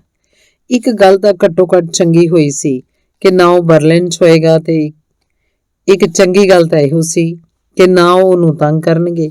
ਸ਼ਾਇਦ ਜੇ ਉਹਨੂੰ ਇਸ ਨਵੇਂ ਘਰ 'ਚ ਰਹਿਣਾ ਪਿਆ ਸੀ ਕੁਝ ਦਿਨ, ਭਾਵੇਂ ਮਹੀਨਾ ਕੀ ਸਹੀ, ਤਾਂ ਉਹਨੂੰ ਕਿਸੇ ਤਰ੍ਹਾਂ ਵੀ ਤੰਗ ਨਹੀਂ ਕਰ ਸਕਦੇ। ਉਸ ਵੇਲੇ ਤੱਕ ਉਹ ਤਕੜਾ ਵੀ ਹੋ ਜਾਏਗਾ ਤੇ ਉਹਨਾਂ ਤੋਂ ਤੰਗ ਕਰਨ ਦੀ ਕੋਈ ਉਮੀਦ ਵੀ ਨਹੀਂ ਸੀ ਰਹਿਣੀ। ਇੱਕ ਗੱਲ ਯਾਦ ਰੱਖਣੀ ਜ਼ਰੂਰੀ ਸੀ, ਜਿਹੜੀ ਮਾਂ ਨੇ ਦੱਸੀ ਸੀ, ਕਿ ਬੁਰੇ ਸਮੇਂ ਵਿੱਚ ਵੀ ਅਸੀਂ ਉਸ ਸਮੇਂ ਦੀ ਸਹੀ ਵਰਤੋਂ ਕਰ ਸਕਦੇ ਹਾਂ। ਉਹ ਗ੍ਰੈਟਲ ਦੇ ਕਮਰੇ ਵੱਲ ਭੱਜਿਆ ਤੇ ਬਿਨਾਂ ਬੂਹਾ ਖੜਕਾਇਆ, ਜਿੱਥੇ ਉਹ ਆਪਣੀਆਂ ਗੁੱਡੀਆਂ ਨੂੰ ਕਮਰੇ ਦੇ ਖਾਨਿਆਂ 'ਚ ਰੱਖ ਰਹੀ ਸੀ। ਤੂੰ ਇੱਥੇ ਕੀ ਕਰਨਾ ਹੈ? ਘੁੰਮ ਕੇ ਉਹਨੇ ਚੀਖਦੀ ਆਵਾਜ਼ ਨਾਲ ਕਿਹਾ। ਕੀ ਤੈਨੂੰ ਨਹੀਂ ਪਤਾ ਕਿ ਔਰਤਾਂ ਦੇ ਕਮਰੇ 'ਚ ਆਉਣ ਤੋਂ ਪਹਿਲਾਂ ਬੂਹਾ ਖੜਕਾਉਣਾ ਜ਼ਰੂਰੀ ਹੁੰਦਾ? ਤੂੰ ਆਪਣੀਆਂ ਸਾਰੀਆਂ ਗੁੱਡੀਆਂ ਤਾਂ ਆਪਣੇ ਨਾਲ ਨਹੀਂ ਲੈ ਕੇ ਆਈ ਹੋਏਂਗੀ, ਇਹ ਗੱਲ ਤਾਂ ਪੱਕੀ ਹੈ? ਬਰੂਨੋ ਨੇ ਪੁੱਛਿਆ। ਉਹਨੂੰ ਆਦਤ ਪੈ ਗਈ ਸੀ ਕਿ ਆਪਣੀ ਭੈਣ ਦੇ ਸਵਾਲਾਂ ਦਾ ਜਵਾਬ ਦੇਣ ਦੀ ਬਜਾਏ ਉਹ ਸਵਾਲ ਪੁੱਛਣੇ ਸ਼ੁਰੂ ਕਰ ਦਿੰਦਾ ਸੀ। ਮੈਂ ਬੇਸ਼ੱਕ ਲੈ ਕੇ ਆਈ ਸੀ, ਤੈਨੂੰ ਕੀ ਲੱਗਦਾ ਮੈਂ ਉਹਨਾਂ ਨੂੰ ਘਰ ਛੱਡ ਆਈ ਸੀ? ਕੁਝ ਹਫ਼ਤਿਆਂ ਤੱਕ ਤਾਂ ਘਰ ਪਰਤਣ ਦੀ ਲੋੜ ਨਹੀਂ ਲੱਗਦੀ। ਆਉਣ ਵਾਲੇ ਸਮੇਂ 'ਚ ਹਫ਼ਤੇ? ਬਰੂਨੋ ਨੇ ਨਾਉਮੀਦੀ ਜ਼ਾਹਰ ਕਰਦਿਆਂ ਕਿਹਾ, ਪਰ ਅੰਦਰੋਂ ਖੁਸ਼ ਸੀ ਕਿ ਮਨ 'ਚ ਉਹਨੇ ਇੱਥੇ 1 ਮਹੀਨੇ ਤੱਕ ਰਹਿਣਾ ਮੰਨ ਲਿਆ ਸੀ। ਕੀ ਤੈਨੂੰ ਅਸਲ 'ਚ ਇਵੇਂ ਲੱਗਦਾ? ਮੈਂ ਪਿਤਾ ਜੀ ਨੂੰ ਪੁੱਛਿਆ ਸੀ ਤੇ ਉਹਨਾਂ ਨੇ ਦੱਸਿਆ ਕਿ ਹੁਣ ਆਉਣ ਵਾਲੇ ਕੁਝ ਸਮੇਂ ਲਈ ਤਾਂ ਇੱਥੇ ਹੀ ਰਹਾਂਗੇ। ਆਉਣ ਵਾਲੇ ਸਮੇਂ ਦਾ ਅਸਲ 'ਚ ਮਤਲਬ ਕੀ ਹੈ? ਬਰੂਨੋ ਨੇ ਉਹਦੇ ਮੰਜੇ ਤੇ ਇੱਕ ਪਾਸੇ ਬੈਠਦਿਆਂ ਕਿਹਾ। ਇਹਦਾ ਮਤਲਬ ਹੁਣ ਤਾਂ ਕੁਝ ਹਫ਼ਤਿਆਂ ਤੱਕ। ਗ੍ਰੈਟਲ ਨੇ ਸਮਝਦਾਰੀ ਨਾਲ ਇਸ ਸਿਰ ਹਿਲਾਉਂਦਿਆਂ ਕਿਹਾ, ਸ਼ਾਇਦ 3 ਹਫ਼ਤੇ। ਫਿਰ ਤਾਂ ਠੀਕ ਹੈ, ਜਿੰਨਾ ਚਿਰ ਆਉਣ ਵਾਲਾ ਸਮਾਂ ਤੇ ਮਹੀਨਾ ਨਹੀਂ। ਮੈਨੂੰ ਇਸ ਥਾਂ ਨਾਲ ਨਫ਼ਰਤ ਹੈ। ਗ੍ਰੈਟਲ ਨੇ ਆਪਣੇ ਛੋਟੇ ਭਰਾ ਵੱਲ ਦੇਖਿਆ ਤੇ ਘੱਟੋ ਘੱਟ ਇੱਕ ਵਾਰੀ ਤੋਂ ਆਪਣੇ ਛੋਟੇ ਭਰਾ ਦੇ ਵਿਚਾਰ ਨਾਲ ਸਹਿਮਤ ਸੀ। ਮੈਨੂੰ ਪਤਾ ਹੈ ਕਿ ਤੇਰੇ ਕਹਿਣ ਦਾ ਕੀ ਮਤਲਬ ਹੈ। ਇੱਥੇ ਚੰਗਾ ਨਹੀਂ ਲੱਗਦਾ, ਹੈ ਕਿ ਨਹੀਂ? ਇਹ ਤਾਂ ਭਿਅੰਕਰ ਹੈ, ਬਰੂਨੋ ਨੇ ਕਿਹਾ। ਹਾਂ ਠੀਕ ਹੈ, ਗ੍ਰੈਟਲ ਨੇ ਉਸ ਗੱਲ ਦੀ ਹਾਮੀ ਭਰਦਿਆਂ ਕਿਹਾ। ਭਾਵੇਂ ਹੁਣ ਭਿਅੰਕਰ ਲੱਗਦਾ, ਪਰ ਇੱਕ ਵਾਰ ਘਰ 'ਚ ਸਾਰਾ ਕੁਝ ਸੈੱਟ ਹੋ ਜਾਏਗਾ ਤਾਂ ਇੰਨਾ ਬੁਰਾ ਨਹੀਂ ਰਹੇਗਾ। ਮੈਂ ਪਿਤਾ ਜੀ ਨੂੰ ਇਹ ਕਹਿੰਦੇ ਸੁਣਿਆ ਸੀ ਕਿ ਜਿਹੜਾ ਵੀ ਸਾਡੇ ਤੋਂ ਪਹਿਲਾਂ ਇਸ ਘਰ 'ਚ ਰਹਿੰਦਾ ਸੀ, ਆਊਟ ਵਿਦ ਵਿੱਚ ਉਹਦੀ ਨੌਕਰੀ ਛੇਤੀ ਚਲੀ ਗਈ ਸੀ ਤੇ ਉਹਨੂੰ ਸਾਡੇ ਲਈ ਰਹਿਣ ਲਈ ਇਹ ਘਰ ਸਵਾਰਨ ਲਈ ਸਮਾਂ ਹੀ ਨਹੀਂ ਮਿਲਿਆ। Out with? ਬਰੂਨੋ ਨੇ ਪੁੱਛਿਆ। ਇਹ ਆਊਟ ਵਿਦ ਕੀ ਹੋਇਆ? ਬਰੂਨੋ ਨੇ ਪੁੱਛਿਆ। ਇਹ ਕੋਈ ਆਊਟ ਵਿਦ ਨਹੀਂ ਹੈ, ਇਸ ਥਾਂ ਦਾ ਨਾਂ ਹੈ ਆਊਟ ਵਿਦ, ਗ੍ਰੈਟਲ ਨੇ ਹੌਕਾ ਜਿਹਾ ਲੈਂਦਿਆਂ ਕਿਹਾ। ਤਾਂ ਫਿਰ ਆਊਟ ਵਿਦ ਕੀ ਹੋਇਆ? ਇਸ ਘਰ ਦਾ ਨਾਮ ਹੈ, ਗ੍ਰੈਟਲ ਨੇ ਗੱਲ ਸਾਫ਼ ਕੀਤੀ। ਬਰੂਨੋ ਇਸ ਬਾਰੇ ਸੋਚਣ ਲੱਗ ਪਿਆ। ਉਹਨੇ ਘਰ ਦੇ ਬਾਹਰ ਅਜਿਹੀ ਕੋਈ ਨਿਸ਼ਾਨੀ ਨਹੀਂ ਸੀ ਦੇਖੀ ਕਿ ਇਸ ਘਰ ਨੂੰ ਇਸ ਨਾਮ ਨਾਲ ਬੁਲਾਇਆ ਜਾਂਦਾ, ਤੇ ਨਾ ਹੀ ਉਹਨੇ ਕੋਈ ਘਰ ਦੇ ਬੂਹੇ ਤੇ ਕੁਛ ਅਜਿਹਾ ਲਿਖਿਆ ਦੇਖਿਆ ਸੀ। ਪਿੱਛੇ ਬਰਲਿਨ ਵਾਲੇ ਘਰ ਦਾ ਕੋਈ ਨਾਮ ਨਹੀਂ ਸੀ, ਇਹਦਾ ਨੰਬਰ 4 ਸੀ। ਪਰ ਇਹਦਾ ਕੀ ਮਤਲਬ ਹੋਇਆ? ਉਹਨੇ ਹੈਰਾਨ ਹੁੰਦਿਆਂ ਪੁੱਛਿਆ। ਆਊਟ ਵਿਦ ਕੀ? ਮੈਨੂੰ ਲੱਗਦਾ ਜਿਹੜੇ ਲੋਕ ਸਾਡੇ ਤੋਂ ਪਹਿਲਾਂ ਰਹਿੰਦੇ ਸੀ ਉਹੀ, ਗ੍ਰੈਟਲ ਨੇ ਕਿਹਾ। ਅਸਲ 'ਚ ਉਹਨੇ ਆਪਣੀ ਨੌਕਰੀ ਚੰਗੀ ਤਰ੍ਹਾਂ ਨਹੀਂ ਸੀ ਕੀਤੀ ਤੇ ਕਿਸੇ ਨੇ ਕਿਹਾ ਹੋਣਾ ਆਊਟ ਵਿਦ, ਤੇ ਆਪਾਂ ਇਹੋ ਜਿਹਾ ਬੰਦਾ ਲੱਭੀਏ ਜਿਹੜਾ ਠੀਕ ਹੋਵੇ। ਤੇਰਾ ਮਤਲਬ ਹੈ ਪਿਤਾ ਜੀ? ਬਿਲਕੁਲ, ਗ੍ਰੈਟਲ ਨੇ ਕਿਹਾ, ਜਿਹੜੀ ਹਮੇਸ਼ਾ ਆਪਣੇ ਪਿਤਾ ਬਾਰੇ ਇਹੋ ਸੋਚਦੀ ਸੀ ਕਿ ਕਦੇ ਵੀ ਕੋਈ ਗਲਤ ਕੰਮ ਨਹੀਂ ਕਰ ਸਕਦੇ, ਤੇ ਉਹ ਕਦੇ ਵੀ ਗੁੱਸਾ ਨਹੀਂ ਸਨ ਕਰਦੇ, ਤੇ ਉਹ ਸੌਣ ਤੋਂ ਪਹਿਲਾਂ ਉਹਨੂੰ ਸ਼ੁਭ ਬਰਾਤ ਕਹਿ ਕੇ ਚੁੰਮਦੇ ਸਨ। ਜੇ ਬਰੂਨੋ ਨੂੰ ਇਹ ਸਹੀ ਲੱਗਦਾ ਸੀ ਤੇ ਉਦਾਸ ਨਹੀਂ ਸੀ ਕਿ ਉਹ ਨਵੇਂ ਘਰ 'ਚ ਕਿਉਂ ਆਏ, ਤਾਂ ਉਹਨਾਂ ਨੂੰ ਮੰਨਣਾ ਪੈਣਾ ਸੀ ਕਿ ਪਿਤਾ ਜੀ ਵੀ ਇਸ ਨਾਲ ਵੀ ਇੰਜ ਹੀ ਕਰਦੇ ਸਨ। ਸੋ ਅਸੀਂ ਇੱਥੇ ਆਊਟ ਵਿਦ ਵਿੱਚ ਹਾਂ ਕਿ ਸਾਡੇ ਤੋਂ ਪਹਿਲਾਂ ਕਿਸੇ ਨੇ ਇੱਥੇ ਰਹਿਣ ਵਾਲਿਆਂ ਨੂੰ ਆਊਟ ਵਿਦ ਕਿਹਾ ਹੋਣਾ। ਬਰੂਨੋ ਬਿਲਕੁਲ ਠੀਕ, ਗ੍ਰੈਟਲ ਨੇ ਕਿਹਾ। ਹੁਣ ਤੂੰ ਮੇਰੇ ਬਿਸਤਰੇ ਦੀ ਚਾਦਰ ਤੋਂ ਉੱਠ ਜਾ, ਤੂੰ ਇਹਨੂੰ ਖਰਾਬ ਕਰ ਰਿਹਾ। ਬਰੂਨੋ ਤੋਂ ਟਪੂਸੀ ਮਾਰ ਕੇ ਉੱਠਿਆ ਤਾਂ ਹੇਠਾਂ ਗਲੀਚੇ ਤੇ ਧੜਮ ਕਰਕੇ ਡਿੱਗਿਆ। ਪਰ ਉਹਨੂੰ ਇਹ ਆਵਾਜ਼ ਚੰਗੀ ਨਹੀਂ ਸੀ ਲੱਗੀ। ਇਹ ਆਵਾਜ਼ ਬੜੀ ਖੋਖਲੀ ਸੀ, ਜਿਸ ਨਾਲ ਉਹਨੇ ਤੁਰੰਤ ਫੈਸਲਾ ਕੀਤਾ ਕਿ ਉਹਨੂੰ ਇਸ ਘਰ 'ਚ ਬਹੁਤਾ ਟਪੂਸੀਆਂ ਮਾਰਨ ਦੀ ਲੋੜ ਨਹੀਂ, ਕਿਉਂਕਿ ਉਹਨਾਂ ਦੇ ਕੰਨ ਬੋਲੇ ਹੋ ਸਕਦੇ ਨੇ। ਮੈਨੂੰ ਇੱਥੇ ਚੰਗਾ ਨਹੀਂ ਲੱਗਦਾ, ਜਿਵੇਂ ਉਹਨੇ 100ਵੀਂ ਵਾਰ ਕਿਹਾ ਹੋਵੇ। ਮੈਨੂੰ ਪਤਾ ਹੈ ਤੈਨੂੰ ਚੰਗਾ ਨਹੀਂ ਲੱਗਦਾ, ਪਰ ਆਪਾਂ ਇਸ ਬਾਰੇ ਕਰ ਵੀ ਕੀ ਸਕਦੇ ਹਾਂ? ਹੈ ਕੁਛ? ਮੈਨੂੰ ਡੈਨੀਅਲ, ਕਾਰਲ ਤੇ ਮਾਰਟਨ ਯਾਦ ਆਉਂਦੇ ਨੇ, ਬਰੂਨੋ ਨੇ ਕਿਹਾ। ਤੇ ਮੈਨੂੰ ਹਿਲਡਾ ਤੇ ਇਸੋਬੈਲ ਤੇ ਲੂਈ ਯਾਦ ਆਉਂਦੇ ਨੇ, ਗ੍ਰੈਟਲ ਨੇ ਕਿਹਾ। ਬਰੂਨੋ ਸੋਚਣ ਦੀ ਕੋਸ਼ਿਸ਼ ਕਰ ਰਿਹਾ ਸੀ ਕਿ ਉਹਨਾਂ ਤਿੰਨਾਂ ਵਿੱਚੋਂ ਦੈਂਤ ਕਿਹੜੀ ਸੀ। ਮੈਨੂੰ ਨਹੀਂ ਲੱਗਦਾ ਦੂਜੇ ਬੱਚੇ ਚੰਗੇ ਸਨ, ਬਰੂਨੋ ਨੇ ਕਿਹਾ। ਗ੍ਰੈਟਲ ਇੱਕਦਮ ਜਿਸ ਥਾਂ ਆਪਣੀਆਂ ਡਰਾਉਣੀਆਂ ਜਿਹੀਆਂ ਗੁੱਡੀਆਂ ਰੱਖ ਰਹੀ ਸੀ, ਰੁਕੀ ਤੇ ਉਸ ਵੱਲ ਵੇਖਣ ਲੱਗ ਪਈ। ਹੁਣੇ ਤੂੰ ਕੀ ਕਿਹਾ ਸੀ? ਉਹਨੇ ਪੁੱਛਿਆ। ਦੂਜੇ ਬੱਚੇ, ਗ੍ਰੈਟਲ ਦੁਚਿੱਤੀ 'ਚ ਸੀ। ਕਿਹੜੇ ਦੂਜੇ ਬੱਚੇ? ਮੈਂ ਤਾਂ ਕੋਈ ਹੋਰ ਬੱਚੇ ਨਹੀਂ ਦੇਖੇ।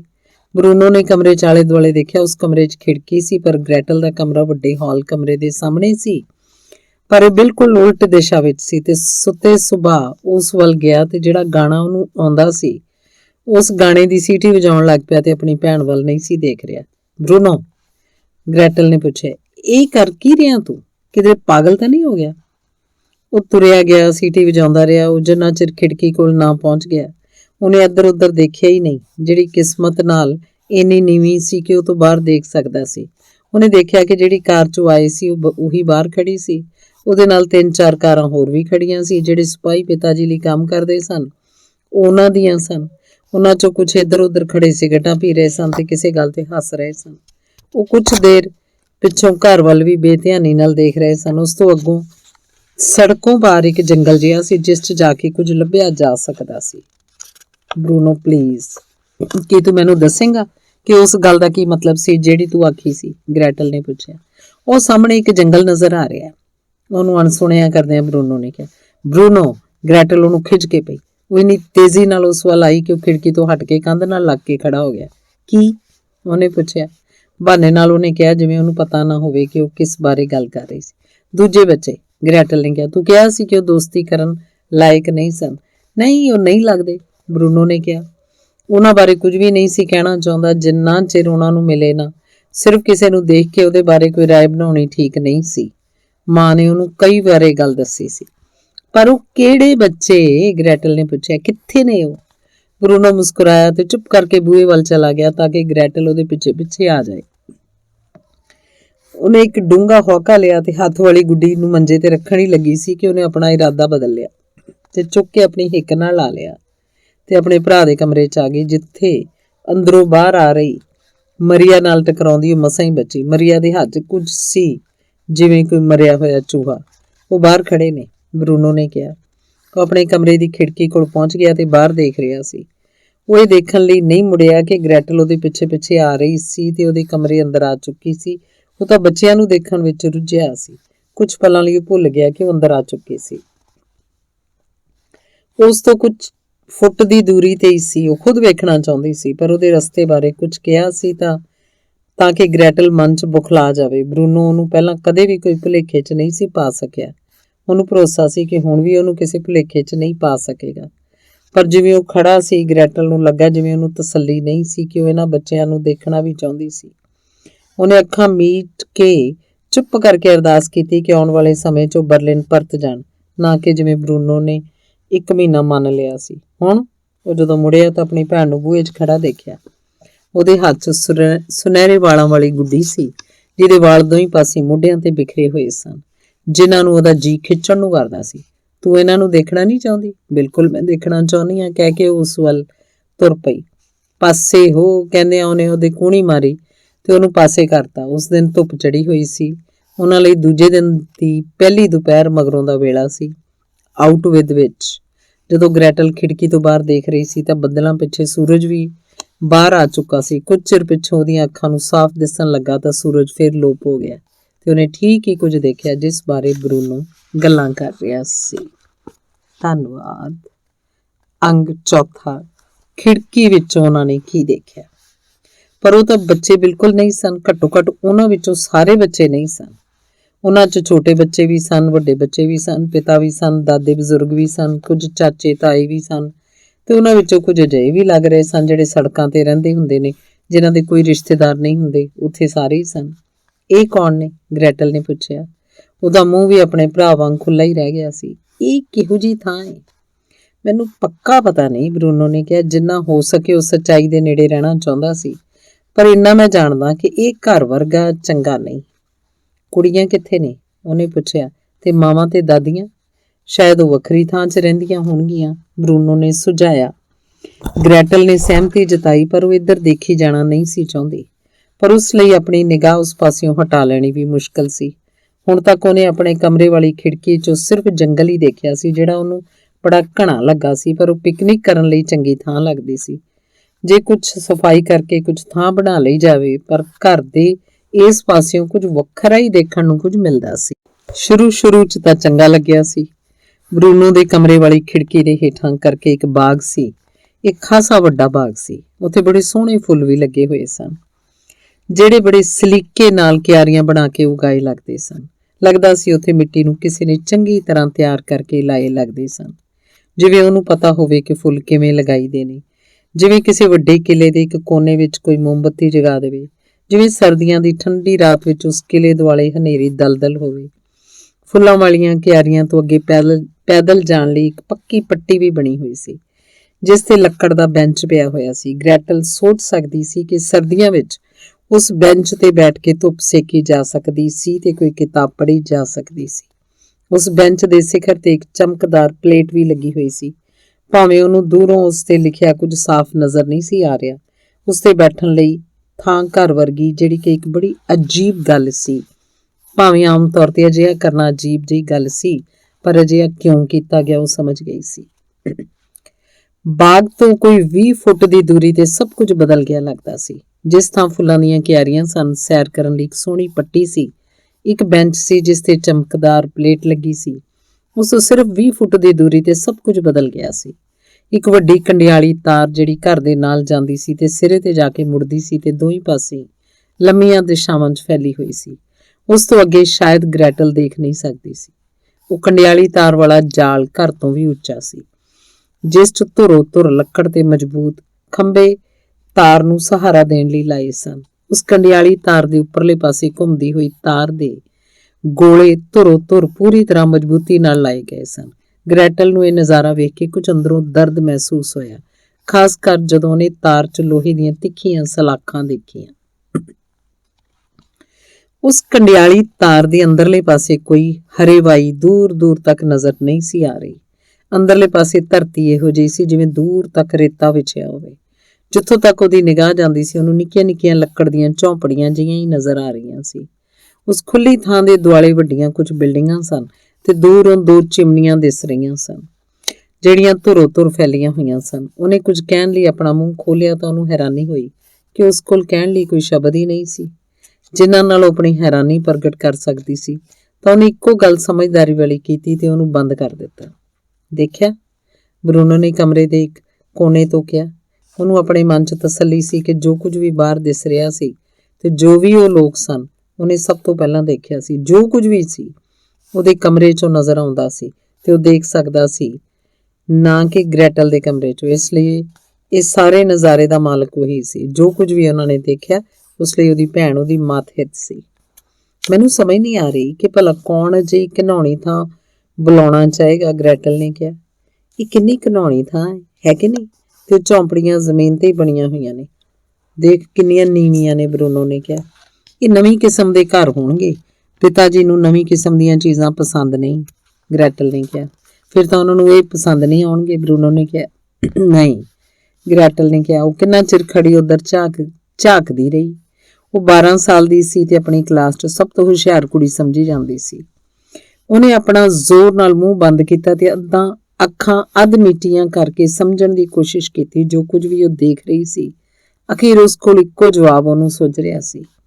ਇਹ ਤਾਂ ਕੋਈ ਪਿੰਡਾਂ ਥਾਵਾਂ ਵਰਗੀ ਜਗ੍ਹਾ ਲੱਗਦੀ ਹੈ। ਉਹਨੇ ਮੁੜਦਿਆਂ ਆਪਣੇ ਛੋਟੇ ਭਰਾ ਵੱਲ ਜੇਤੂ ਨਿਗਾਹਾਂ ਨਾਲ ਦੇਖਿਆ। ਪਿੰਡਾਂ ਥਾਵਾਂ? ਇਹੀ ਹੋ ਸਕਦਾ, ਤੈਨੂੰ ਨਹੀਂ ਦਿਸਦਾ? ਜਦੋਂ ਆਪਾਂ ਬਰਲਿਨ 'ਚ ਹੁੰਦੇ ਹਾਂ ਤਾਂ ਆਪਾਂ ਸ਼ਹਿਰ 'ਚ ਰਹਿੰਦੇ ਹਾਂ। ਇਸੇ ਕਰਕੇ ਉੱਥੇ ਬਹੁਤ ਸਾਰੇ ਲੋਕ ਰਹਿੰਦੇ ਨੇ, ਬਹੁਤ ਸਾਰੀਆਂ ਬਿਲਡਿੰਗਾਂ ਨੇ, ਸਕੂਲ ਨੇ।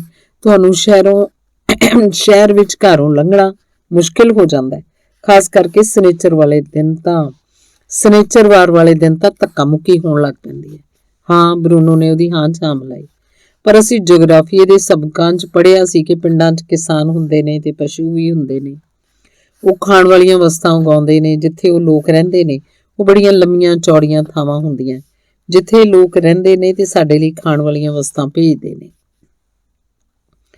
ਉਹਨੇ ਇੱਕ ਵਾਰੀ ਫਿਰ ਉਸ ਲੰਮੀ ਚੌੜੀ ਥਾਂ ਵੱਲ ਨਜ਼ਰ ਘੁਮਾਈ ਤੇ ਝੌਂਪੜੀਆਂ ਦੇ ਵਿਚਕਾਰ ਵਾਲੀਆਂ ਥਾਵਾਂ ਵੱਲ ਦੇਖਦਿਆਂ ਕਿਹਾ, ਇਹ ਜ਼ਰੂਰ ਉਹੀ ਹੋਏਗਾ। ਇਹ ਪਿੰਡ ਹੀ ਹੈ। ਸ਼ਾਇਦ ਇਹ ਸਾਡਾ ਛੁੱਟੀਆਂ ਵਾਲਾ ਘਰ ਹੈ, ਉਹਨੇ ਉਮੀਦ ਨਾਲ ਕਿਹਾ। ਬਰੂਨੋ ਨੇ ਇਸ ਬਾਰੇ ਸੋਚਿਆ ਤੇ ਆਪਣਾ ਸਿਰ ਫੇਰਦਿਆਂ ਕਿਹਾ, ਮੈਂ ਇੰਜ ਨਹੀਂ ਸੋਚਦਾ, ਉਹਨੇ ਬੜੇ ਭਰੋਸੇ ਨਾਲ ਕਿਹਾ। ਤੂੰ ਸਿਰਫ 9 ਸਾਲ ਦਾ ਹੈ, ਗ੍ਰੈਟਲ ਨੇ ਉਹਨੂੰ ਨਕਾਰਦਿਆਂ ਕਿਹਾ। ਤੈਨੂੰ ਕਿਵੇਂ ਪਤਾ? ਜਦੋਂ ਤੂੰ ਮੇਰੀ ਉਮਰ ਦਾ ਹੋ ਜਾਏਗਾ ਤੇ ਇਹਨਾਂ ਗੱਲਾਂ ਦੀ ਸਮਝ ਤੈਨੂੰ ਚੰਗੀ ਤਰ੍ਹਾਂ ਆਏਗੀ। ਇਹ ਹੋ ਸਕਦਾ ਹੈ, ਬਰੂਨੋ ਨੇ ਕਿਹਾ। ਉਹਨੂੰ ਪਤਾ ਸੀ ਕਿ ਅਜੇ ਛੋਟਾ ਹੈ, ਇਸ ਲਈ ਕੋਈ ਜ਼ਰੂਰੀ ਨਹੀਂ ਕਿ ਉਹ ਠੀਕ ਹੋਵੇ। ਪਰ ਜੇ ਇਹ ਪਿੰਡਾਂ ਵਾਲਾ ਇਲਾਕਾ ਹੈ ਜਿਵੇਂ ਤੂੰ ਕਹਿ ਰਹੀ ਹੈ ਤਾਂ ਇੱਥੇ ਜਾਨਵਰ ਕਿੱਥੇ ਨੇ ਜਿਨ੍ਹਾਂ ਬਾਰੇ ਤੂੰ ਕਹਿ ਰਹੀ ਹੈ? ਗ੍ਰੈਟਲ ਨੇ ਜਵਾਬ ਦੇਣ ਲਈ ਮੂੰਹ ਖੋਲ੍ਹਿਆ ਪਰ ਉਹਨੂੰ ਕੋਈ ਸਹੀ ਜਵਾਬ ਨਹੀਂ ਸੁੱਝਿਆ। ਉਹਨੇ ਦੁਬਾਰਾ ਖਿੜਕੀ 'ਚੋਂ ਦੇਖਿਆ ਪਰ ਉਹਨੂੰ ਕੋਈ ਬੰਦਾ ਨਜ਼ਰ ਨਹੀਂ ਸੀ ਆ ਰਿਹਾ। ਇੱਥੇ ਗਾਵਾਂ, ਸੂਰ, ਭੇਡਾਂ ਤੇ ਘੋੜੇ ਹੋਣੇ ਚਾਹੀਦੇ ਨੇ। ਜੇ ਫਾਰਮ ਸੀ, ਜੋ ਕਿ ਮੇਰਾ ਮਤਲਬ ਹੈ, ਤਾਂ ਮੁਰਗੀਆਂ ਬੱਤਕਾਂ ਬਾਰੇ ਕੀ ਕਹਾਂਗੇ, ਬਰੂਨੋ ਨੇ ਕਿਹਾ। ਇੱਥੇ ਤਾਂ ਉਹ ਸਾਰੇ ਹੈ ਨਹੀਂ, ਗ੍ਰੈਟਲ ਨੇ ਹੌਲੀ ਦੇਣੀ ਕਿਹਾ। ਤੇ ਜੇ ਉਹ ਇੱਥੇ ਖਾਣ ਵਾਲੀਆਂ ਚੀਜ਼ਾਂ ਉਗਾਉਂਦੇ ਨੇ ਜਿਵੇਂ ਤੂੰ ਕਿਹਾ ਤਾਂ ਇਹ ਥਾਂ ਤਾਂ ਇਸ ਤੋਂ ਕਿਧਰੇ ਚੰਗੀ ਦਿਸਣੀ ਚਾਹੀਦੀ ਹੈ ਕਿ ਨਹੀਂ? ਬਰੂਨੋ ਨੇ ਆਪਣੀ ਗੱਲ ਜਾਰੀ ਰੱਖੀ। ਉਹ ਆਪਣੇ ਆਪ 'ਚ ਬਹੁਤ ਖੁਸ਼ ਨਜ਼ਰ ਆ ਰਿਹਾ ਸੀ। ਮੈਨੂੰ ਨਹੀਂ ਲੱਗਦਾ ਕਿ ਇੱਥੇ ਰੇਤੇ 'ਚ ਕੁਝ ਵੀ ਉਗਾ ਲੈਂਦੇ ਹੋਣਗੇ, ਬਰੂਨੋ ਨੇ ਕਿਹਾ। ਗ੍ਰੈਟਲ ਨੇ ਫਿਰ ਗੌਰ ਨਾਲ ਵੇਖਿਆ, ਹਾਂ 'ਚ ਸਿਰ ਹਿਲਾਇਆ। ਉਹ ਨਹੀਂ ਚਾਹੁੰਦੀ ਸੀ ਕਿ ਉਹ ਝੱਲੀ ਜੀ ਨਜ਼ਰ ਆਏ, ਜਦਕਿ ਉਹਦੀ ਦਲੀਲ 'ਚ ਕੋਈ ਦਮ ਨਹੀਂ ਸੀ। ਸ਼ਾਇਦ ਇਹ ਕੋਈ ਫਾਰਮ ਨਹੀਂ ਲੱਗਦਾ, ਉਹਨੇ ਕਿਹਾ। ਇਹ ਹੈ ਨਹੀਂ, ਬਰੂਨੋ ਨੇ ਆਪਣੀ ਸਹਿਮਤੀ ਨਾਲ ਕਿਹਾ। ਇਹਦਾ ਮਤਲਬ ਹੈ ਕਿ ਇਹ ਕੋਈ ਪਿੰਡ ਥਾਂ ਵੀ ਨਹੀਂ ਹੈ, ਗ੍ਰੈਟਲ ਨੇ ਆਪਣੀ ਗੱਲ ਜਾਰੀ ਰੱਖੀ। ਨਹੀਂ, ਮੈਂ ਸੋਚਦਾ ਕਿ ਅਜਿਹਾ ਨਹੀਂ ਹੈ, ਬਰੂਨੋ ਨੇ ਕਿਹਾ। ਇਹਦਾ ਮਤਲਬ ਇਹ ਹੈ ਕਿ ਇਹ ਕੋਈ ਸਾਡਾ ਛੁੱਟੀਆਂ ਵਾਲਾ ਘਰ ਨਹੀਂ, ਗ੍ਰੈਟਲ ਨੇ ਕਿਹਾ। ਮੈਨੂੰ ਨਹੀਂ ਲੱਗਦਾ, ਬਰੂਨੋ ਨੇ ਕਿਹਾ। ਉਹ ਮੰਜੇ ਤੇ ਬੈਠ ਗਿਆ ਤੇ ਉਹਨੇ ਇੱਕ ਪਲ ਲਈ ਸੋਚਿਆ ਕਿ ਗ੍ਰੈਟਲ ਵੀ ਉੱਥੇ ਬੈਠ ਜਾਏ ਤੇ ਆਪਣੀ ਬਾਂਹ ਉਹਦੇ ਦੁਆਲੇ ਵੜ ਲਵੇ ਤੇ ਉਹਨੂੰ ਕਹੇ ਕਿ ਸਭ ਠੀਕ ਹੋ ਜਾਏਗਾ। ਜਲਦੀ ਨਹੀਂ ਤਾਂ ਦੇਰ ਨਾਲ ਹੀ ਸਹੀ, ਤੇ ਇੱਥੇ ਸਭ ਠੀਕ ਹੋ ਜਾਏਗਾ ਤੇ ਸਾਨੂੰ ਬਰਲਿਨ ਪਰਤ ਕੇ ਜਾਣ ਦੀ ਲੋੜ ਨਹੀਂ ਪੈਣੀ। ਪਰ ਉਹ ਤਾਂ ਖਿੜਕੀ ਤੋਂ ਬਾਹਰ ਦੇਖ ਰਹੀ ਸੀ ਤੇ ਉਹ ਵੀ ਕੋਈ ਫੁੱਲਾਂ ਫਲ ਨਹੀਂ ਸੀ ਦੇਖ ਰਹੀ। ਨਾ ਸੈਰ ਕਰਨ ਲਈ ਬਣੀ ਪੱਟੀ ਨੂੰ ਦੇਖ ਰਹੀ ਸੀ, ਨਾ ਹੀ ਉਹ ਬੈਂਚ ਨੂੰ ਦੇਖ ਰਹੀ ਸੀ ਜਿੱਤੇ ਪਲੇਟ ਲੱਗੀ ਸੀ, ਨਾ ਲੰਮੇ ਲੱਕੜ ਦੇ ਥੰਮਲਿਆਂ ਨੂੰ ਦੇਖ ਰਹੀ ਸੀ ਤੇ ਉਸ ਨਾਲ ਲੱਗੀ ਘੁੰਮਣ ਘੇਰੀਆਂ ਖਾਂਦੀ ਕੰਡਿਆਲੀ ਤਾਰ ਨੂੰ ਦੇਖ ਰਹੀ ਸੀ, ਨਾ ਹੀ ਘਰ ਦੇ ਤਾਰਾਂ ਵਿਚਕਾਰ ਪੱਕੀ ਥਾਂ ਨੂੰ ਦੇਖ ਰਹੀ ਸੀ, ਨਾ ਹੀ ਝੌਂਪੜੀਆਂ ਦੇ ਆਸ-ਪਾਸ ਦੀਆਂ ਬਿਲਡਿੰਗਾਂ ਨੂੰ ਦੇਖ ਰਹੀ ਸੀ, ਨਾ ਹੀ ਉਹਨੂੰ ਧੂਏ ਵਾਲੀਆਂ ਚਿਮਨੀਆਂ ਦਿਸਦੀਆਂ ਸਨ। ਸਗੋਂ ਉਹ ਤਾਂ ਲੋਕਾਂ ਨੂੰ ਦੇਖ ਰਹੀ ਸੀ। ਇਹ ਕੌਣ ਲੋਕ ਨੇ? ਉਹਨੇ ਧੀਮੀ ਜਿਹੀ ਆਵਾਜ਼ 'ਚ ਪੁੱਛਿਆ, ਜਿਵੇਂ ਉਹ ਪੁੱਛ ਰਹੀ ਹੋਵੇ ਬਰੂਨੋ ਤੋਂ, ਪਰ ਜਵਾਬ ਦੀ ਉਮੀਦ ਕਿਸੇ ਹੋਰ ਕੋਲੋਂ ਹੋਵੇ ਤੇ ਉਹ ਸਾਰੇ ਇੱਥੇ ਕੀ ਕਰ ਰਹੇ ਨੇ। ਬਰੂਨੋ ਉੱਠ ਕੇ ਖੜਾ ਹੋ ਗਿਆ। ਪਹਿਲੀ ਵਾਰੀ ਉਹ ਦੋਵੇਂ ਮੋਢੇ ਨਾਲ ਮੋਢਾ ਜੋੜ ਕੇ ਉਹ ਕੁਝ ਦੇਖ ਰਹੇ ਸਨ ਜਿਹੜਾ ਉਹਦੇ ਨਵੇਂ ਘਰ ਤੋਂ ਸਿਰਫ 50 ਫੁੱਟ ਦੀ ਦੂਰੀ ਤੇ ਹੋ ਰਿਹਾ ਸੀ। ਜਿੱਥੋਂ ਤੱਕ ਵੀ ਨਿਗਾਹ ਜਾਂਦੀ ਉਹਨਾਂ ਨੂੰ ਲੋਕ ਨਜ਼ਰ ਆ ਰਹੇ ਸਨ। ਲੰਮੇ, ਛੋਟੇ, ਬੁੱਢੇ, ਜਵਾਨ, ਬਜ਼ੁਰਗ ਸਾਰੇ ਇੱਧਰ ਉੱਧਰ ਤੁਰੇ ਫਿਰਦੇ ਸਨ। ਕਈ ਗਰੁੱਪ ਬਣਾ ਕੇ ਬਿਲਕੁਲ ਚੁੱਪ ਕਰਕੇ ਖੜੇ ਸਨ। ਉਹਨਾਂ ਦੇ ਹੱਥ ਉਹਨਾਂ ਦੇ ਸਰੀਰ ਦੇ ਦੋਹੀਂ ਪਾਸੇ ਸਨ ਤੇ ਉਹ ਆਪਣਾ ਸਿਰ ਉੱਚਾ ਕਰਕੇ ਰੱਖ ਰਹੇ ਲੱਗਦੇ ਸਨ। ਇੰਨੇ 'ਚ ਇੱਕ ਸਿਪਾਹੀ ਆ ਕੇ ਉਹਨਾਂ ਦੇ ਸਾਹਮਣੇ ਖੜਾ ਹੋ ਗਿਆ। ਉਹਦਾ ਮੂੰਹ ਛੇਤੀ ਛੇਤੀ ਖੁੱਲ੍ਹ ਕੇ ਬੰਦ ਹੋ ਰਿਹਾ ਸੀ, ਜਿਵੇਂ ਉਹਨਾਂ ਨੂੰ ਗੁੱਸੇ 'ਚ ਕੁਝ ਕਹਿ ਰਿਹਾ ਹੋਵੇ। ਉਹਨਾਂ 'ਚ ਕੁਝ ਨੇ ਇੱਕ ਲਾਈਨ ਬਣਾਈ ਹੋਈ ਸੀ ਤੇ ਕਤਾਰ 'ਚੋਂ 2 ਪਹੀਆਂ ਵਾਲੀਆਂ ਰੇਹੜੀਆਂ ਧੱਕ ਰਹੇ ਸਨ। ਉਹ ਕੈਂਪ 'ਚ ਇੱਕ ਪਾਸੇ ਤੋਂ ਦੂਜੇ ਪਾਸੇ ਜਾ ਰਹੇ ਲੱਗਦੇ ਸਨ, ਕਿਸੇ ਅਜਿਹੀ ਥਾਂ ਵੱਲ ਜਿਹੜੀ ਘਰੋਂ ਉਹਨਾਂ ਨੂੰ ਨਜ਼ਰ ਨਹੀਂ ਸੀ ਆ ਰਹੀ, ਜਿਵੇਂ ਉਹ ਕਿਸੇ ਝੌਂਪੜੀ ਦੇ ਪਿਛਲੇ ਪਾਸੇ ਵੱਲ ਜਾ ਰਹੇ ਹੋਣ, ਜਿੱਥੇ ਜਾ ਕੇ ਫਿਰ ਉਹਨਾਂ ਨੂੰ ਨਜ਼ਰ ਨਹੀਂ ਸਨ ਆ ਰਹੇ। ਕੁਝ ਤਾਂ ਝੌਂਪੜੀਆਂ ਕੋਲ ਚੁੱਪ ਕਰਕੇ ਖੜੇ ਸਨ ਤੇ ਚੁੱਪਚਾਪ ਹੇਠਾਂ ਵੱਲ ਦੇਖ ਰਹੇ ਸਨ, ਜਿਵੇਂ ਕੋਈ ਅਜਿਹੀ ਖੇਡ ਖੇਡ ਰਹੇ ਹੋਣਗੇ ਉਹਨਾਂ ਨੂੰ ਕੋਈ ਦੇਖ ਨਾ ਲਵੇ। ਕੁਝ ਵਿਸਾਖੀਆਂ ਦੇ ਸਹਾਰੇ ਸਨ, ਬਹੁਤਿਆਂ ਨੇ ਸਿਰਾਂ ਤੇ ਪੱਟੀਆਂ ਬੰਨੀਆਂ ਹੋਈਆਂ ਸਨ। ਕੁਝ ਲੋਕਾਂ ਨੇ ਹੱਥਾਂ 'ਚ ਬੇਲਚੇ ਫੜੇ ਸਨ ਤੇ ਉਹਨਾਂ ਦੇ ਅੱਗੇ ਸਿਪਾਹੀ ਸਨ, ਜਿਵੇਂ ਉਹਨਾਂ ਨੂੰ ਕਿਧਰੇ ਲਿਜਾ ਰਹੇ ਹੋਣ ਜਿੱਥੇ ਉਹ ਨਜ਼ਰ ਨਹੀਂ ਸੀ ਆ ਰਹੇ। ਬਰੂਨੋ ਤੇ ਗ੍ਰੈਟਲ ਸੈਂਕੜੇ ਲੋਕਾਂ ਨੂੰ ਦੇਖ ਸਕਦੇ ਸਨ, ਪਰ ਉਹਨਾਂ ਸਾਹਮਣੇ ਬਹੁਤ ਸਾਰੀਆਂ ਝੌਂਪੜੀਆਂ ਸਨ। ਕੈਂਪ ਇੰਨੀ ਲੰਮੀ ਚੌੜੀ ਤਰ੍ਹਾਂ ਫੈਲਿਆ ਹੋਇਆ ਸੀ ਕਿ ਜਿਹਨੂੰ ਦੇਖ ਸਕਣਾ ਉਹਨਾਂ ਲਈ ਸੰਭਵ ਨਹੀਂ ਸੀ ਲੱਗਦਾ ਕਿ ਹਜ਼ਾਰਾਂ ਝੌਂਪੜੀਆਂ ਹੋਣਗੀਆਂ ਤੇ ਸਾਰੇ ਲੋਕ ਸਾਡੇ ਕਿੰਨੇ ਨੇੜੇ ਰਹਿ ਰਹੇ ਨੇ। ਗ੍ਰੈਟਲ ਨੇ ਹੈਰਾਨ ਹੁੰਦਿਆਂ ਕਿਹਾ, ਬਰਲਿਨ 'ਚ ਸ਼ਾਂਤਮਈ ਗਲੀ 'ਚ ਸਾਡੇ ਘਰ ਨੂੰ ਮਿਲਾ ਕੇ ਕੁੱਲ 6 ਘਰ ਸੀ ਤੇ ਹੁਣ ਉੱਥੇ ਵੀ ਬਹੁਤ ਸਾਰੇ ਘਰ ਬਣ ਚੁੱਕੇ ਨੇ। ਪਿਤਾ ਜੀ ਨੇ ਇੱਥੇ ਆ ਕੇ ਆਪਣੀ ਨਵੀਂ ਨੌਕਰੀ ਲਈ ਇਹ ਜਗ੍ਹਾ ਵੀ ਚੰਗੀ ਨਹੀਂ ਤੇ ਉੱਤੋਂ ਇੰਨੇ ਸਾਰੇ ਗੁਆਂਢੀ, ਪਤਾ ਨਹੀਂ ਕੀ ਲੋੜ ਪਈ ਸੀ, ਇਹਦੀ ਕੋਈ ਤੁਕ ਵੀ ਨਹੀਂ ਬਣਦੀ। ਉੱਧਰ ਦੇਖ, ਬਰੂਨੋ ਨੇ ਕਿਹਾ। ਗ੍ਰੈਟਲ ਬਰੂਨੋ ਦੀ ਉਂਗਲ ਦੇਖਦਿਆਂ ਜਿੱਧਰ ਉਹਦਾ ਇਸ਼ਾਰਾ ਸੀ ਉਸ ਪਾਸੇ ਵੱਲ ਦੇਖਿਆ। ਇੱਕ ਝੌਂਪੜੀ 'ਚੋਂ ਬਹੁਤ ਸਾਰੇ ਬੱਚੇ ਨਿਕਲਦੇ ਆ ਰਹੇ ਸਨ। ਉਹ ਇੱਕ ਝੁੰਡ 'ਚ ਸਨ ਤੇ ਉਹਨਾਂ ਨੂੰ ਕੁਝ ਸਿਪਾਹੀ ਇਕੱਠੇ ਹੋ ਕੇ ਉੱਚੀ ਆਵਾਜ਼ 'ਚ ਕੁਝ ਕਹਿ ਰਹੇ ਸਨ। ਜਿੰਨਾ ਉੱਚੀ ਸਿਪਾਹੀ ਬੋਲਦੇ, ਬੱਚੇ ਡਰ ਨਾਲ ਸਿਮਟ ਕੇ ਇੱਕ ਦੂਜੇ ਦੇ ਨੇੜੇ ਹੋ ਜਾਂਦੇ। ਸਿਪਾਹੀਆਂ 'ਚੋਂ ਇੱਕ ਉਹਨਾਂ ਤੇ ਝਪਟ ਕੇ ਜਦ ਪਿਆ ਤਾਂ ਡਰ ਕੇ ਵੱਖਰੇ ਹੋ ਗਏ ਤੇ ਵੱਖਰੇ ਹੋ ਕੇ ਜਿਵੇਂ ਉਹਨੇ ਕਿਹਾ ਸੀ ਉਵੇਂ ਕਰਨ ਲੱਗੇ। ਜਿਹੜਾ ਇੱਕ ਲਾਈਨ ਬਣਾ ਕੇ ਖੜੇ ਰਹਿਣਾ ਸੀ, ਜਦੋਂ ਲਾਈਨ 'ਚ ਖੜੇ ਹੋ ਗਏ ਤਾਂ ਸਾਰੇ ਸਿਪਾਹੀ ਹੱਸਣ ਲੱਗ ਪਏ ਤੇ ਉਹਨਾਂ ਬੱਚਿਆਂ ਨੂੰ ਸ਼ਾਬਾਸ਼ ਦਿੱਤੀ ਤੇ ਉਹਨਾਂ ਲਈ ਤਾੜੀਆਂ ਵਜਾਈਆਂ। ਇਹ ਕੋਈ ਰਿਹਰਸਲ ਹੋਣੀ ਹੈ, ਗ੍ਰੈਟਲ ਨੇ ਸੁਝਾਇਆ। ਉਹਨੇ ਉਹ ਸੱਚਾਈ ਨਹੀਂ ਸੀ ਦੇਖੀ ਕਿ ਉਹਨਾਂ 'ਚੋਂ ਵੱਡੇ ਬੱਚੇ ਜਿਹੜੀ ਉਹਦੀ ਉਮਰ ਦੇ ਹੋਣਗੇ ਉਹ ਵੀ ਰੋ ਰਹੇ ਸਨ। ਮੈਂ ਤੈਨੂੰ ਦੱਸਿਆ ਤਾਂ ਸੀ ਕਿ ਇੱਥੇ ਬੱਚੇ ਵੀ ਨੇ, ਬਰੂਨੋ ਨੇ ਕਿਹਾ। ਇਹ ਇਹੋ ਜਿਹੇ ਬੱਚੇ ਨਹੀਂ ਜਿਨ੍ਹਾਂ ਨਾਲ ਮੈਂ ਖੇਡਣਾ ਚਾਹਾਂਗੀ, ਬੜੀ ਤਸੱਲੀ ਨਾਲ ਗ੍ਰੈਟਲ ਨੇ ਕਿਹਾ। ਇਹ ਤਾਂ ਗੰਦੇ ਮੰਦੇ ਲੱਗਦੇ ਨੇ। ਹਿਲਡਾ, ਇਸੋਬੈਲ ਤੇ ਲੂਈ ਹਰ ਰੋਜ਼ ਸਵੇਰੇ ਨਹਾਉਂਦੀਆਂ ਨੇ ਤੇ ਮੈਂ ਵੀ। ਇਹ ਬੱਚੇ ਤਾਂ ਇੰਝ ਲੱਗਦਾ ਜਿਵੇਂ ਸਾਰੀ ਉਮਰ ਇਹ ਨਹਾਤੇ ਹੀ ਨਹੀਂ। ਇਹ ਸਾਰਾ ਕੁਝ ਉੱਧਰ ਬੜਾ ਗੰਦਾ ਲੱਗਦਾ, ਬਰੂਨੋ ਨੇ ਕਿਹਾ, ਪਰ ਹੋ ਸਕਦਾ ਇੱਥੇ ਕੋਈ ਬਾਥਰੂਮ ਹੀ ਨਾ ਹੋਵੇ। ਬੇਵਕੂਫ ਨਾ ਬਣ, ਗ੍ਰੈਟਲ ਨੇ ਕਿਹਾ। ਭਾਵੇਂ ਉਹਨੂੰ ਬਾਰ-ਬਾਰ ਇਹ ਕਿਹਾ ਗਿਆ ਸੀ ਕਿ ਉਹ ਆਪਣੇ ਭਰਾ ਨੂੰ ਬੇਵਕੂਫ ਨਾ ਆਖਿਆ ਕਰੇ। ਕਿਹੋ ਜਿਹੇ ਲੋਕਾਂ ਲਈ ਬਾਥਰੂਮ ਨਹੀਂ ਹੁੰਦੇ ਮੈਨੂੰ ਨਹੀਂ ਪਤਾ, ਜਿਹੜੇ ਲੋਕਾਂ ਕੋਲ ਗਰਮ ਪਾਣੀ ਨਹੀਂ ਹੁੰਦਾ, ਬਰੂਨੋ ਨੇ ਕਿਹਾ। ਗ੍ਰੈਟਲ ਕੁਝ ਪਲ ਹੋਰ ਉੱਧਰ ਦੇਖਦੀ ਰਹੀ, ਜਿਸ ਪਿੱਛੋਂ ਉਹਨੂੰ ਕੰਬਣੀ ਜੀ ਆਈ ਤੇ ਮੁੜ ਕੇ ਤੁਰ ਪਈ। ਮੈਂ ਆਪਣੀਆਂ ਗੁੱਡੀਆਂ ਸੰਭਾਲਣ ਜਾ ਰਹੀ ਹਾਂ, ਇੱਥੋਂ ਉੱਧਰ ਦਾ ਨਜ਼ਾਰਾ ਤਾਂ ਚੰਗਾ ਲੱਗਦਾ, ਗ੍ਰੈਟਲ ਨੇ ਕਿਹਾ। ਇਹ ਕਹਿ ਕੇ ਉਹ ਚਲੀ ਗਈ ਤੇ ਵੱਡੇ ਹਾਲ ਕਮਰੇ 'ਚ ਜਾ ਕੇ ਆਪਣੇ ਸੌਣ ਕਮਰੇ ਵੱਲ ਮੁੜੀ ਤੇ ਅੰਦਰ ਜਾ ਕੇ ਬੂਹਾ ਬੰਦ ਕਰ ਦਿੱਤਾ। ਪਰ ਉਹਨੇ ਅਜੇ ਆਪਣੀਆਂ ਗੁੱਡੀਆਂ ਨੂੰ ਸੰਭਾਲਣਾ ਸ਼ੁਰੂ ਨਹੀਂ ਸੀ ਕੀਤਾ, ਸਗੋਂ ਆਪਣੇ ਮੰਜੇ ਤੇ ਬਹਿ ਗਈ। ਉਹਦੇ ਦਿਮਾਗ 'ਚ ਬਹੁਤ ਕੁਝ ਚੱਲ ਰਿਹਾ ਸੀ ਤੇ ਅਖੀਰ ਵਿੱਚ ਗ੍ਰੈਟਲ ਦੇ ਭਰਾ ਦੇ ਦਿਮਾਗ 'ਚ ਆਇਆ। ਉਹ ਇਹ ਸੀ ਕਿ ਉਹ ਸੈਂਕੜੇ ਲੋਕ ਜਿਨ੍ਹਾਂ ਨੂੰ ਉਹ ਦੂਰੋਂ ਦੇਖ ਰਿਹਾ ਸੀ, ਜਿਹੜੇ ਆਪੋ ਆਪਣਾ ਕੰਮ ਕਰ ਰਹੇ ਸਨ, ਉਹ ਸਾਰੇ ਦੇ ਸਾਰੇ, ਛੋਟੇ ਬੱਚੇ, ਵੱਡੇ ਬੱਚੇ, ਪਿਤਾ, ਦਾਦੇ, ਚਾਚੇ, ਤਾਏ, ਜਿਹੜੇ ਕਿਧਰੇ ਪਹਿਲਾਂ ਸੜਕਾਂ ਤੇ ਰਹਿੰਦੇ ਹੋਣਗੇ। ਲੱਗਦਾ ਸੀ ਕਿ ਉਹਨਾਂ ਦੇ ਕੋਈ ਰਿਸ਼ਤੇਦਾਰ ਨਹੀਂ ਸਨ। ਉਹਨਾਂ ਨੇ ਤਾਂ ਇੱਕੋ ਜਿਹੇ ਕੱਪੜੇ ਪਾਏ ਹੋਏ ਸਨ, ਧਾਰੀਦਾਰ ਪਜਾਮੇ ਤੇ ਉਹੋ ਜਿਹੀਆਂ ਧਾਰੀਆਂ ਵਾਲੀ ਟੋਪੀ ਹਰੇਕ ਨੇ ਪਾਈ ਹੋਈ ਸੀ। ਕਿੰਨੀ ਅਜੀਬ ਗੱਲ ਹੈ, ਬਰੂਨੋ ਨੇ ਜਾਣ ਤੋਂ ਪਹਿਲਾਂ ਕਿਹਾ। ਧੰਨਵਾਦ। ਅੰਗ 5ਵਾਂ। ਭਾਵੇਂ ਕੁਝ ਹੋ ਜਾਵੇ, ਉੱਥੇ ਨਹੀਂ ਜਾਣਾ। ਹੁਣ ਇੱਕੋ ਰਾਹ ਬਾਕੀ ਰਹਿ ਗਿਆ ਸੀ ਤੇ ਉਹ ਸੀ ਕਿ ਪਿਤਾ ਜੀ ਤੋਂ ਪੁੱਛਿਆ ਜਾਵੇ। ਪਿਤਾ ਜੀ ਬਰਲਿਨ ਤੋਂ ਉਹਨਾਂ ਦੇ ਨਾਲ ਨਹੀਂ ਸਨ ਆਏ।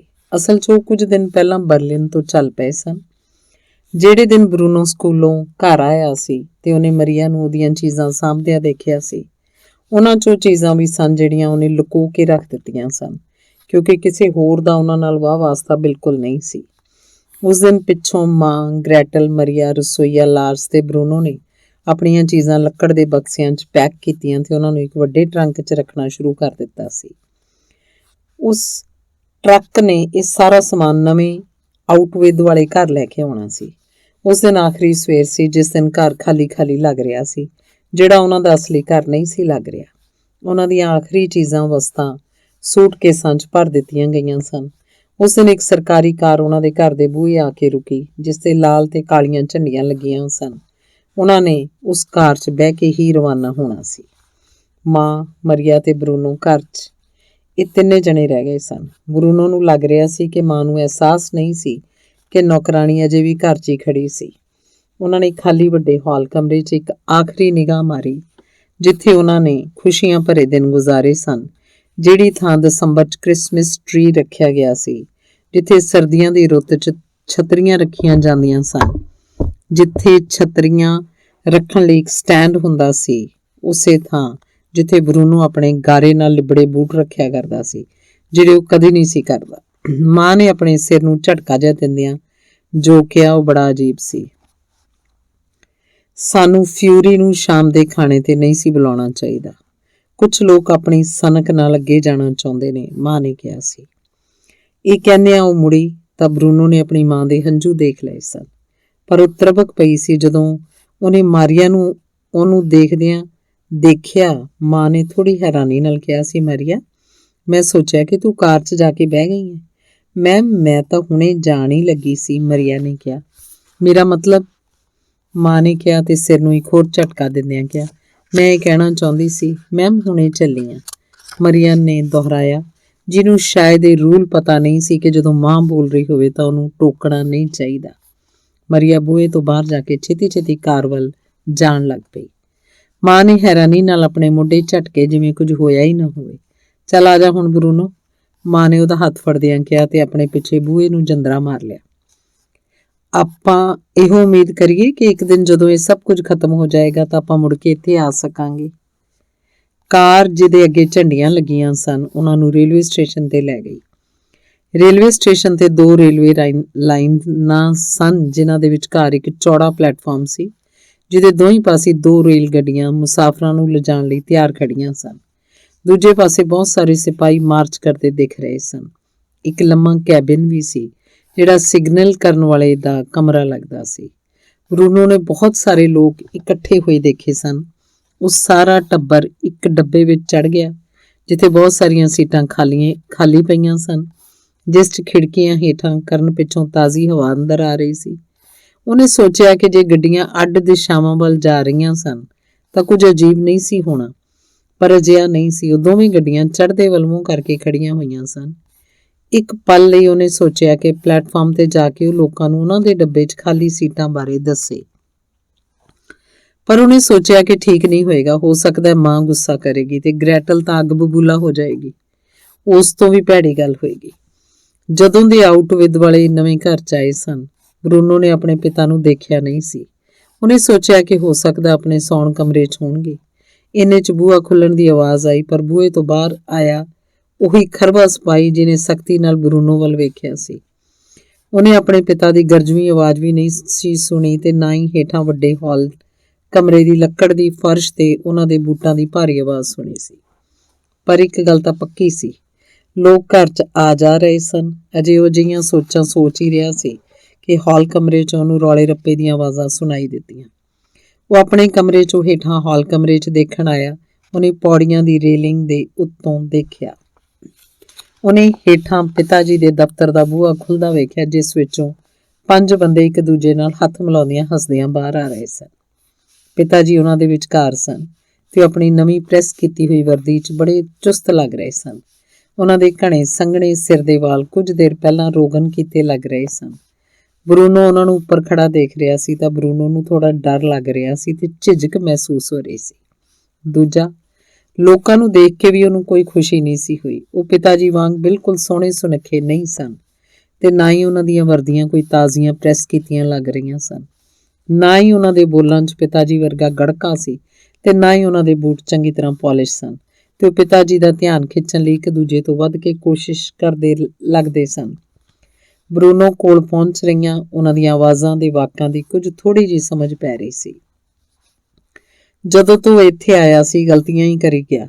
ਮਾਮਲਾ ਇਸ ਹੱਦ ਤੱਕ ਪਹੁੰਚ ਗਿਆ ਸੀ ਕਿ ਫਿਊਰੀ ਕੋਲ ਹੋਰ ਕੋਈ ਚਾਰਾ ਹੀ ਨਹੀਂ ਸੀ ਰਿਹਾ ਕਿ ਉਹਨਾਂ ਵਿੱਚੋਂ ਇੱਕ ਨੇ ਕਿਹਾ ਅਨੁਸ਼ਾਸਨ, ਦੂਜੇ ਨੇ ਕਿਹਾ, ਤੇ ਕੰਮ ਕਰਨ ਲਈ ਮਿਹਨਤ ਦੀ ਵੀ ਲੋੜ ਹੁੰਦੀ ਹੈ। ਸਾਨੂੰ ਇਹਦੀ ਘਾਟ ਰਹੀ 42 ਦੇ ਸ਼ੁਰੂ ਤੋਂ ਹੀ। ਇਸ ਤੋਂ ਬਿਨਾਂ ਇਹ ਤਾਂ ਅੰਕੜੇ ਦੱਸਦੇ ਨੇ। ਇਹ ਸਾਫ਼ ਹੈ ਕਿ ਕਮਾਂਡੈਂਟ ਸਾਹਿਬ, ਤੀਜੇ ਨੇ ਕਿਹਾ, ਤੇ ਜੇ ਆਪਾਂ ਇੱਕ ਹੋਰ ਉਸਾਰ ਲੈਂਦੇ ਤਾਂ ਅੰਦਾਜ਼ਾ ਲਾਓ ਕਿ ਅਸੀਂ ਕੁਝ ਨਹੀਂ ਸੀ ਕਰ ਸਕਦੇ, ਅਖੀਰਲੇ ਬੰਦੇ ਨੇ ਕਿਹਾ। ਪਿਤਾ ਜੀ ਨੇ ਆਪਣਾ ਹੱਥ ਹਵਾ 'ਚ ਚੁੱਕਿਆ, ਜਿਹਨੇ ਸਾਰੇ ਚੁੱਪ ਕਰਵਾ ਦਿੱਤੇ। ਲੱਗਦਾ ਸੀ ਜਿਵੇਂ ਉਹ ਇੱਕ ਨਾਈ ਦੀ ਦੁਕਾਨ ਵਾਲਾ ਕੁਝ ਅਜਿਹੇ ਜਿਹਾ ਮਾਹੌਲ ਹੋਵੇ। ਸੱਜਣੋ, ਪਿਤਾ ਜੀ ਨੇ ਕਿਹਾ। ਇਸ ਵਾਰੀ ਬਰੂਨੋ ਨੂੰ ਇੱਕ ਇੱਕ ਸ਼ਬਦ ਸੁਣਾਈ ਦੇ ਰਿਹਾ ਸੀ, ਕਿਉਂਕਿ ਅਜਿਹਾ ਹੋਰ ਕੋਈ ਪੈਦਾ ਹੀ ਨਹੀਂ ਸੀ ਹੋਇਆ ਜਿਹਦੀ ਆਵਾਜ਼ ਹਾਲ ਕਮਰੇ ਦੇ ਇੱਕ ਪਾਸਿਓਂ ਦੂਜੇ ਪਾਸੇ ਸੁਣੀ ਜਾ ਸਕੇ, ਜਿਵੇਂ ਪਿਤਾ ਜੀ ਦੀ ਆਵਾਜ਼ ਸੀ। ਤੁਹਾਡੀਆਂ ਸਲਾਹਾਂ ਤੇ ਤੁਹਾਡੀ ਹੱਲਾਸ਼ੇਰੀ ਦੀ ਤਾਰੀਫ ਕਰਨੀ ਬਣਦੀ ਹੈ, ਪਰ ਜੋ ਗੁਜ਼ਰ ਗਿਆ ਉਹ ਚਲਾ ਗਿਆ। ਹੁਣ ਅਸੀਂ ਨਵੀਂ ਸ਼ੁਰੂਆਤ ਕਰਨ ਜਾ ਰਹੇ ਹਾਂ। ਇਹ ਸ਼ੁਰੂਆਤ ਕੱਲ੍ਹ ਤੋਂ ਸ਼ੁਰੂ ਹੋ ਜਾਣੀ ਚਾਹੀਦੀ ਹੈ ਤੇ ਹੁਣ ਮੈਨੂੰ ਆਪਣੇ ਪਰਿਵਾਰ ਨੂੰ ਇੱਥੇ ਰਹਿਣ ਦੀ ਤਿਆਰੀ ਲਈ ਉਹਨਾਂ ਦੀ ਮਦਦ ਕਰਨੀ ਬਣਦੀ ਹੈ, ਨਹੀਂ ਤਾਂ ਮੇਰੇ ਲਈ ਕਈ ਮੁਸੀਬਤਾਂ ਖੜੀਆਂ ਹੋ ਜਾਣਗੀਆਂ। ਤੁਸੀਂ ਸਮਝਦੇ ਹੋ ਨਾ? ਉਹ ਸਾਰੇ ਹੱਸਣ ਲੱਗ ਪਏ ਤੇ ਸਾਰਿਆਂ ਨੇ ਪਿਤਾ ਜੀ ਨਾਲ ਹੱਥ ਮਿਲਾਇਆ ਤੇ ਉਹ ਚਲੇ ਗਏ। ਉਹ ਸਾਰੇ ਇੱਕ ਕਤਾਰ 'ਚ ਖੜੇ ਸਨ, ਜਿਵੇਂ ਖਿਡੌਣੇ ਵਾਲੇ ਸਿਪਾਹੀ ਹੋਣ, ਤੇ ਉਹਨਾਂ ਦੀਆਂ ਬਾਹਾਂ ਹਵਾ 'ਚ ਉੱਠ ਗਈਆਂ। ਜਿਵੇਂ ਪਿਤਾ ਜੀ ਨੇ ਬਰੂਨੋ ਨੂੰ ਸਲੂਟ ਕਰਨਾ ਸਿਖਾਇਆ ਸੀ। ਹਵੇਲੀ ਖੁੱਲੀ ਹੋਈ, ਜਿਹੜੀ ਉਹਨਾਂ ਦੀ ਛਾਤੀ ਤੋਂ ਉੱਤੇ ਜਾ ਕੇ ਹਵਾ 'ਚ ਉੱਪਰ ਜਾਂਦੀ ਸੀ। ਹਥੇਲੀ ਖੁੱਲੀ ਹੋਈ, ਜਿਹੜੀ ਉਹਨਾਂ ਦੀ ਛਾਤੀ ਤੋਂ ਉੱਤੇ ਜਾ ਕੇ ਹਵਾ 'ਚ ਉੱਪਰ ਜਾਂਦੀ ਸੀ। ਉਹਨਾਂ ਨੇ ਉਹ ਦੋ ਸ਼ਬਦ ਇਕੱਠਿਆਂ ਕਹੇ ਸਨ, ਜਿਹੜੇ ਬਰੂਨੋ ਨੂੰ ਸਿਖਾਏ ਗਏ ਸਨ ਕਿ ਜੇ ਕੋਈ ਸਲੂਟ ਕਰੇ ਤਾਂ ਉਹ ਸ਼ਬਦ ਕਿਵੇਂ ਉੱਚੀ ਬੋਲਣੇ ਹਨ। ਉਹਨਾਂ ਦੇ ਜਾਣ ਤੋਂ ਪਿੱਛੋਂ ਪਿਤਾ ਜੀ ਆਪਣੇ ਦਫ਼ਤਰ ਅੰਦਰ ਚਲੇ ਗਏ। ਇਸ ਦਫ਼ਤਰ 'ਚ ਬਰੂਨੋ ਲਈ ਅੰਦਰ ਜਾਣਾ ਸਖਤ ਮਨਾ ਸੀ, ਭਾਵੇਂ ਕੁਝ ਵੀ ਹੋ ਜਾਏ। ਬਰੂਨੋ ਹੌਲੀ-ਹੌਲੀ ਪੌੜੀਆਂ ਉਤਰਿਆ ਤੇ ਬੂਹੇ ਅੱਗੇ ਜਾ ਕੇ ਥੋੜਾ ਝਿਜਕਿਆ। ਉਹ ਉਦਾਸ ਸੀ ਕਿ ਜਦੋਂ ਦੇ ਉਹ ਨਵੇਂ ਘਰ 'ਚ ਆਏ ਨੇ, ਪਿਤਾ ਜੀ ਉਹਨਾਂ ਨੂੰ ਮਿਲਣ ਲਈ ਇੱਕ ਵਾਰ ਵੀ ਨਹੀਂ ਸੀ ਆਏ। ਪਰ ਕਈ ਵਾਰੀ ਉਹਨੂੰ ਸਮਝਾਇਆ ਗਿਆ ਸੀ ਕਿ ਪਿਤਾ ਜੀ ਕਿੰਨੇ ਆਪਣੇ ਕੰਮ 'ਚ ਰੁੱਝੇ ਰਹਿੰਦੇ ਸਨ ਕਿ ਆ ਕੇ ਮਿਲਣ ਵਰਗੀ ਛੋਟੀ ਗੱਲ ਕੋਈ ਮਾਇਨੇ ਨਹੀਂ ਰੱਖਦੀ ਸੀ, ਤੇ ਉਹਨਾਂ ਨੂੰ ਪਰੇਸ਼ਾਨ ਕਰਨਾ ਨਹੀਂ ਚਾਹੀਦਾ ਕਿ ਹਰ ਵਾਰੀ ਆ ਕੇ ਉਹਨਾਂ ਨੂੰ ਮਿਲਦੇ ਰਹਿਣ। ਪਰ ਹੁਣ ਤਾਂ ਸਾਰੇ ਸਿਪਾਹੀ ਜਾ ਚੁੱਕੇ ਸਨ ਤੇ ਉਹਨੇ ਸੋਚਿਆ ਕਿ ਹੁਣ ਠੀਕ ਰਹੇਗਾ। ਉਹਨੇ ਦਰਵਾਜ਼ਾ ਹੌਲੀ ਜਿਹੀ ਖੜਕਾਇਆ।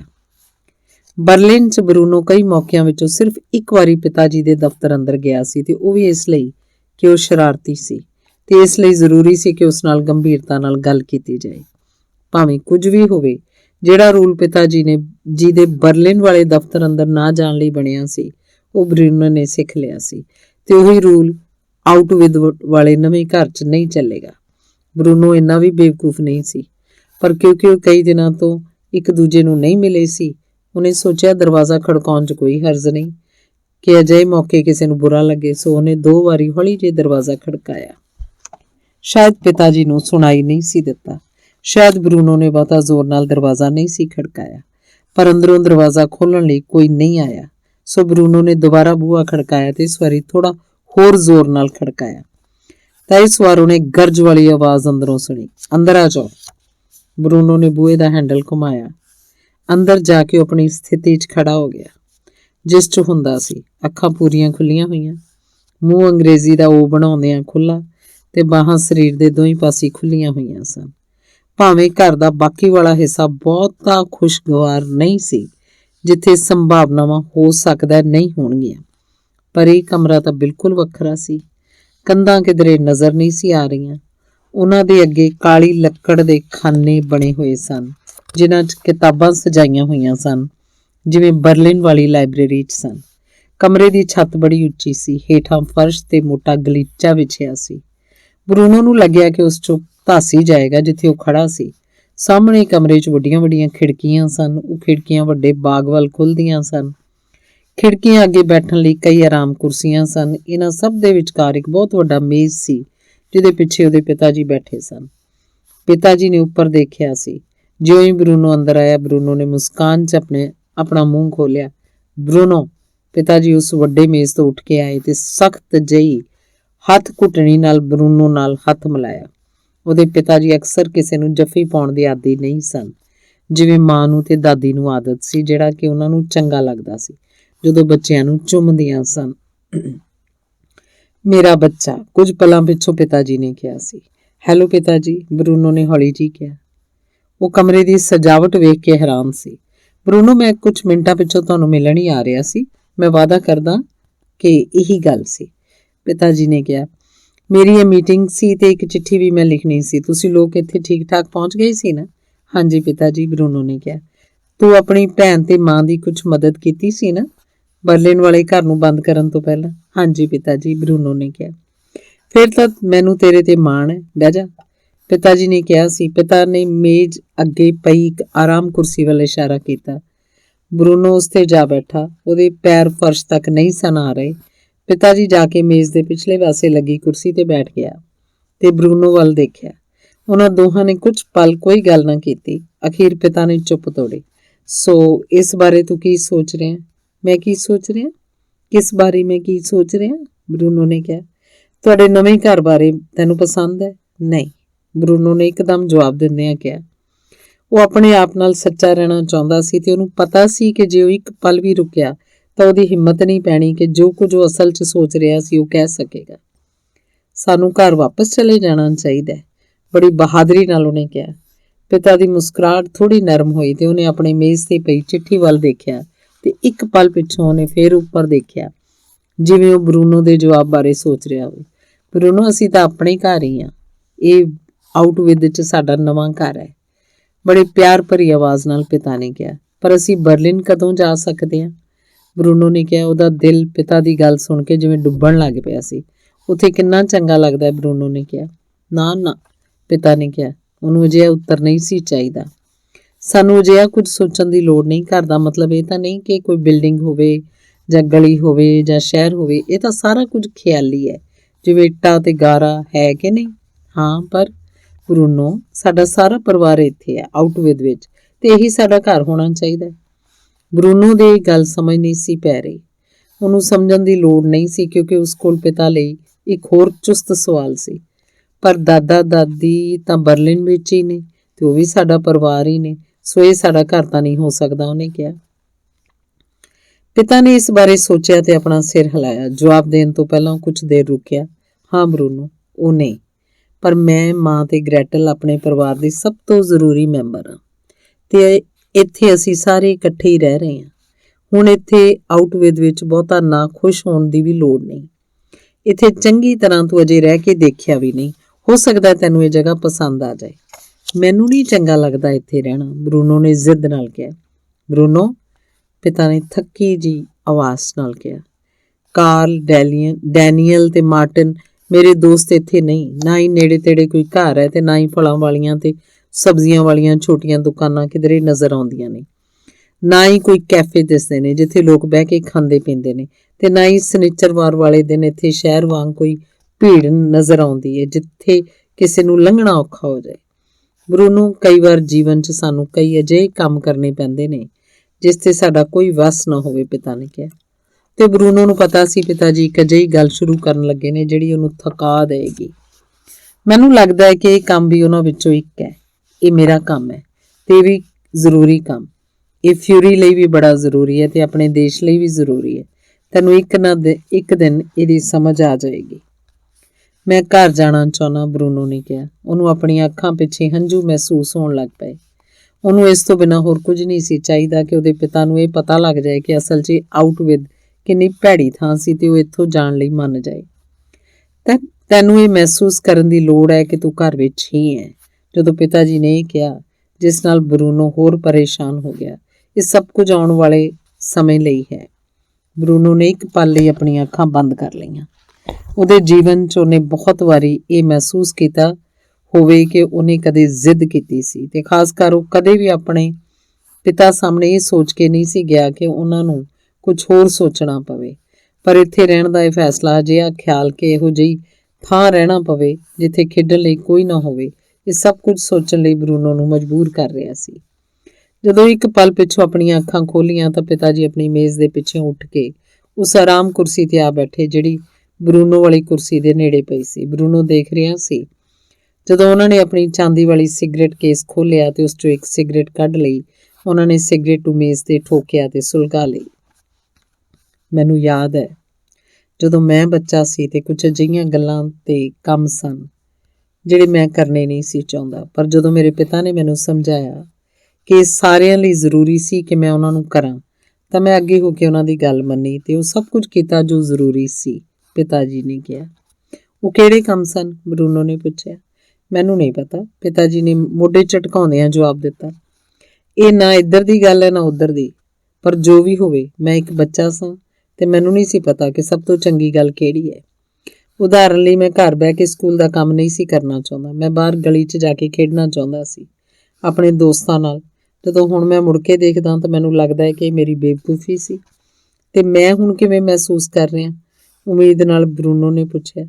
ਹਾਂ, ਪਰ ਮੈਨੂੰ ਇੰਨਾ ਪਤਾ ਸੀ ਕਿ ਮੇਰੇ ਪਿਤਾ, ਤੇਰੇ ਦਾਦਾ ਜੀ ਨੂੰ ਪਤਾ ਸੀ ਕਿ ਮੇਰੇ ਲਈ ਕੀ ਚੰਗਾ ਸੀ, ਤੇ ਜਦੋਂ ਇਹ ਮੰਨ ਲੈਂਦਾ ਸਾਂ ਤਾਂ ਮੈਨੂੰ ਸਭ ਤੋਂ ਵੱਧ ਖੁਸ਼ੀ ਹੁੰਦੀ ਸੀ। ਤੂੰ ਕੀ ਸੋਚਦਾ ਹੈ ਕਿ ਆਪਣੇ ਜੀਵਨ 'ਚ ਇੰਨੀ ਤਰੱਕੀ ਕਿਵੇਂ ਕਰ ਲਈ? ਜੇ ਮੈਂ ਇਹ ਨਾ ਸਿੱਖਿਆ ਹੁੰਦਾ ਕਿ ਕਦੋਂ ਮੈਂ ਇਤਰਾਜ਼ ਕਰਨਾ ਹੈ, ਕਦੋਂ ਆਪਣਾ ਮੂੰਹ ਬੰਦ ਰੱਖਣਾ ਹੈ ਤਾਂ ਕਿ ਵੱਡਿਆਂ ਦਾ ਹੁਕਮ ਮੰਨਿਆ ਜਾ ਸਕੇ। ਹੁਣ ਦੱਸ ਬਰੂਨੋ, ਤੂੰ ਕੀ ਆਖਣਾ? ਬਰੂਨੋ ਨੇ ਇੱਧਰ ਉੱਧਰ ਦੇਖਿਆ। ਉਹਦੀ ਨਿਗਾਹ ਕਮਰੇ ਦੇ ਕੋਨੇ 'ਚ ਇੱਕ ਖਿੜਕੀ ਤੇ ਪਈ। ਦੂਰ ਬਾਹਰ ਭਿਅੰਕਰ ਕੀ ਹੋ ਰਿਹਾ ਸੀ ਉਹਨੂੰ ਦੇਖਿਆ। ਕਿ ਤੁਸੀਂ ਕਦੇ ਕੁਝ ਗਲਤ ਕੀਤਾ ਸੀ? ਕੁਝ ਜਿਹਨੇ ਫਿਊਰੀ ਨੂੰ ਨਾਰਾਜ਼ ਕਰ ਦਿੱਤਾ ਹੋਵੇ? ਉਹਨੇ ਕੁਝ ਪਲਾਂ ਪਿੱਛੋਂ ਪਿਤਾ ਕੋਲੋਂ ਪੁੱਛਿਆ। ਮੈਂ? ਤੇਰਾ ਕੀ ਮਤਲਬ ਹੈ? ਪਿਤਾ ਜੀ ਨੇ ਹੈਰਾਨੀ ਨਾਲ ਉਸ ਵੱਲ ਦੇਖਦਿਆਂ ਕਿਹਾ। ਕੀ ਤੁਸੀਂ ਕੋਈ ਕੰਮ ਖਰਾਬ ਕੀਤਾ ਹੋਵੇ? ਮੈਨੂੰ ਪਤਾ ਹੈ ਕਿ ਹਰ ਕੋਈ ਇਹ ਕਹਿੰਦਾ ਹੈ ਕਿ ਤੁਸੀਂ ਬੜੇ ਜ਼ਰੂਰੀ ਅਫਸਰ ਹੋ ਤੇ ਫਿਊਰੀ ਦੇ ਦਿਮਾਗ 'ਚ ਕਈ ਵੱਡੇ ਕੰਮ ਤੁਹਾਡੇ ਲਈ ਹਨ, ਪਰ ਜੇ ਗਲਤ ਨਾ ਕੀਤਾ ਹੁੰਦਾ ਤਾਂ ਉਹਨੇ ਤੁਹਾਨੂੰ ਇਹੋ ਜਿਹੀ ਥਾਂ ਨਹੀਂ ਸੀ ਭੇਜਣਾ। ਜੇ ਤੁਸੀਂ ਕੁਝ ਵੀ ਗਲਤ ਨਹੀਂ ਸੀ ਕੀਤਾ ਤਾਂ ਉਹਨੂੰ ਤੁਹਾਨੂੰ ਇਹੋ ਜਿਹੀ ਭੈੜੀ ਥਾਂ ਭੇਜਣ ਦੀ ਕੀ ਲੋੜ ਸੀ? ਉਹਨੇ ਕਿਹੜੀ ਗੱਲ ਦੀ ਸਜ਼ਾ ਤੁਹਾਨੂੰ ਦਿੱਤੀ ਹੈ? ਪਿਤਾ ਜੀ ਹੱਸਣ ਲੱਗ ਪਏ। ਬਰੂਨੋ ਇਸ ਨਾਲ ਹੋਰ ਦੁਖੀ ਹੋ ਗਿਆ। ਬਰੂਨੋ ਨੂੰ ਇਸ ਤੋਂ ਵੱਧ ਹੋਰ ਕੁਝ ਵੀ ਦੁਖੀ ਨਹੀਂ ਸੀ ਕਰਦਾ ਜਦੋਂ ਕੋਈ ਵੱਡਾ ਬੰਦਾ ਉਹਦੇ ਤੇ ਹੱਸ ਰਿਹਾ ਹੋਵੇ, ਖਾਸ ਕਰਕੇ ਉਸ ਵੇਲੇ ਜਦੋਂ ਉਹ ਸਵਾਲ ਪੁੱਛ ਰਿਹਾ ਹੋਵੇ ਤਾਂ ਕਿ ਉਹਨੂੰ ਉਸਦੇ ਸਵਾਲਾਂ ਦਾ ਜਵਾਬ ਮਿਲ ਸਕੇ। ਤੈਨੂੰ ਅਜਿਹੇ ਅਹੁਦੇ ਦੀ ਅਹਿਮੀਅਤ ਦਾ ਪਤਾ ਨਹੀਂ, ਪਿਤਾ ਨੇ ਕਿਹਾ। ਮੈਨੂੰ ਨਹੀਂ ਲੱਗਦਾ ਕਿ ਤੁਸੀਂ ਆਪਣੀ ਨੌਕਰੀ 'ਚ ਚੰਗੀ ਤਰ੍ਹਾਂ ਕੰਮ ਕੀਤਾ ਹੋਵੇਗਾ ਕਿ ਸਾਨੂੰ ਇੱਕ ਚੰਗੇ ਘਰ ਨੂੰ ਛੱਡ ਕੇ ਇਸ ਭੈੜੀ ਥਾਂ ਤੇ ਆਉਣਾ ਪਿਆ। ਉੱਤੋਂ ਆਪਣੇ ਦੋਸਤਾਂ ਨੂੰ ਵੀ ਛੱਡਣਾ ਪਿਆ, ਤੇ ਕੁਝ ਤੁਹਾਡੇ ਕੋਲੋਂ ਗਲਤ ਹੋ ਵੀ ਗਿਆ ਸੀ ਤਾਂ ਤੁਹਾਨੂੰ ਫਿਊਰੀ ਕੋਲ ਜਾ ਕੇ ਮਾਫੀ ਮੰਗ ਲੈਣੀ ਚਾਹੀਦੀ ਸੀ। ਉਸ ਨਾਲ ਸਾਰੀ ਗੱਲ ਖਤਮ ਹੋ ਜਾਣੀ ਸੀ। ਹੋ ਸਕਦਾ ਹੈ ਕਿ ਜੇ ਤੁਸੀਂ ਸਾਰੀ ਗੱਲ ਸਾਫ਼-ਸਾਫ਼ ਕਹਿ ਦਿੰਦੇ ਤਾਂ ਉਹ ਤੁਹਾਨੂੰ ਮਾਫ ਕਰ ਦਿੰਦੇ। ਇਹ ਸ਼ਬਦ ਉਹਦੇ ਮੂੰਹੋਂ ਨਿਕਲੇ ਇਸ ਤੋਂ ਪਹਿਲਾਂ ਕਿ ਉਹ ਕੁਝ ਸੋਚਦਾ ਕਿ ਉਹ ਸ਼ਬਦ ਚੰਗੇ ਸਨ ਜਾਂ ਨਹੀਂ। ਜਦੋਂ ਹਵਾ 'ਚ ਫੈਲ ਚੁੱਕੇ ਸਨ ਤਾਂ ਉਹਨੂੰ ਲੱਗ ਰਿਹਾ ਸੀ ਕਿ ਉਹਨੂੰ ਅਜਿਹੇ ਸ਼ਬਦ ਆਪਣੇ ਪਿਤਾ ਜੀ ਸਾਹਮਣੇ ਨਹੀਂ ਸੀ ਕਹਿਣੇ ਚਾਹੀਦੇ। ਉਹਨਾਂ ਸ਼ਬਦਾਂ ਨੂੰ ਵਾਪਸ ਲੈਣ ਲਈ ਹੁਣ ਉਹ ਕੁਝ ਵੀ ਨਹੀਂ ਸੀ ਕਰ ਸਕਦਾ। ਬਰੂਨੋ ਨੇ ਆਪਣਾ ਗਲਾ ਸਾਫ਼ ਕੀਤਾ ਤੇ ਕੁਝ ਪਲਾਂ ਪਿੱਛੋਂ ਉਹਨੇ ਪਿਤਾ ਜੀ ਵੱਲ ਵੇਖਿਆ, ਜਿਹੜੇ ਪੱਥਰ ਵਰਗੇ ਚਿਹਰੇ ਨਾਲ ਉਹਨੂੰ ਉਸ ਵੱਲ ਵੇਖ ਰਹੇ ਸਨ। ਬਰੂਨੋ ਨੇ ਆਪਣੇ ਬੁੱਲ੍ਹਾਂ ਤੇ ਜੀਭ ਫੇਰੀ ਤੇ ਦੂਜੇ ਪਾਸੇ ਦੇਖਣ ਲੱਗ ਪਿਆ। ਬਰੂਨੋ ਨੇ ਸੋਚਿਆ ਕਿ ਹੁਣ ਪਿਤਾ ਜੀ ਦੀਆਂ ਅੱਖਾਂ ਵੱਲ ਦੇਖਣਾ ਕੋਈ ਚੰਗੀ ਗੱਲ ਨਹੀਂ ਹੈ। ਹੌਲੀ-ਹੌਲੀ ਕਮਰੇ 'ਚ ਕੁਝ ਚਿਰ ਅਕਾਊ ਚੁੱਪ ਛਾਈ ਰਹੀ। ਉਸ ਪਿੱਛੋਂ ਪਿਤਾ ਜੀ ਬਰੂਨੋ ਦੇ ਨਾਲ ਵਾਲੀ ਕੁਰਸੀ ਤੋਂ ਉੱਠ ਕੇ ਮੁੜ ਕੇ ਆਪਣੇ ਮੇਜ਼ ਦੇ ਪਿੱਛੇ ਵਾਲੀ ਕੁਰਸੀ ਤੇ ਜਾ ਬੈਠੇ ਸਨ। ਪਿਤਾ ਜੀ ਨੇ ਆਪਣੀ ਸਿਗਰਟ ਐਸ਼ਟਰੇ 'ਚ ਰੱਖ ਦਿੱਤੀ। ਮੈਨੂੰ ਨਹੀਂ ਲੱਗਦਾ ਕਿ ਤੁਸੀਂ ਬੜੇ ਬਹਾਦਰ ਹੋ, ਉਹਨੇ ਕੁਝ ਦੇਰ ਪਿੱਛੋਂ ਧੀਮੀ ਆਵਾਜ਼ 'ਚ ਕਿਹਾ, ਜਿਵੇਂ ਉਹ ਆਪਣੇ ਦਿਮਾਗ 'ਚ ਬਹਿਸ ਕਰ ਰਿਹਾ ਹੋਵੇ। ਸਗੋਂ ਕੋਈ ਬਦਤਮੀਜ਼ੀ ਨਾ ਹੋਵੇ, ਸ਼ਾਇਦ ਅਜਿਹੀ ਕੋਈ ਗੱਲ ਨਹੀਂ ਸੀ। ਮੇਰਾ ਮਤਲਬ ਇਹ ਨਹੀਂ ਸੀ, ਪਰ ਹੁਣ ਤੂੰ ਚੁੱਪ ਰਹੇਂਗਾ। ਪਿਤਾ ਜੀ ਨੇ ਉਹਨੂੰ ਟੋਕਦਿਆਂ ਥੋੜ੍ਹੀ ਉੱਚੀ ਆਵਾਜ਼ 'ਚ ਕਿਹਾ, ਕਿਉਂਕਿ ਕਿਸੇ ਆਮ ਟੱਬਰ ਵਾਲੇ ਰੂਲ ਉਸ 'ਤੇ ਲਾਗੂ ਨਹੀਂ ਸਨ ਹੁੰਦੇ। ਬਰੂਨੋ, ਮੈਨੂੰ ਤੇਰੀਆਂ ਭਾਵਨਾਵਾਂ ਦਾ ਅਹਿਸਾਸ ਸੀ, ਕਿਉਂਕਿ ਮੈਨੂੰ ਪਤਾ ਸੀ ਤੇਰੇ ਲਈ ਇੱਥੇ ਆ ਸਕਣਾ ਔਖਾ ਸੀ, ਤੇ ਜੋ ਕੁਝ ਤੂੰ ਕਹਿਣਾ ਸੀ ਉਹ ਮੈਂ ਸੁਣ ਲਿਆ। ਭਾਵੇਂ ਤੇਰਾ ਬਚਪਨ ਜਾਂ ਤੇਰੀ ਮੁੰਡਿਆਂ ਵਰਗੀ ਸੋਚ ਤੈਨੂੰ ਕੁਝ ਵੀ ਕਹਿਣ ਤੇ ਮਜਬੂਰ ਕਰੇ, ਤੇ ਤੂੰ ਦੇਖ ਲਿਆ ਕਿ ਇਹਨਾਂ ਸਾਰੇ ਤੇਰੇ ਖਿਆਲਾਂ ਬਾਰੇ ਮੈਂ ਤੈਨੂੰ ਕੁਝ ਵੀ ਨਹੀਂ ਕਿਹਾ। ਹੁਣ ਮੌਕਾ ਆ ਗਿਆ ਕਿ ਤੈਨੂੰ ਇਹ ਸਭ ਕੁਝ ਸਹਿਣਾ ਤੇ ਮਨਜ਼ੂਰ ਕਰਨਾ ਪਏਗਾ। ਮੈਂ ਇਹਨੂੰ ਮਨਜ਼ੂਰ ਨਹੀਂ ਕਰਾਂਗਾ, ਉੱਚੀ ਆਵਾਜ਼ 'ਚ ਬਰੂਨੋ ਨੇ ਕਿਹਾ। ਅੱਖਾਂ ਝਪਕਦਿਆਂ ਉਹਨੂੰ ਨਹੀਂ ਸੀ ਪਤਾ ਕਿ ਉਹ ਇੰਨੀ ਉੱਚੀ ਆਵਾਜ਼ 'ਚ ਬੋਲ ਪਏਗਾ। ਅਸਲ ਗੱਲ ਤਾਂ ਇਹ ਸੀ ਕਿ ਉਹਨੂੰ ਇਸ ਗੱਲ ਤੇ ਬੜੀ ਹੈਰਾਨੀ ਵੀ ਸੀ। ਉਹ ਕੁਝ ਝਿਜਕਿਆ ਤੇ ਜੇ ਜ਼ਰੂਰੀ ਹੋਇਆ ਤਾਂ ਉਸ ਲਈ ਉਹ ਕੁਝ ਕਹਿਣ ਲਈ ਵੀ ਤਿਆਰ ਸੀ, ਪਰ ਅੱਜ ਲੱਗਦਾ ਸੀ ਪਿਤਾ ਜੀ ਨੂੰ ਉਹਦੀ ਕਿਸੇ ਵੀ ਗੱਲ ਤੇ ਗੁੱਸਾ ਨਹੀਂ ਸੀ ਆ ਰਿਹਾ। ਜੇ ਬਰੂਨੋ ਆਪਣੇ ਆਪ ਨਾਲ ਸੱਚਾ ਰਹਿਣਾ ਚਾਹੁੰਦਾ ਸੀ ਤਾਂ ਇਹ ਗੱਲ ਸਹੀ ਸੀ ਕਿ ਪਿਤਾ ਜੀ ਕਦੇ-ਕਦਾਈ ਹੀ ਗੁੱਸੇ ਹੁੰਦੇ ਸਨ। ਉਹ ਚੁੱਪ ਕਰ ਜਾਇਆ ਕਰਦੇ ਸਨ ਤੇ ਜੋ ਉਹਨਾਂ ਨੇ ਕਰਨਾ ਹੁੰਦਾ ਸੀ ਅਖੀਰ ਉਹ ਕਰ ਹੀ ਲੈਂਦੇ ਸਨ। ਇਸ ਤੋਂ ਇਲਾਵਾ ਕਿ ਉਹਦੇ ਪਿੱਛੇ ਭੱਜੇ ਫਿਰਦੇ ਤੇ ਘਰ 'ਚ ਉਹਨੂੰ ਘੇਰ-ਘੂਰ ਕੇ ਕੁਝ ਕਹਿੰਦੇ, ਉਹ ਆਪਣਾ ਸਿਰ ਹਿਲਾ ਦਿੰਦੇ ਸਨ, ਜਿਹਦਾ ਮਤਲਬ ਹੁੰਦਾ ਸੀ ਕਿ ਉਹਨਾਂ ਦੀ ਬਹਿਸ ਖਤਮ ਹੋ ਗਈ। ਬਰੂਨੋ, ਆਪਣੇ ਕਮਰੇ 'ਚ ਚਲਾ ਜਾ, ਪਿਤਾ ਜੀ ਨੇ ਇੰਨੀ ਧੀਮੀ ਆਵਾਜ਼ 'ਚ ਕਿਹਾ ਕਿ ਇਹਦਾ ਮਤਲਬ ਸੀ ਕਿ ਕੁਝ ਕਹਿਣਾ ਸੁਣਨਾ ਨਹੀਂ। ਬਰੂਨੋ ਹੌਲੀ ਜਿਹੀ ਉੱਠਿਆ। ਨਿਰਾਸ਼ਾ ਦੇ ਹੰਝੂ ਉਹਦੀਆਂ ਅੱਖਾਂ 'ਚ ਝਲਕ ਪਏ ਸਨ। ਉਹ ਬੂਹੇ ਵੱਲ ਗਿਆ ਤੇ ਬੂਹਾ ਖੁੱਲ੍ਹਣ ਤੋਂ ਪਹਿਲਾਂ ਮੁੜਿਆ ਤੇ ਉਹਨੇ ਆਖਰੀ ਸਵਾਲ ਪੁੱਛਿਆ। ਪਿਤਾ ਜੀ, ਉਹਨੇ ਕਹਿਣਾ ਸ਼ੁਰੂ ਕੀਤਾ। ਬਰੂਨੋ, ਮੈਂ ਨਹੀਂ, ਪਿਤਾ ਨੇ ਤਲਖੀ ਨਾਲ ਕਿਹਾ। ਇਹ ਉਸ ਲਈ ਨਹੀਂ, ਮੈਂ ਕੋਈ ਹੋਰ ਸਵਾਲ ਪੁੱਛਣਾ ਚਾਹੁੰਦਾ। ਪਿਤਾ ਨੇ ਲੰਮਾ ਸਾਹ ਲਿਆ ਤੇ ਇਸ਼ਾਰਾ ਕੀਤਾ ਕਿ ਪੁੱਛ ਸਕਦਾ ਹੈ, ਪਰ ਇਸ ਤੋਂ ਮਗਰੋਂ ਗੱਲਬਾਤ ਦਾ ਸਿਲਸਿਲਾ ਖਤਮ ਹੋ ਜਾਏਗਾ ਤੇ ਨਾ ਹੀ ਕੋਈ ਹੋਰ ਦਲੀਲ ਦਿੱਤੀ ਜਾ ਸਕਦੀ ਹੈ। ਬਰੂਨੋ ਨੇ ਆਪਣੇ ਸਵਾਲ ਬਾਰੇ ਸੋਚਣਾ ਸ਼ੁਰੂ ਕੀਤਾ। ਉਹ ਨਹੀਂ ਸੀ ਚਾਹੁੰਦਾ ਕਿ ਇਸ ਵਾਰੀ ਉਹਦਾ ਸਵਾਲ ਖਰਵਾ ਤੇ ਅਟਪਟਾ ਲੱਗੇ। ਉਹ ਲੋਕ ਬਾਹਰ ਕਿਉਂ ਨਹੀਂ? ਉਹਨੇ ਆਖਰ ਵਿੱਚ ਕਿਹਾ। ਪਿਤਾ ਜੀ ਨੇ ਆਪਣੇ ਸਿਰ ਨੂੰ ਖੱਬੇ ਪਾਸੇ ਝੁਕਾਇਆ। ਸਵਾਲ ਨੇ ਉਹਨਾਂ ਨੂੰ ਕੁਝ ਸ਼ਸ਼ੋਪੰਚ ਪਾ ਦਿੱਤਾ ਸੀ।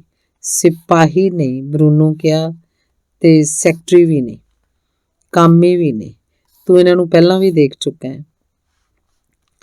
ਨਹੀਂ, ਉਹ ਨਹੀਂ, ਬਰੂਨੋ ਨੇ ਕਿਹਾ। ਉਹ ਲੋਕ ਜਿਹੜੇ ਮੇਰੀ ਖਿੜਕੀ 'ਚੋਂ ਦਿਸਦੇ ਨੇ, ਦੂਰ ਝੌਂਪੜੀਆਂ 'ਚ, ਉਹਨਾਂ ਸਾਰਿਆਂ ਨੇ ਇੱਕੋ ਜਿਹੇ ਕੱਪੜੇ ਪਾਏ ਹੋਏ ਨੇ। ਅੱਛਾ, ਉਹ ਲੋਕ, ਪਿਤਾ ਜੀ ਥੋੜ੍ਹਾ ਮੁਸਕਰਾਉਂਦਿਆਂ ਕਿਹਾ ਤੇ ਆਪਣਾ ਸਿਰ ਹਿਲਾਇਆ।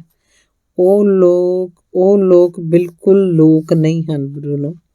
ਬਰੂਨੋ ਹੈਰਾਨ ਹੋ ਗਿਆ। ਉਹ ਨਹੀਂ? ਉਹਨੇ ਸੋਚਿਆ ਇਹ ਕਿਵੇਂ ਹੋ ਸਕਦਾ ਕਿ ਪਿਤਾ ਜੀ ਨੂੰ ਉਹਨਾਂ ਬਾਰੇ ਪਤਾ ਹੀ ਨਾ ਹੋਵੇ। ਨਹੀਂ, ਘੱਟੋ ਘੱਟ ਇਉਂ ਤਾਂ ਨਹੀਂ ਜਿਵੇਂ ਸਾਨੂੰ ਪਤਾ ਹੈ, ਪਿਤਾ ਜੀ ਕਹਿਣਾ ਸ਼ੁਰੂ ਕੀਤਾ। ਪਰ ਤੈਨੂੰ ਹੁਣ ਉਹਨਾਂ ਬਾਰੇ ਕੋਈ ਫਿਕਰ ਕਰਨ ਦੀ ਲੋੜ ਨਹੀਂ। ਉਹਨਾਂ ਦਾ ਤੇਰੇ ਨਾਲ ਕੋਈ ਸਰੋਕਾਰ ਨਹੀਂ। ਤੇਰਾ ਉਹਨਾਂ ਨਾਲ ਕੁਝ ਵੀ ਮਿਲਦਾ ਜੁਲਦਾ ਨਹੀਂ। ਆਪਣੇ ਨਵੇਂ ਘਰ 'ਚ ਰਹਿਣ ਲੱਗ ਜਾਓ ਤੇ ਚੰਗੇ ਬਣੋ। ਸਿਰਫ ਮੈਂ ਇੰਨਾ ਹੀ ਕਹਾਂਗਾ। ਇਸ ਸਥਿਤੀ ਨੂੰ ਪਛਾਣੋ ਤੇ ਮੰਨ ਲਓ ਤੇ ਸਭ ਕੁਝ ਸੁਖਾਲਾ ਲੱਗਣ ਲੱਗ ਪਏਗਾ। ਹਾਂਜੀ ਪਿਤਾ ਜੀ, ਬਰੂਨੋ ਨੇ ਕਿਹਾ। ਪਿਤਾ ਜੀ ਦੇ ਜਵਾਬ ਨਾਲ ਉਹਦੀ ਤਸੱਲੀ ਨਹੀਂ ਸੀ ਹੋਈ। ਬਰੂਨੋ ਨੇ ਬੂਹਾ ਖੋਲ੍ਹਿਆ ਤੇ ਪਿਤਾ ਜੀ ਨੇ ਉਹਨੂੰ ਵਾਪਸ ਬੁਲਾ ਲਿਆ। ਇੱਕ ਪਲ ਲਈ ਉਹ ਆਪਣੀਆਂ ਭਵਾਂ ਉੱਪਰ ਕਰਕੇ ਖੜੇ ਸਨ, ਜਿਵੇਂ ਉਹਨੂੰ ਯਾਦ ਕਰਵਾ ਰਹੇ ਹੋਣ ਕਿ ਉਹ ਕੁਝ ਭੁੱਲ ਰਿਹਾ ਸੀ। ਬਰੂਨੋ ਨੂੰ ਇਹ ਪਲ ਯਾਦ ਰਹੇ ਜਦੋਂ ਉਹਦੇ ਪਿਤਾ ਨੇ ਇਸ਼ਾਰਾ ਕੀਤਾ ਤੇ ਉਹ ਵਾਕ ਕਿਹਾ ਜਿਹੜਾ ਉਹਦੀ ਇਨ ਬਿਨ ਨਕਲ ਸੀ। ਉਹਨੇ ਆਪਣੇ ਦੋਵੇਂ ਬੂਟ ਆਪਸ ਟਕਰਾਏ ਤੇ ਉਸ ਤੋਂ ਪਹਿਲਾਂ ਉਹਦਾ ਹੱਥ ਹਵਾ 'ਚ ਇੱਕਦਮ ਉੱਠਿਆ। ਉਹਨੇ ਪਿਤਾ ਦੀ ਨਕਲ ਕਰਦਿਆਂ ਉਹੀ ਦੋ ਸ਼ਬਦ ਬੋਲੇ ਜਿਹੜੇ ਉਹਨੇ ਕਿਸੇ ਵੀ ਸਿਪਾਹੀ ਕੋਲੋਂ ਜਾਣ ਤੋਂ ਪਹਿਲਾਂ ਕਹਿਣੇ ਸਨ। ਹੇਲ ਹਿਟਲਰ, ਉਹਨੇ ਕਿਹਾ, ਜਿਹਨੂੰ ਕਹਿਣ ਦਾ ਇੱਕ ਹੋਰ ਵੱਖਰਾ ਤਰੀਕਾ ਸੀ। ਚੰਗਾ, ਹੁਣ ਲਈ ਅਲਵਿਦਾ ਤੇ ਚੰਗੀ ਦੁਪਹਿਰ। ਧੰਨਵਾਦ।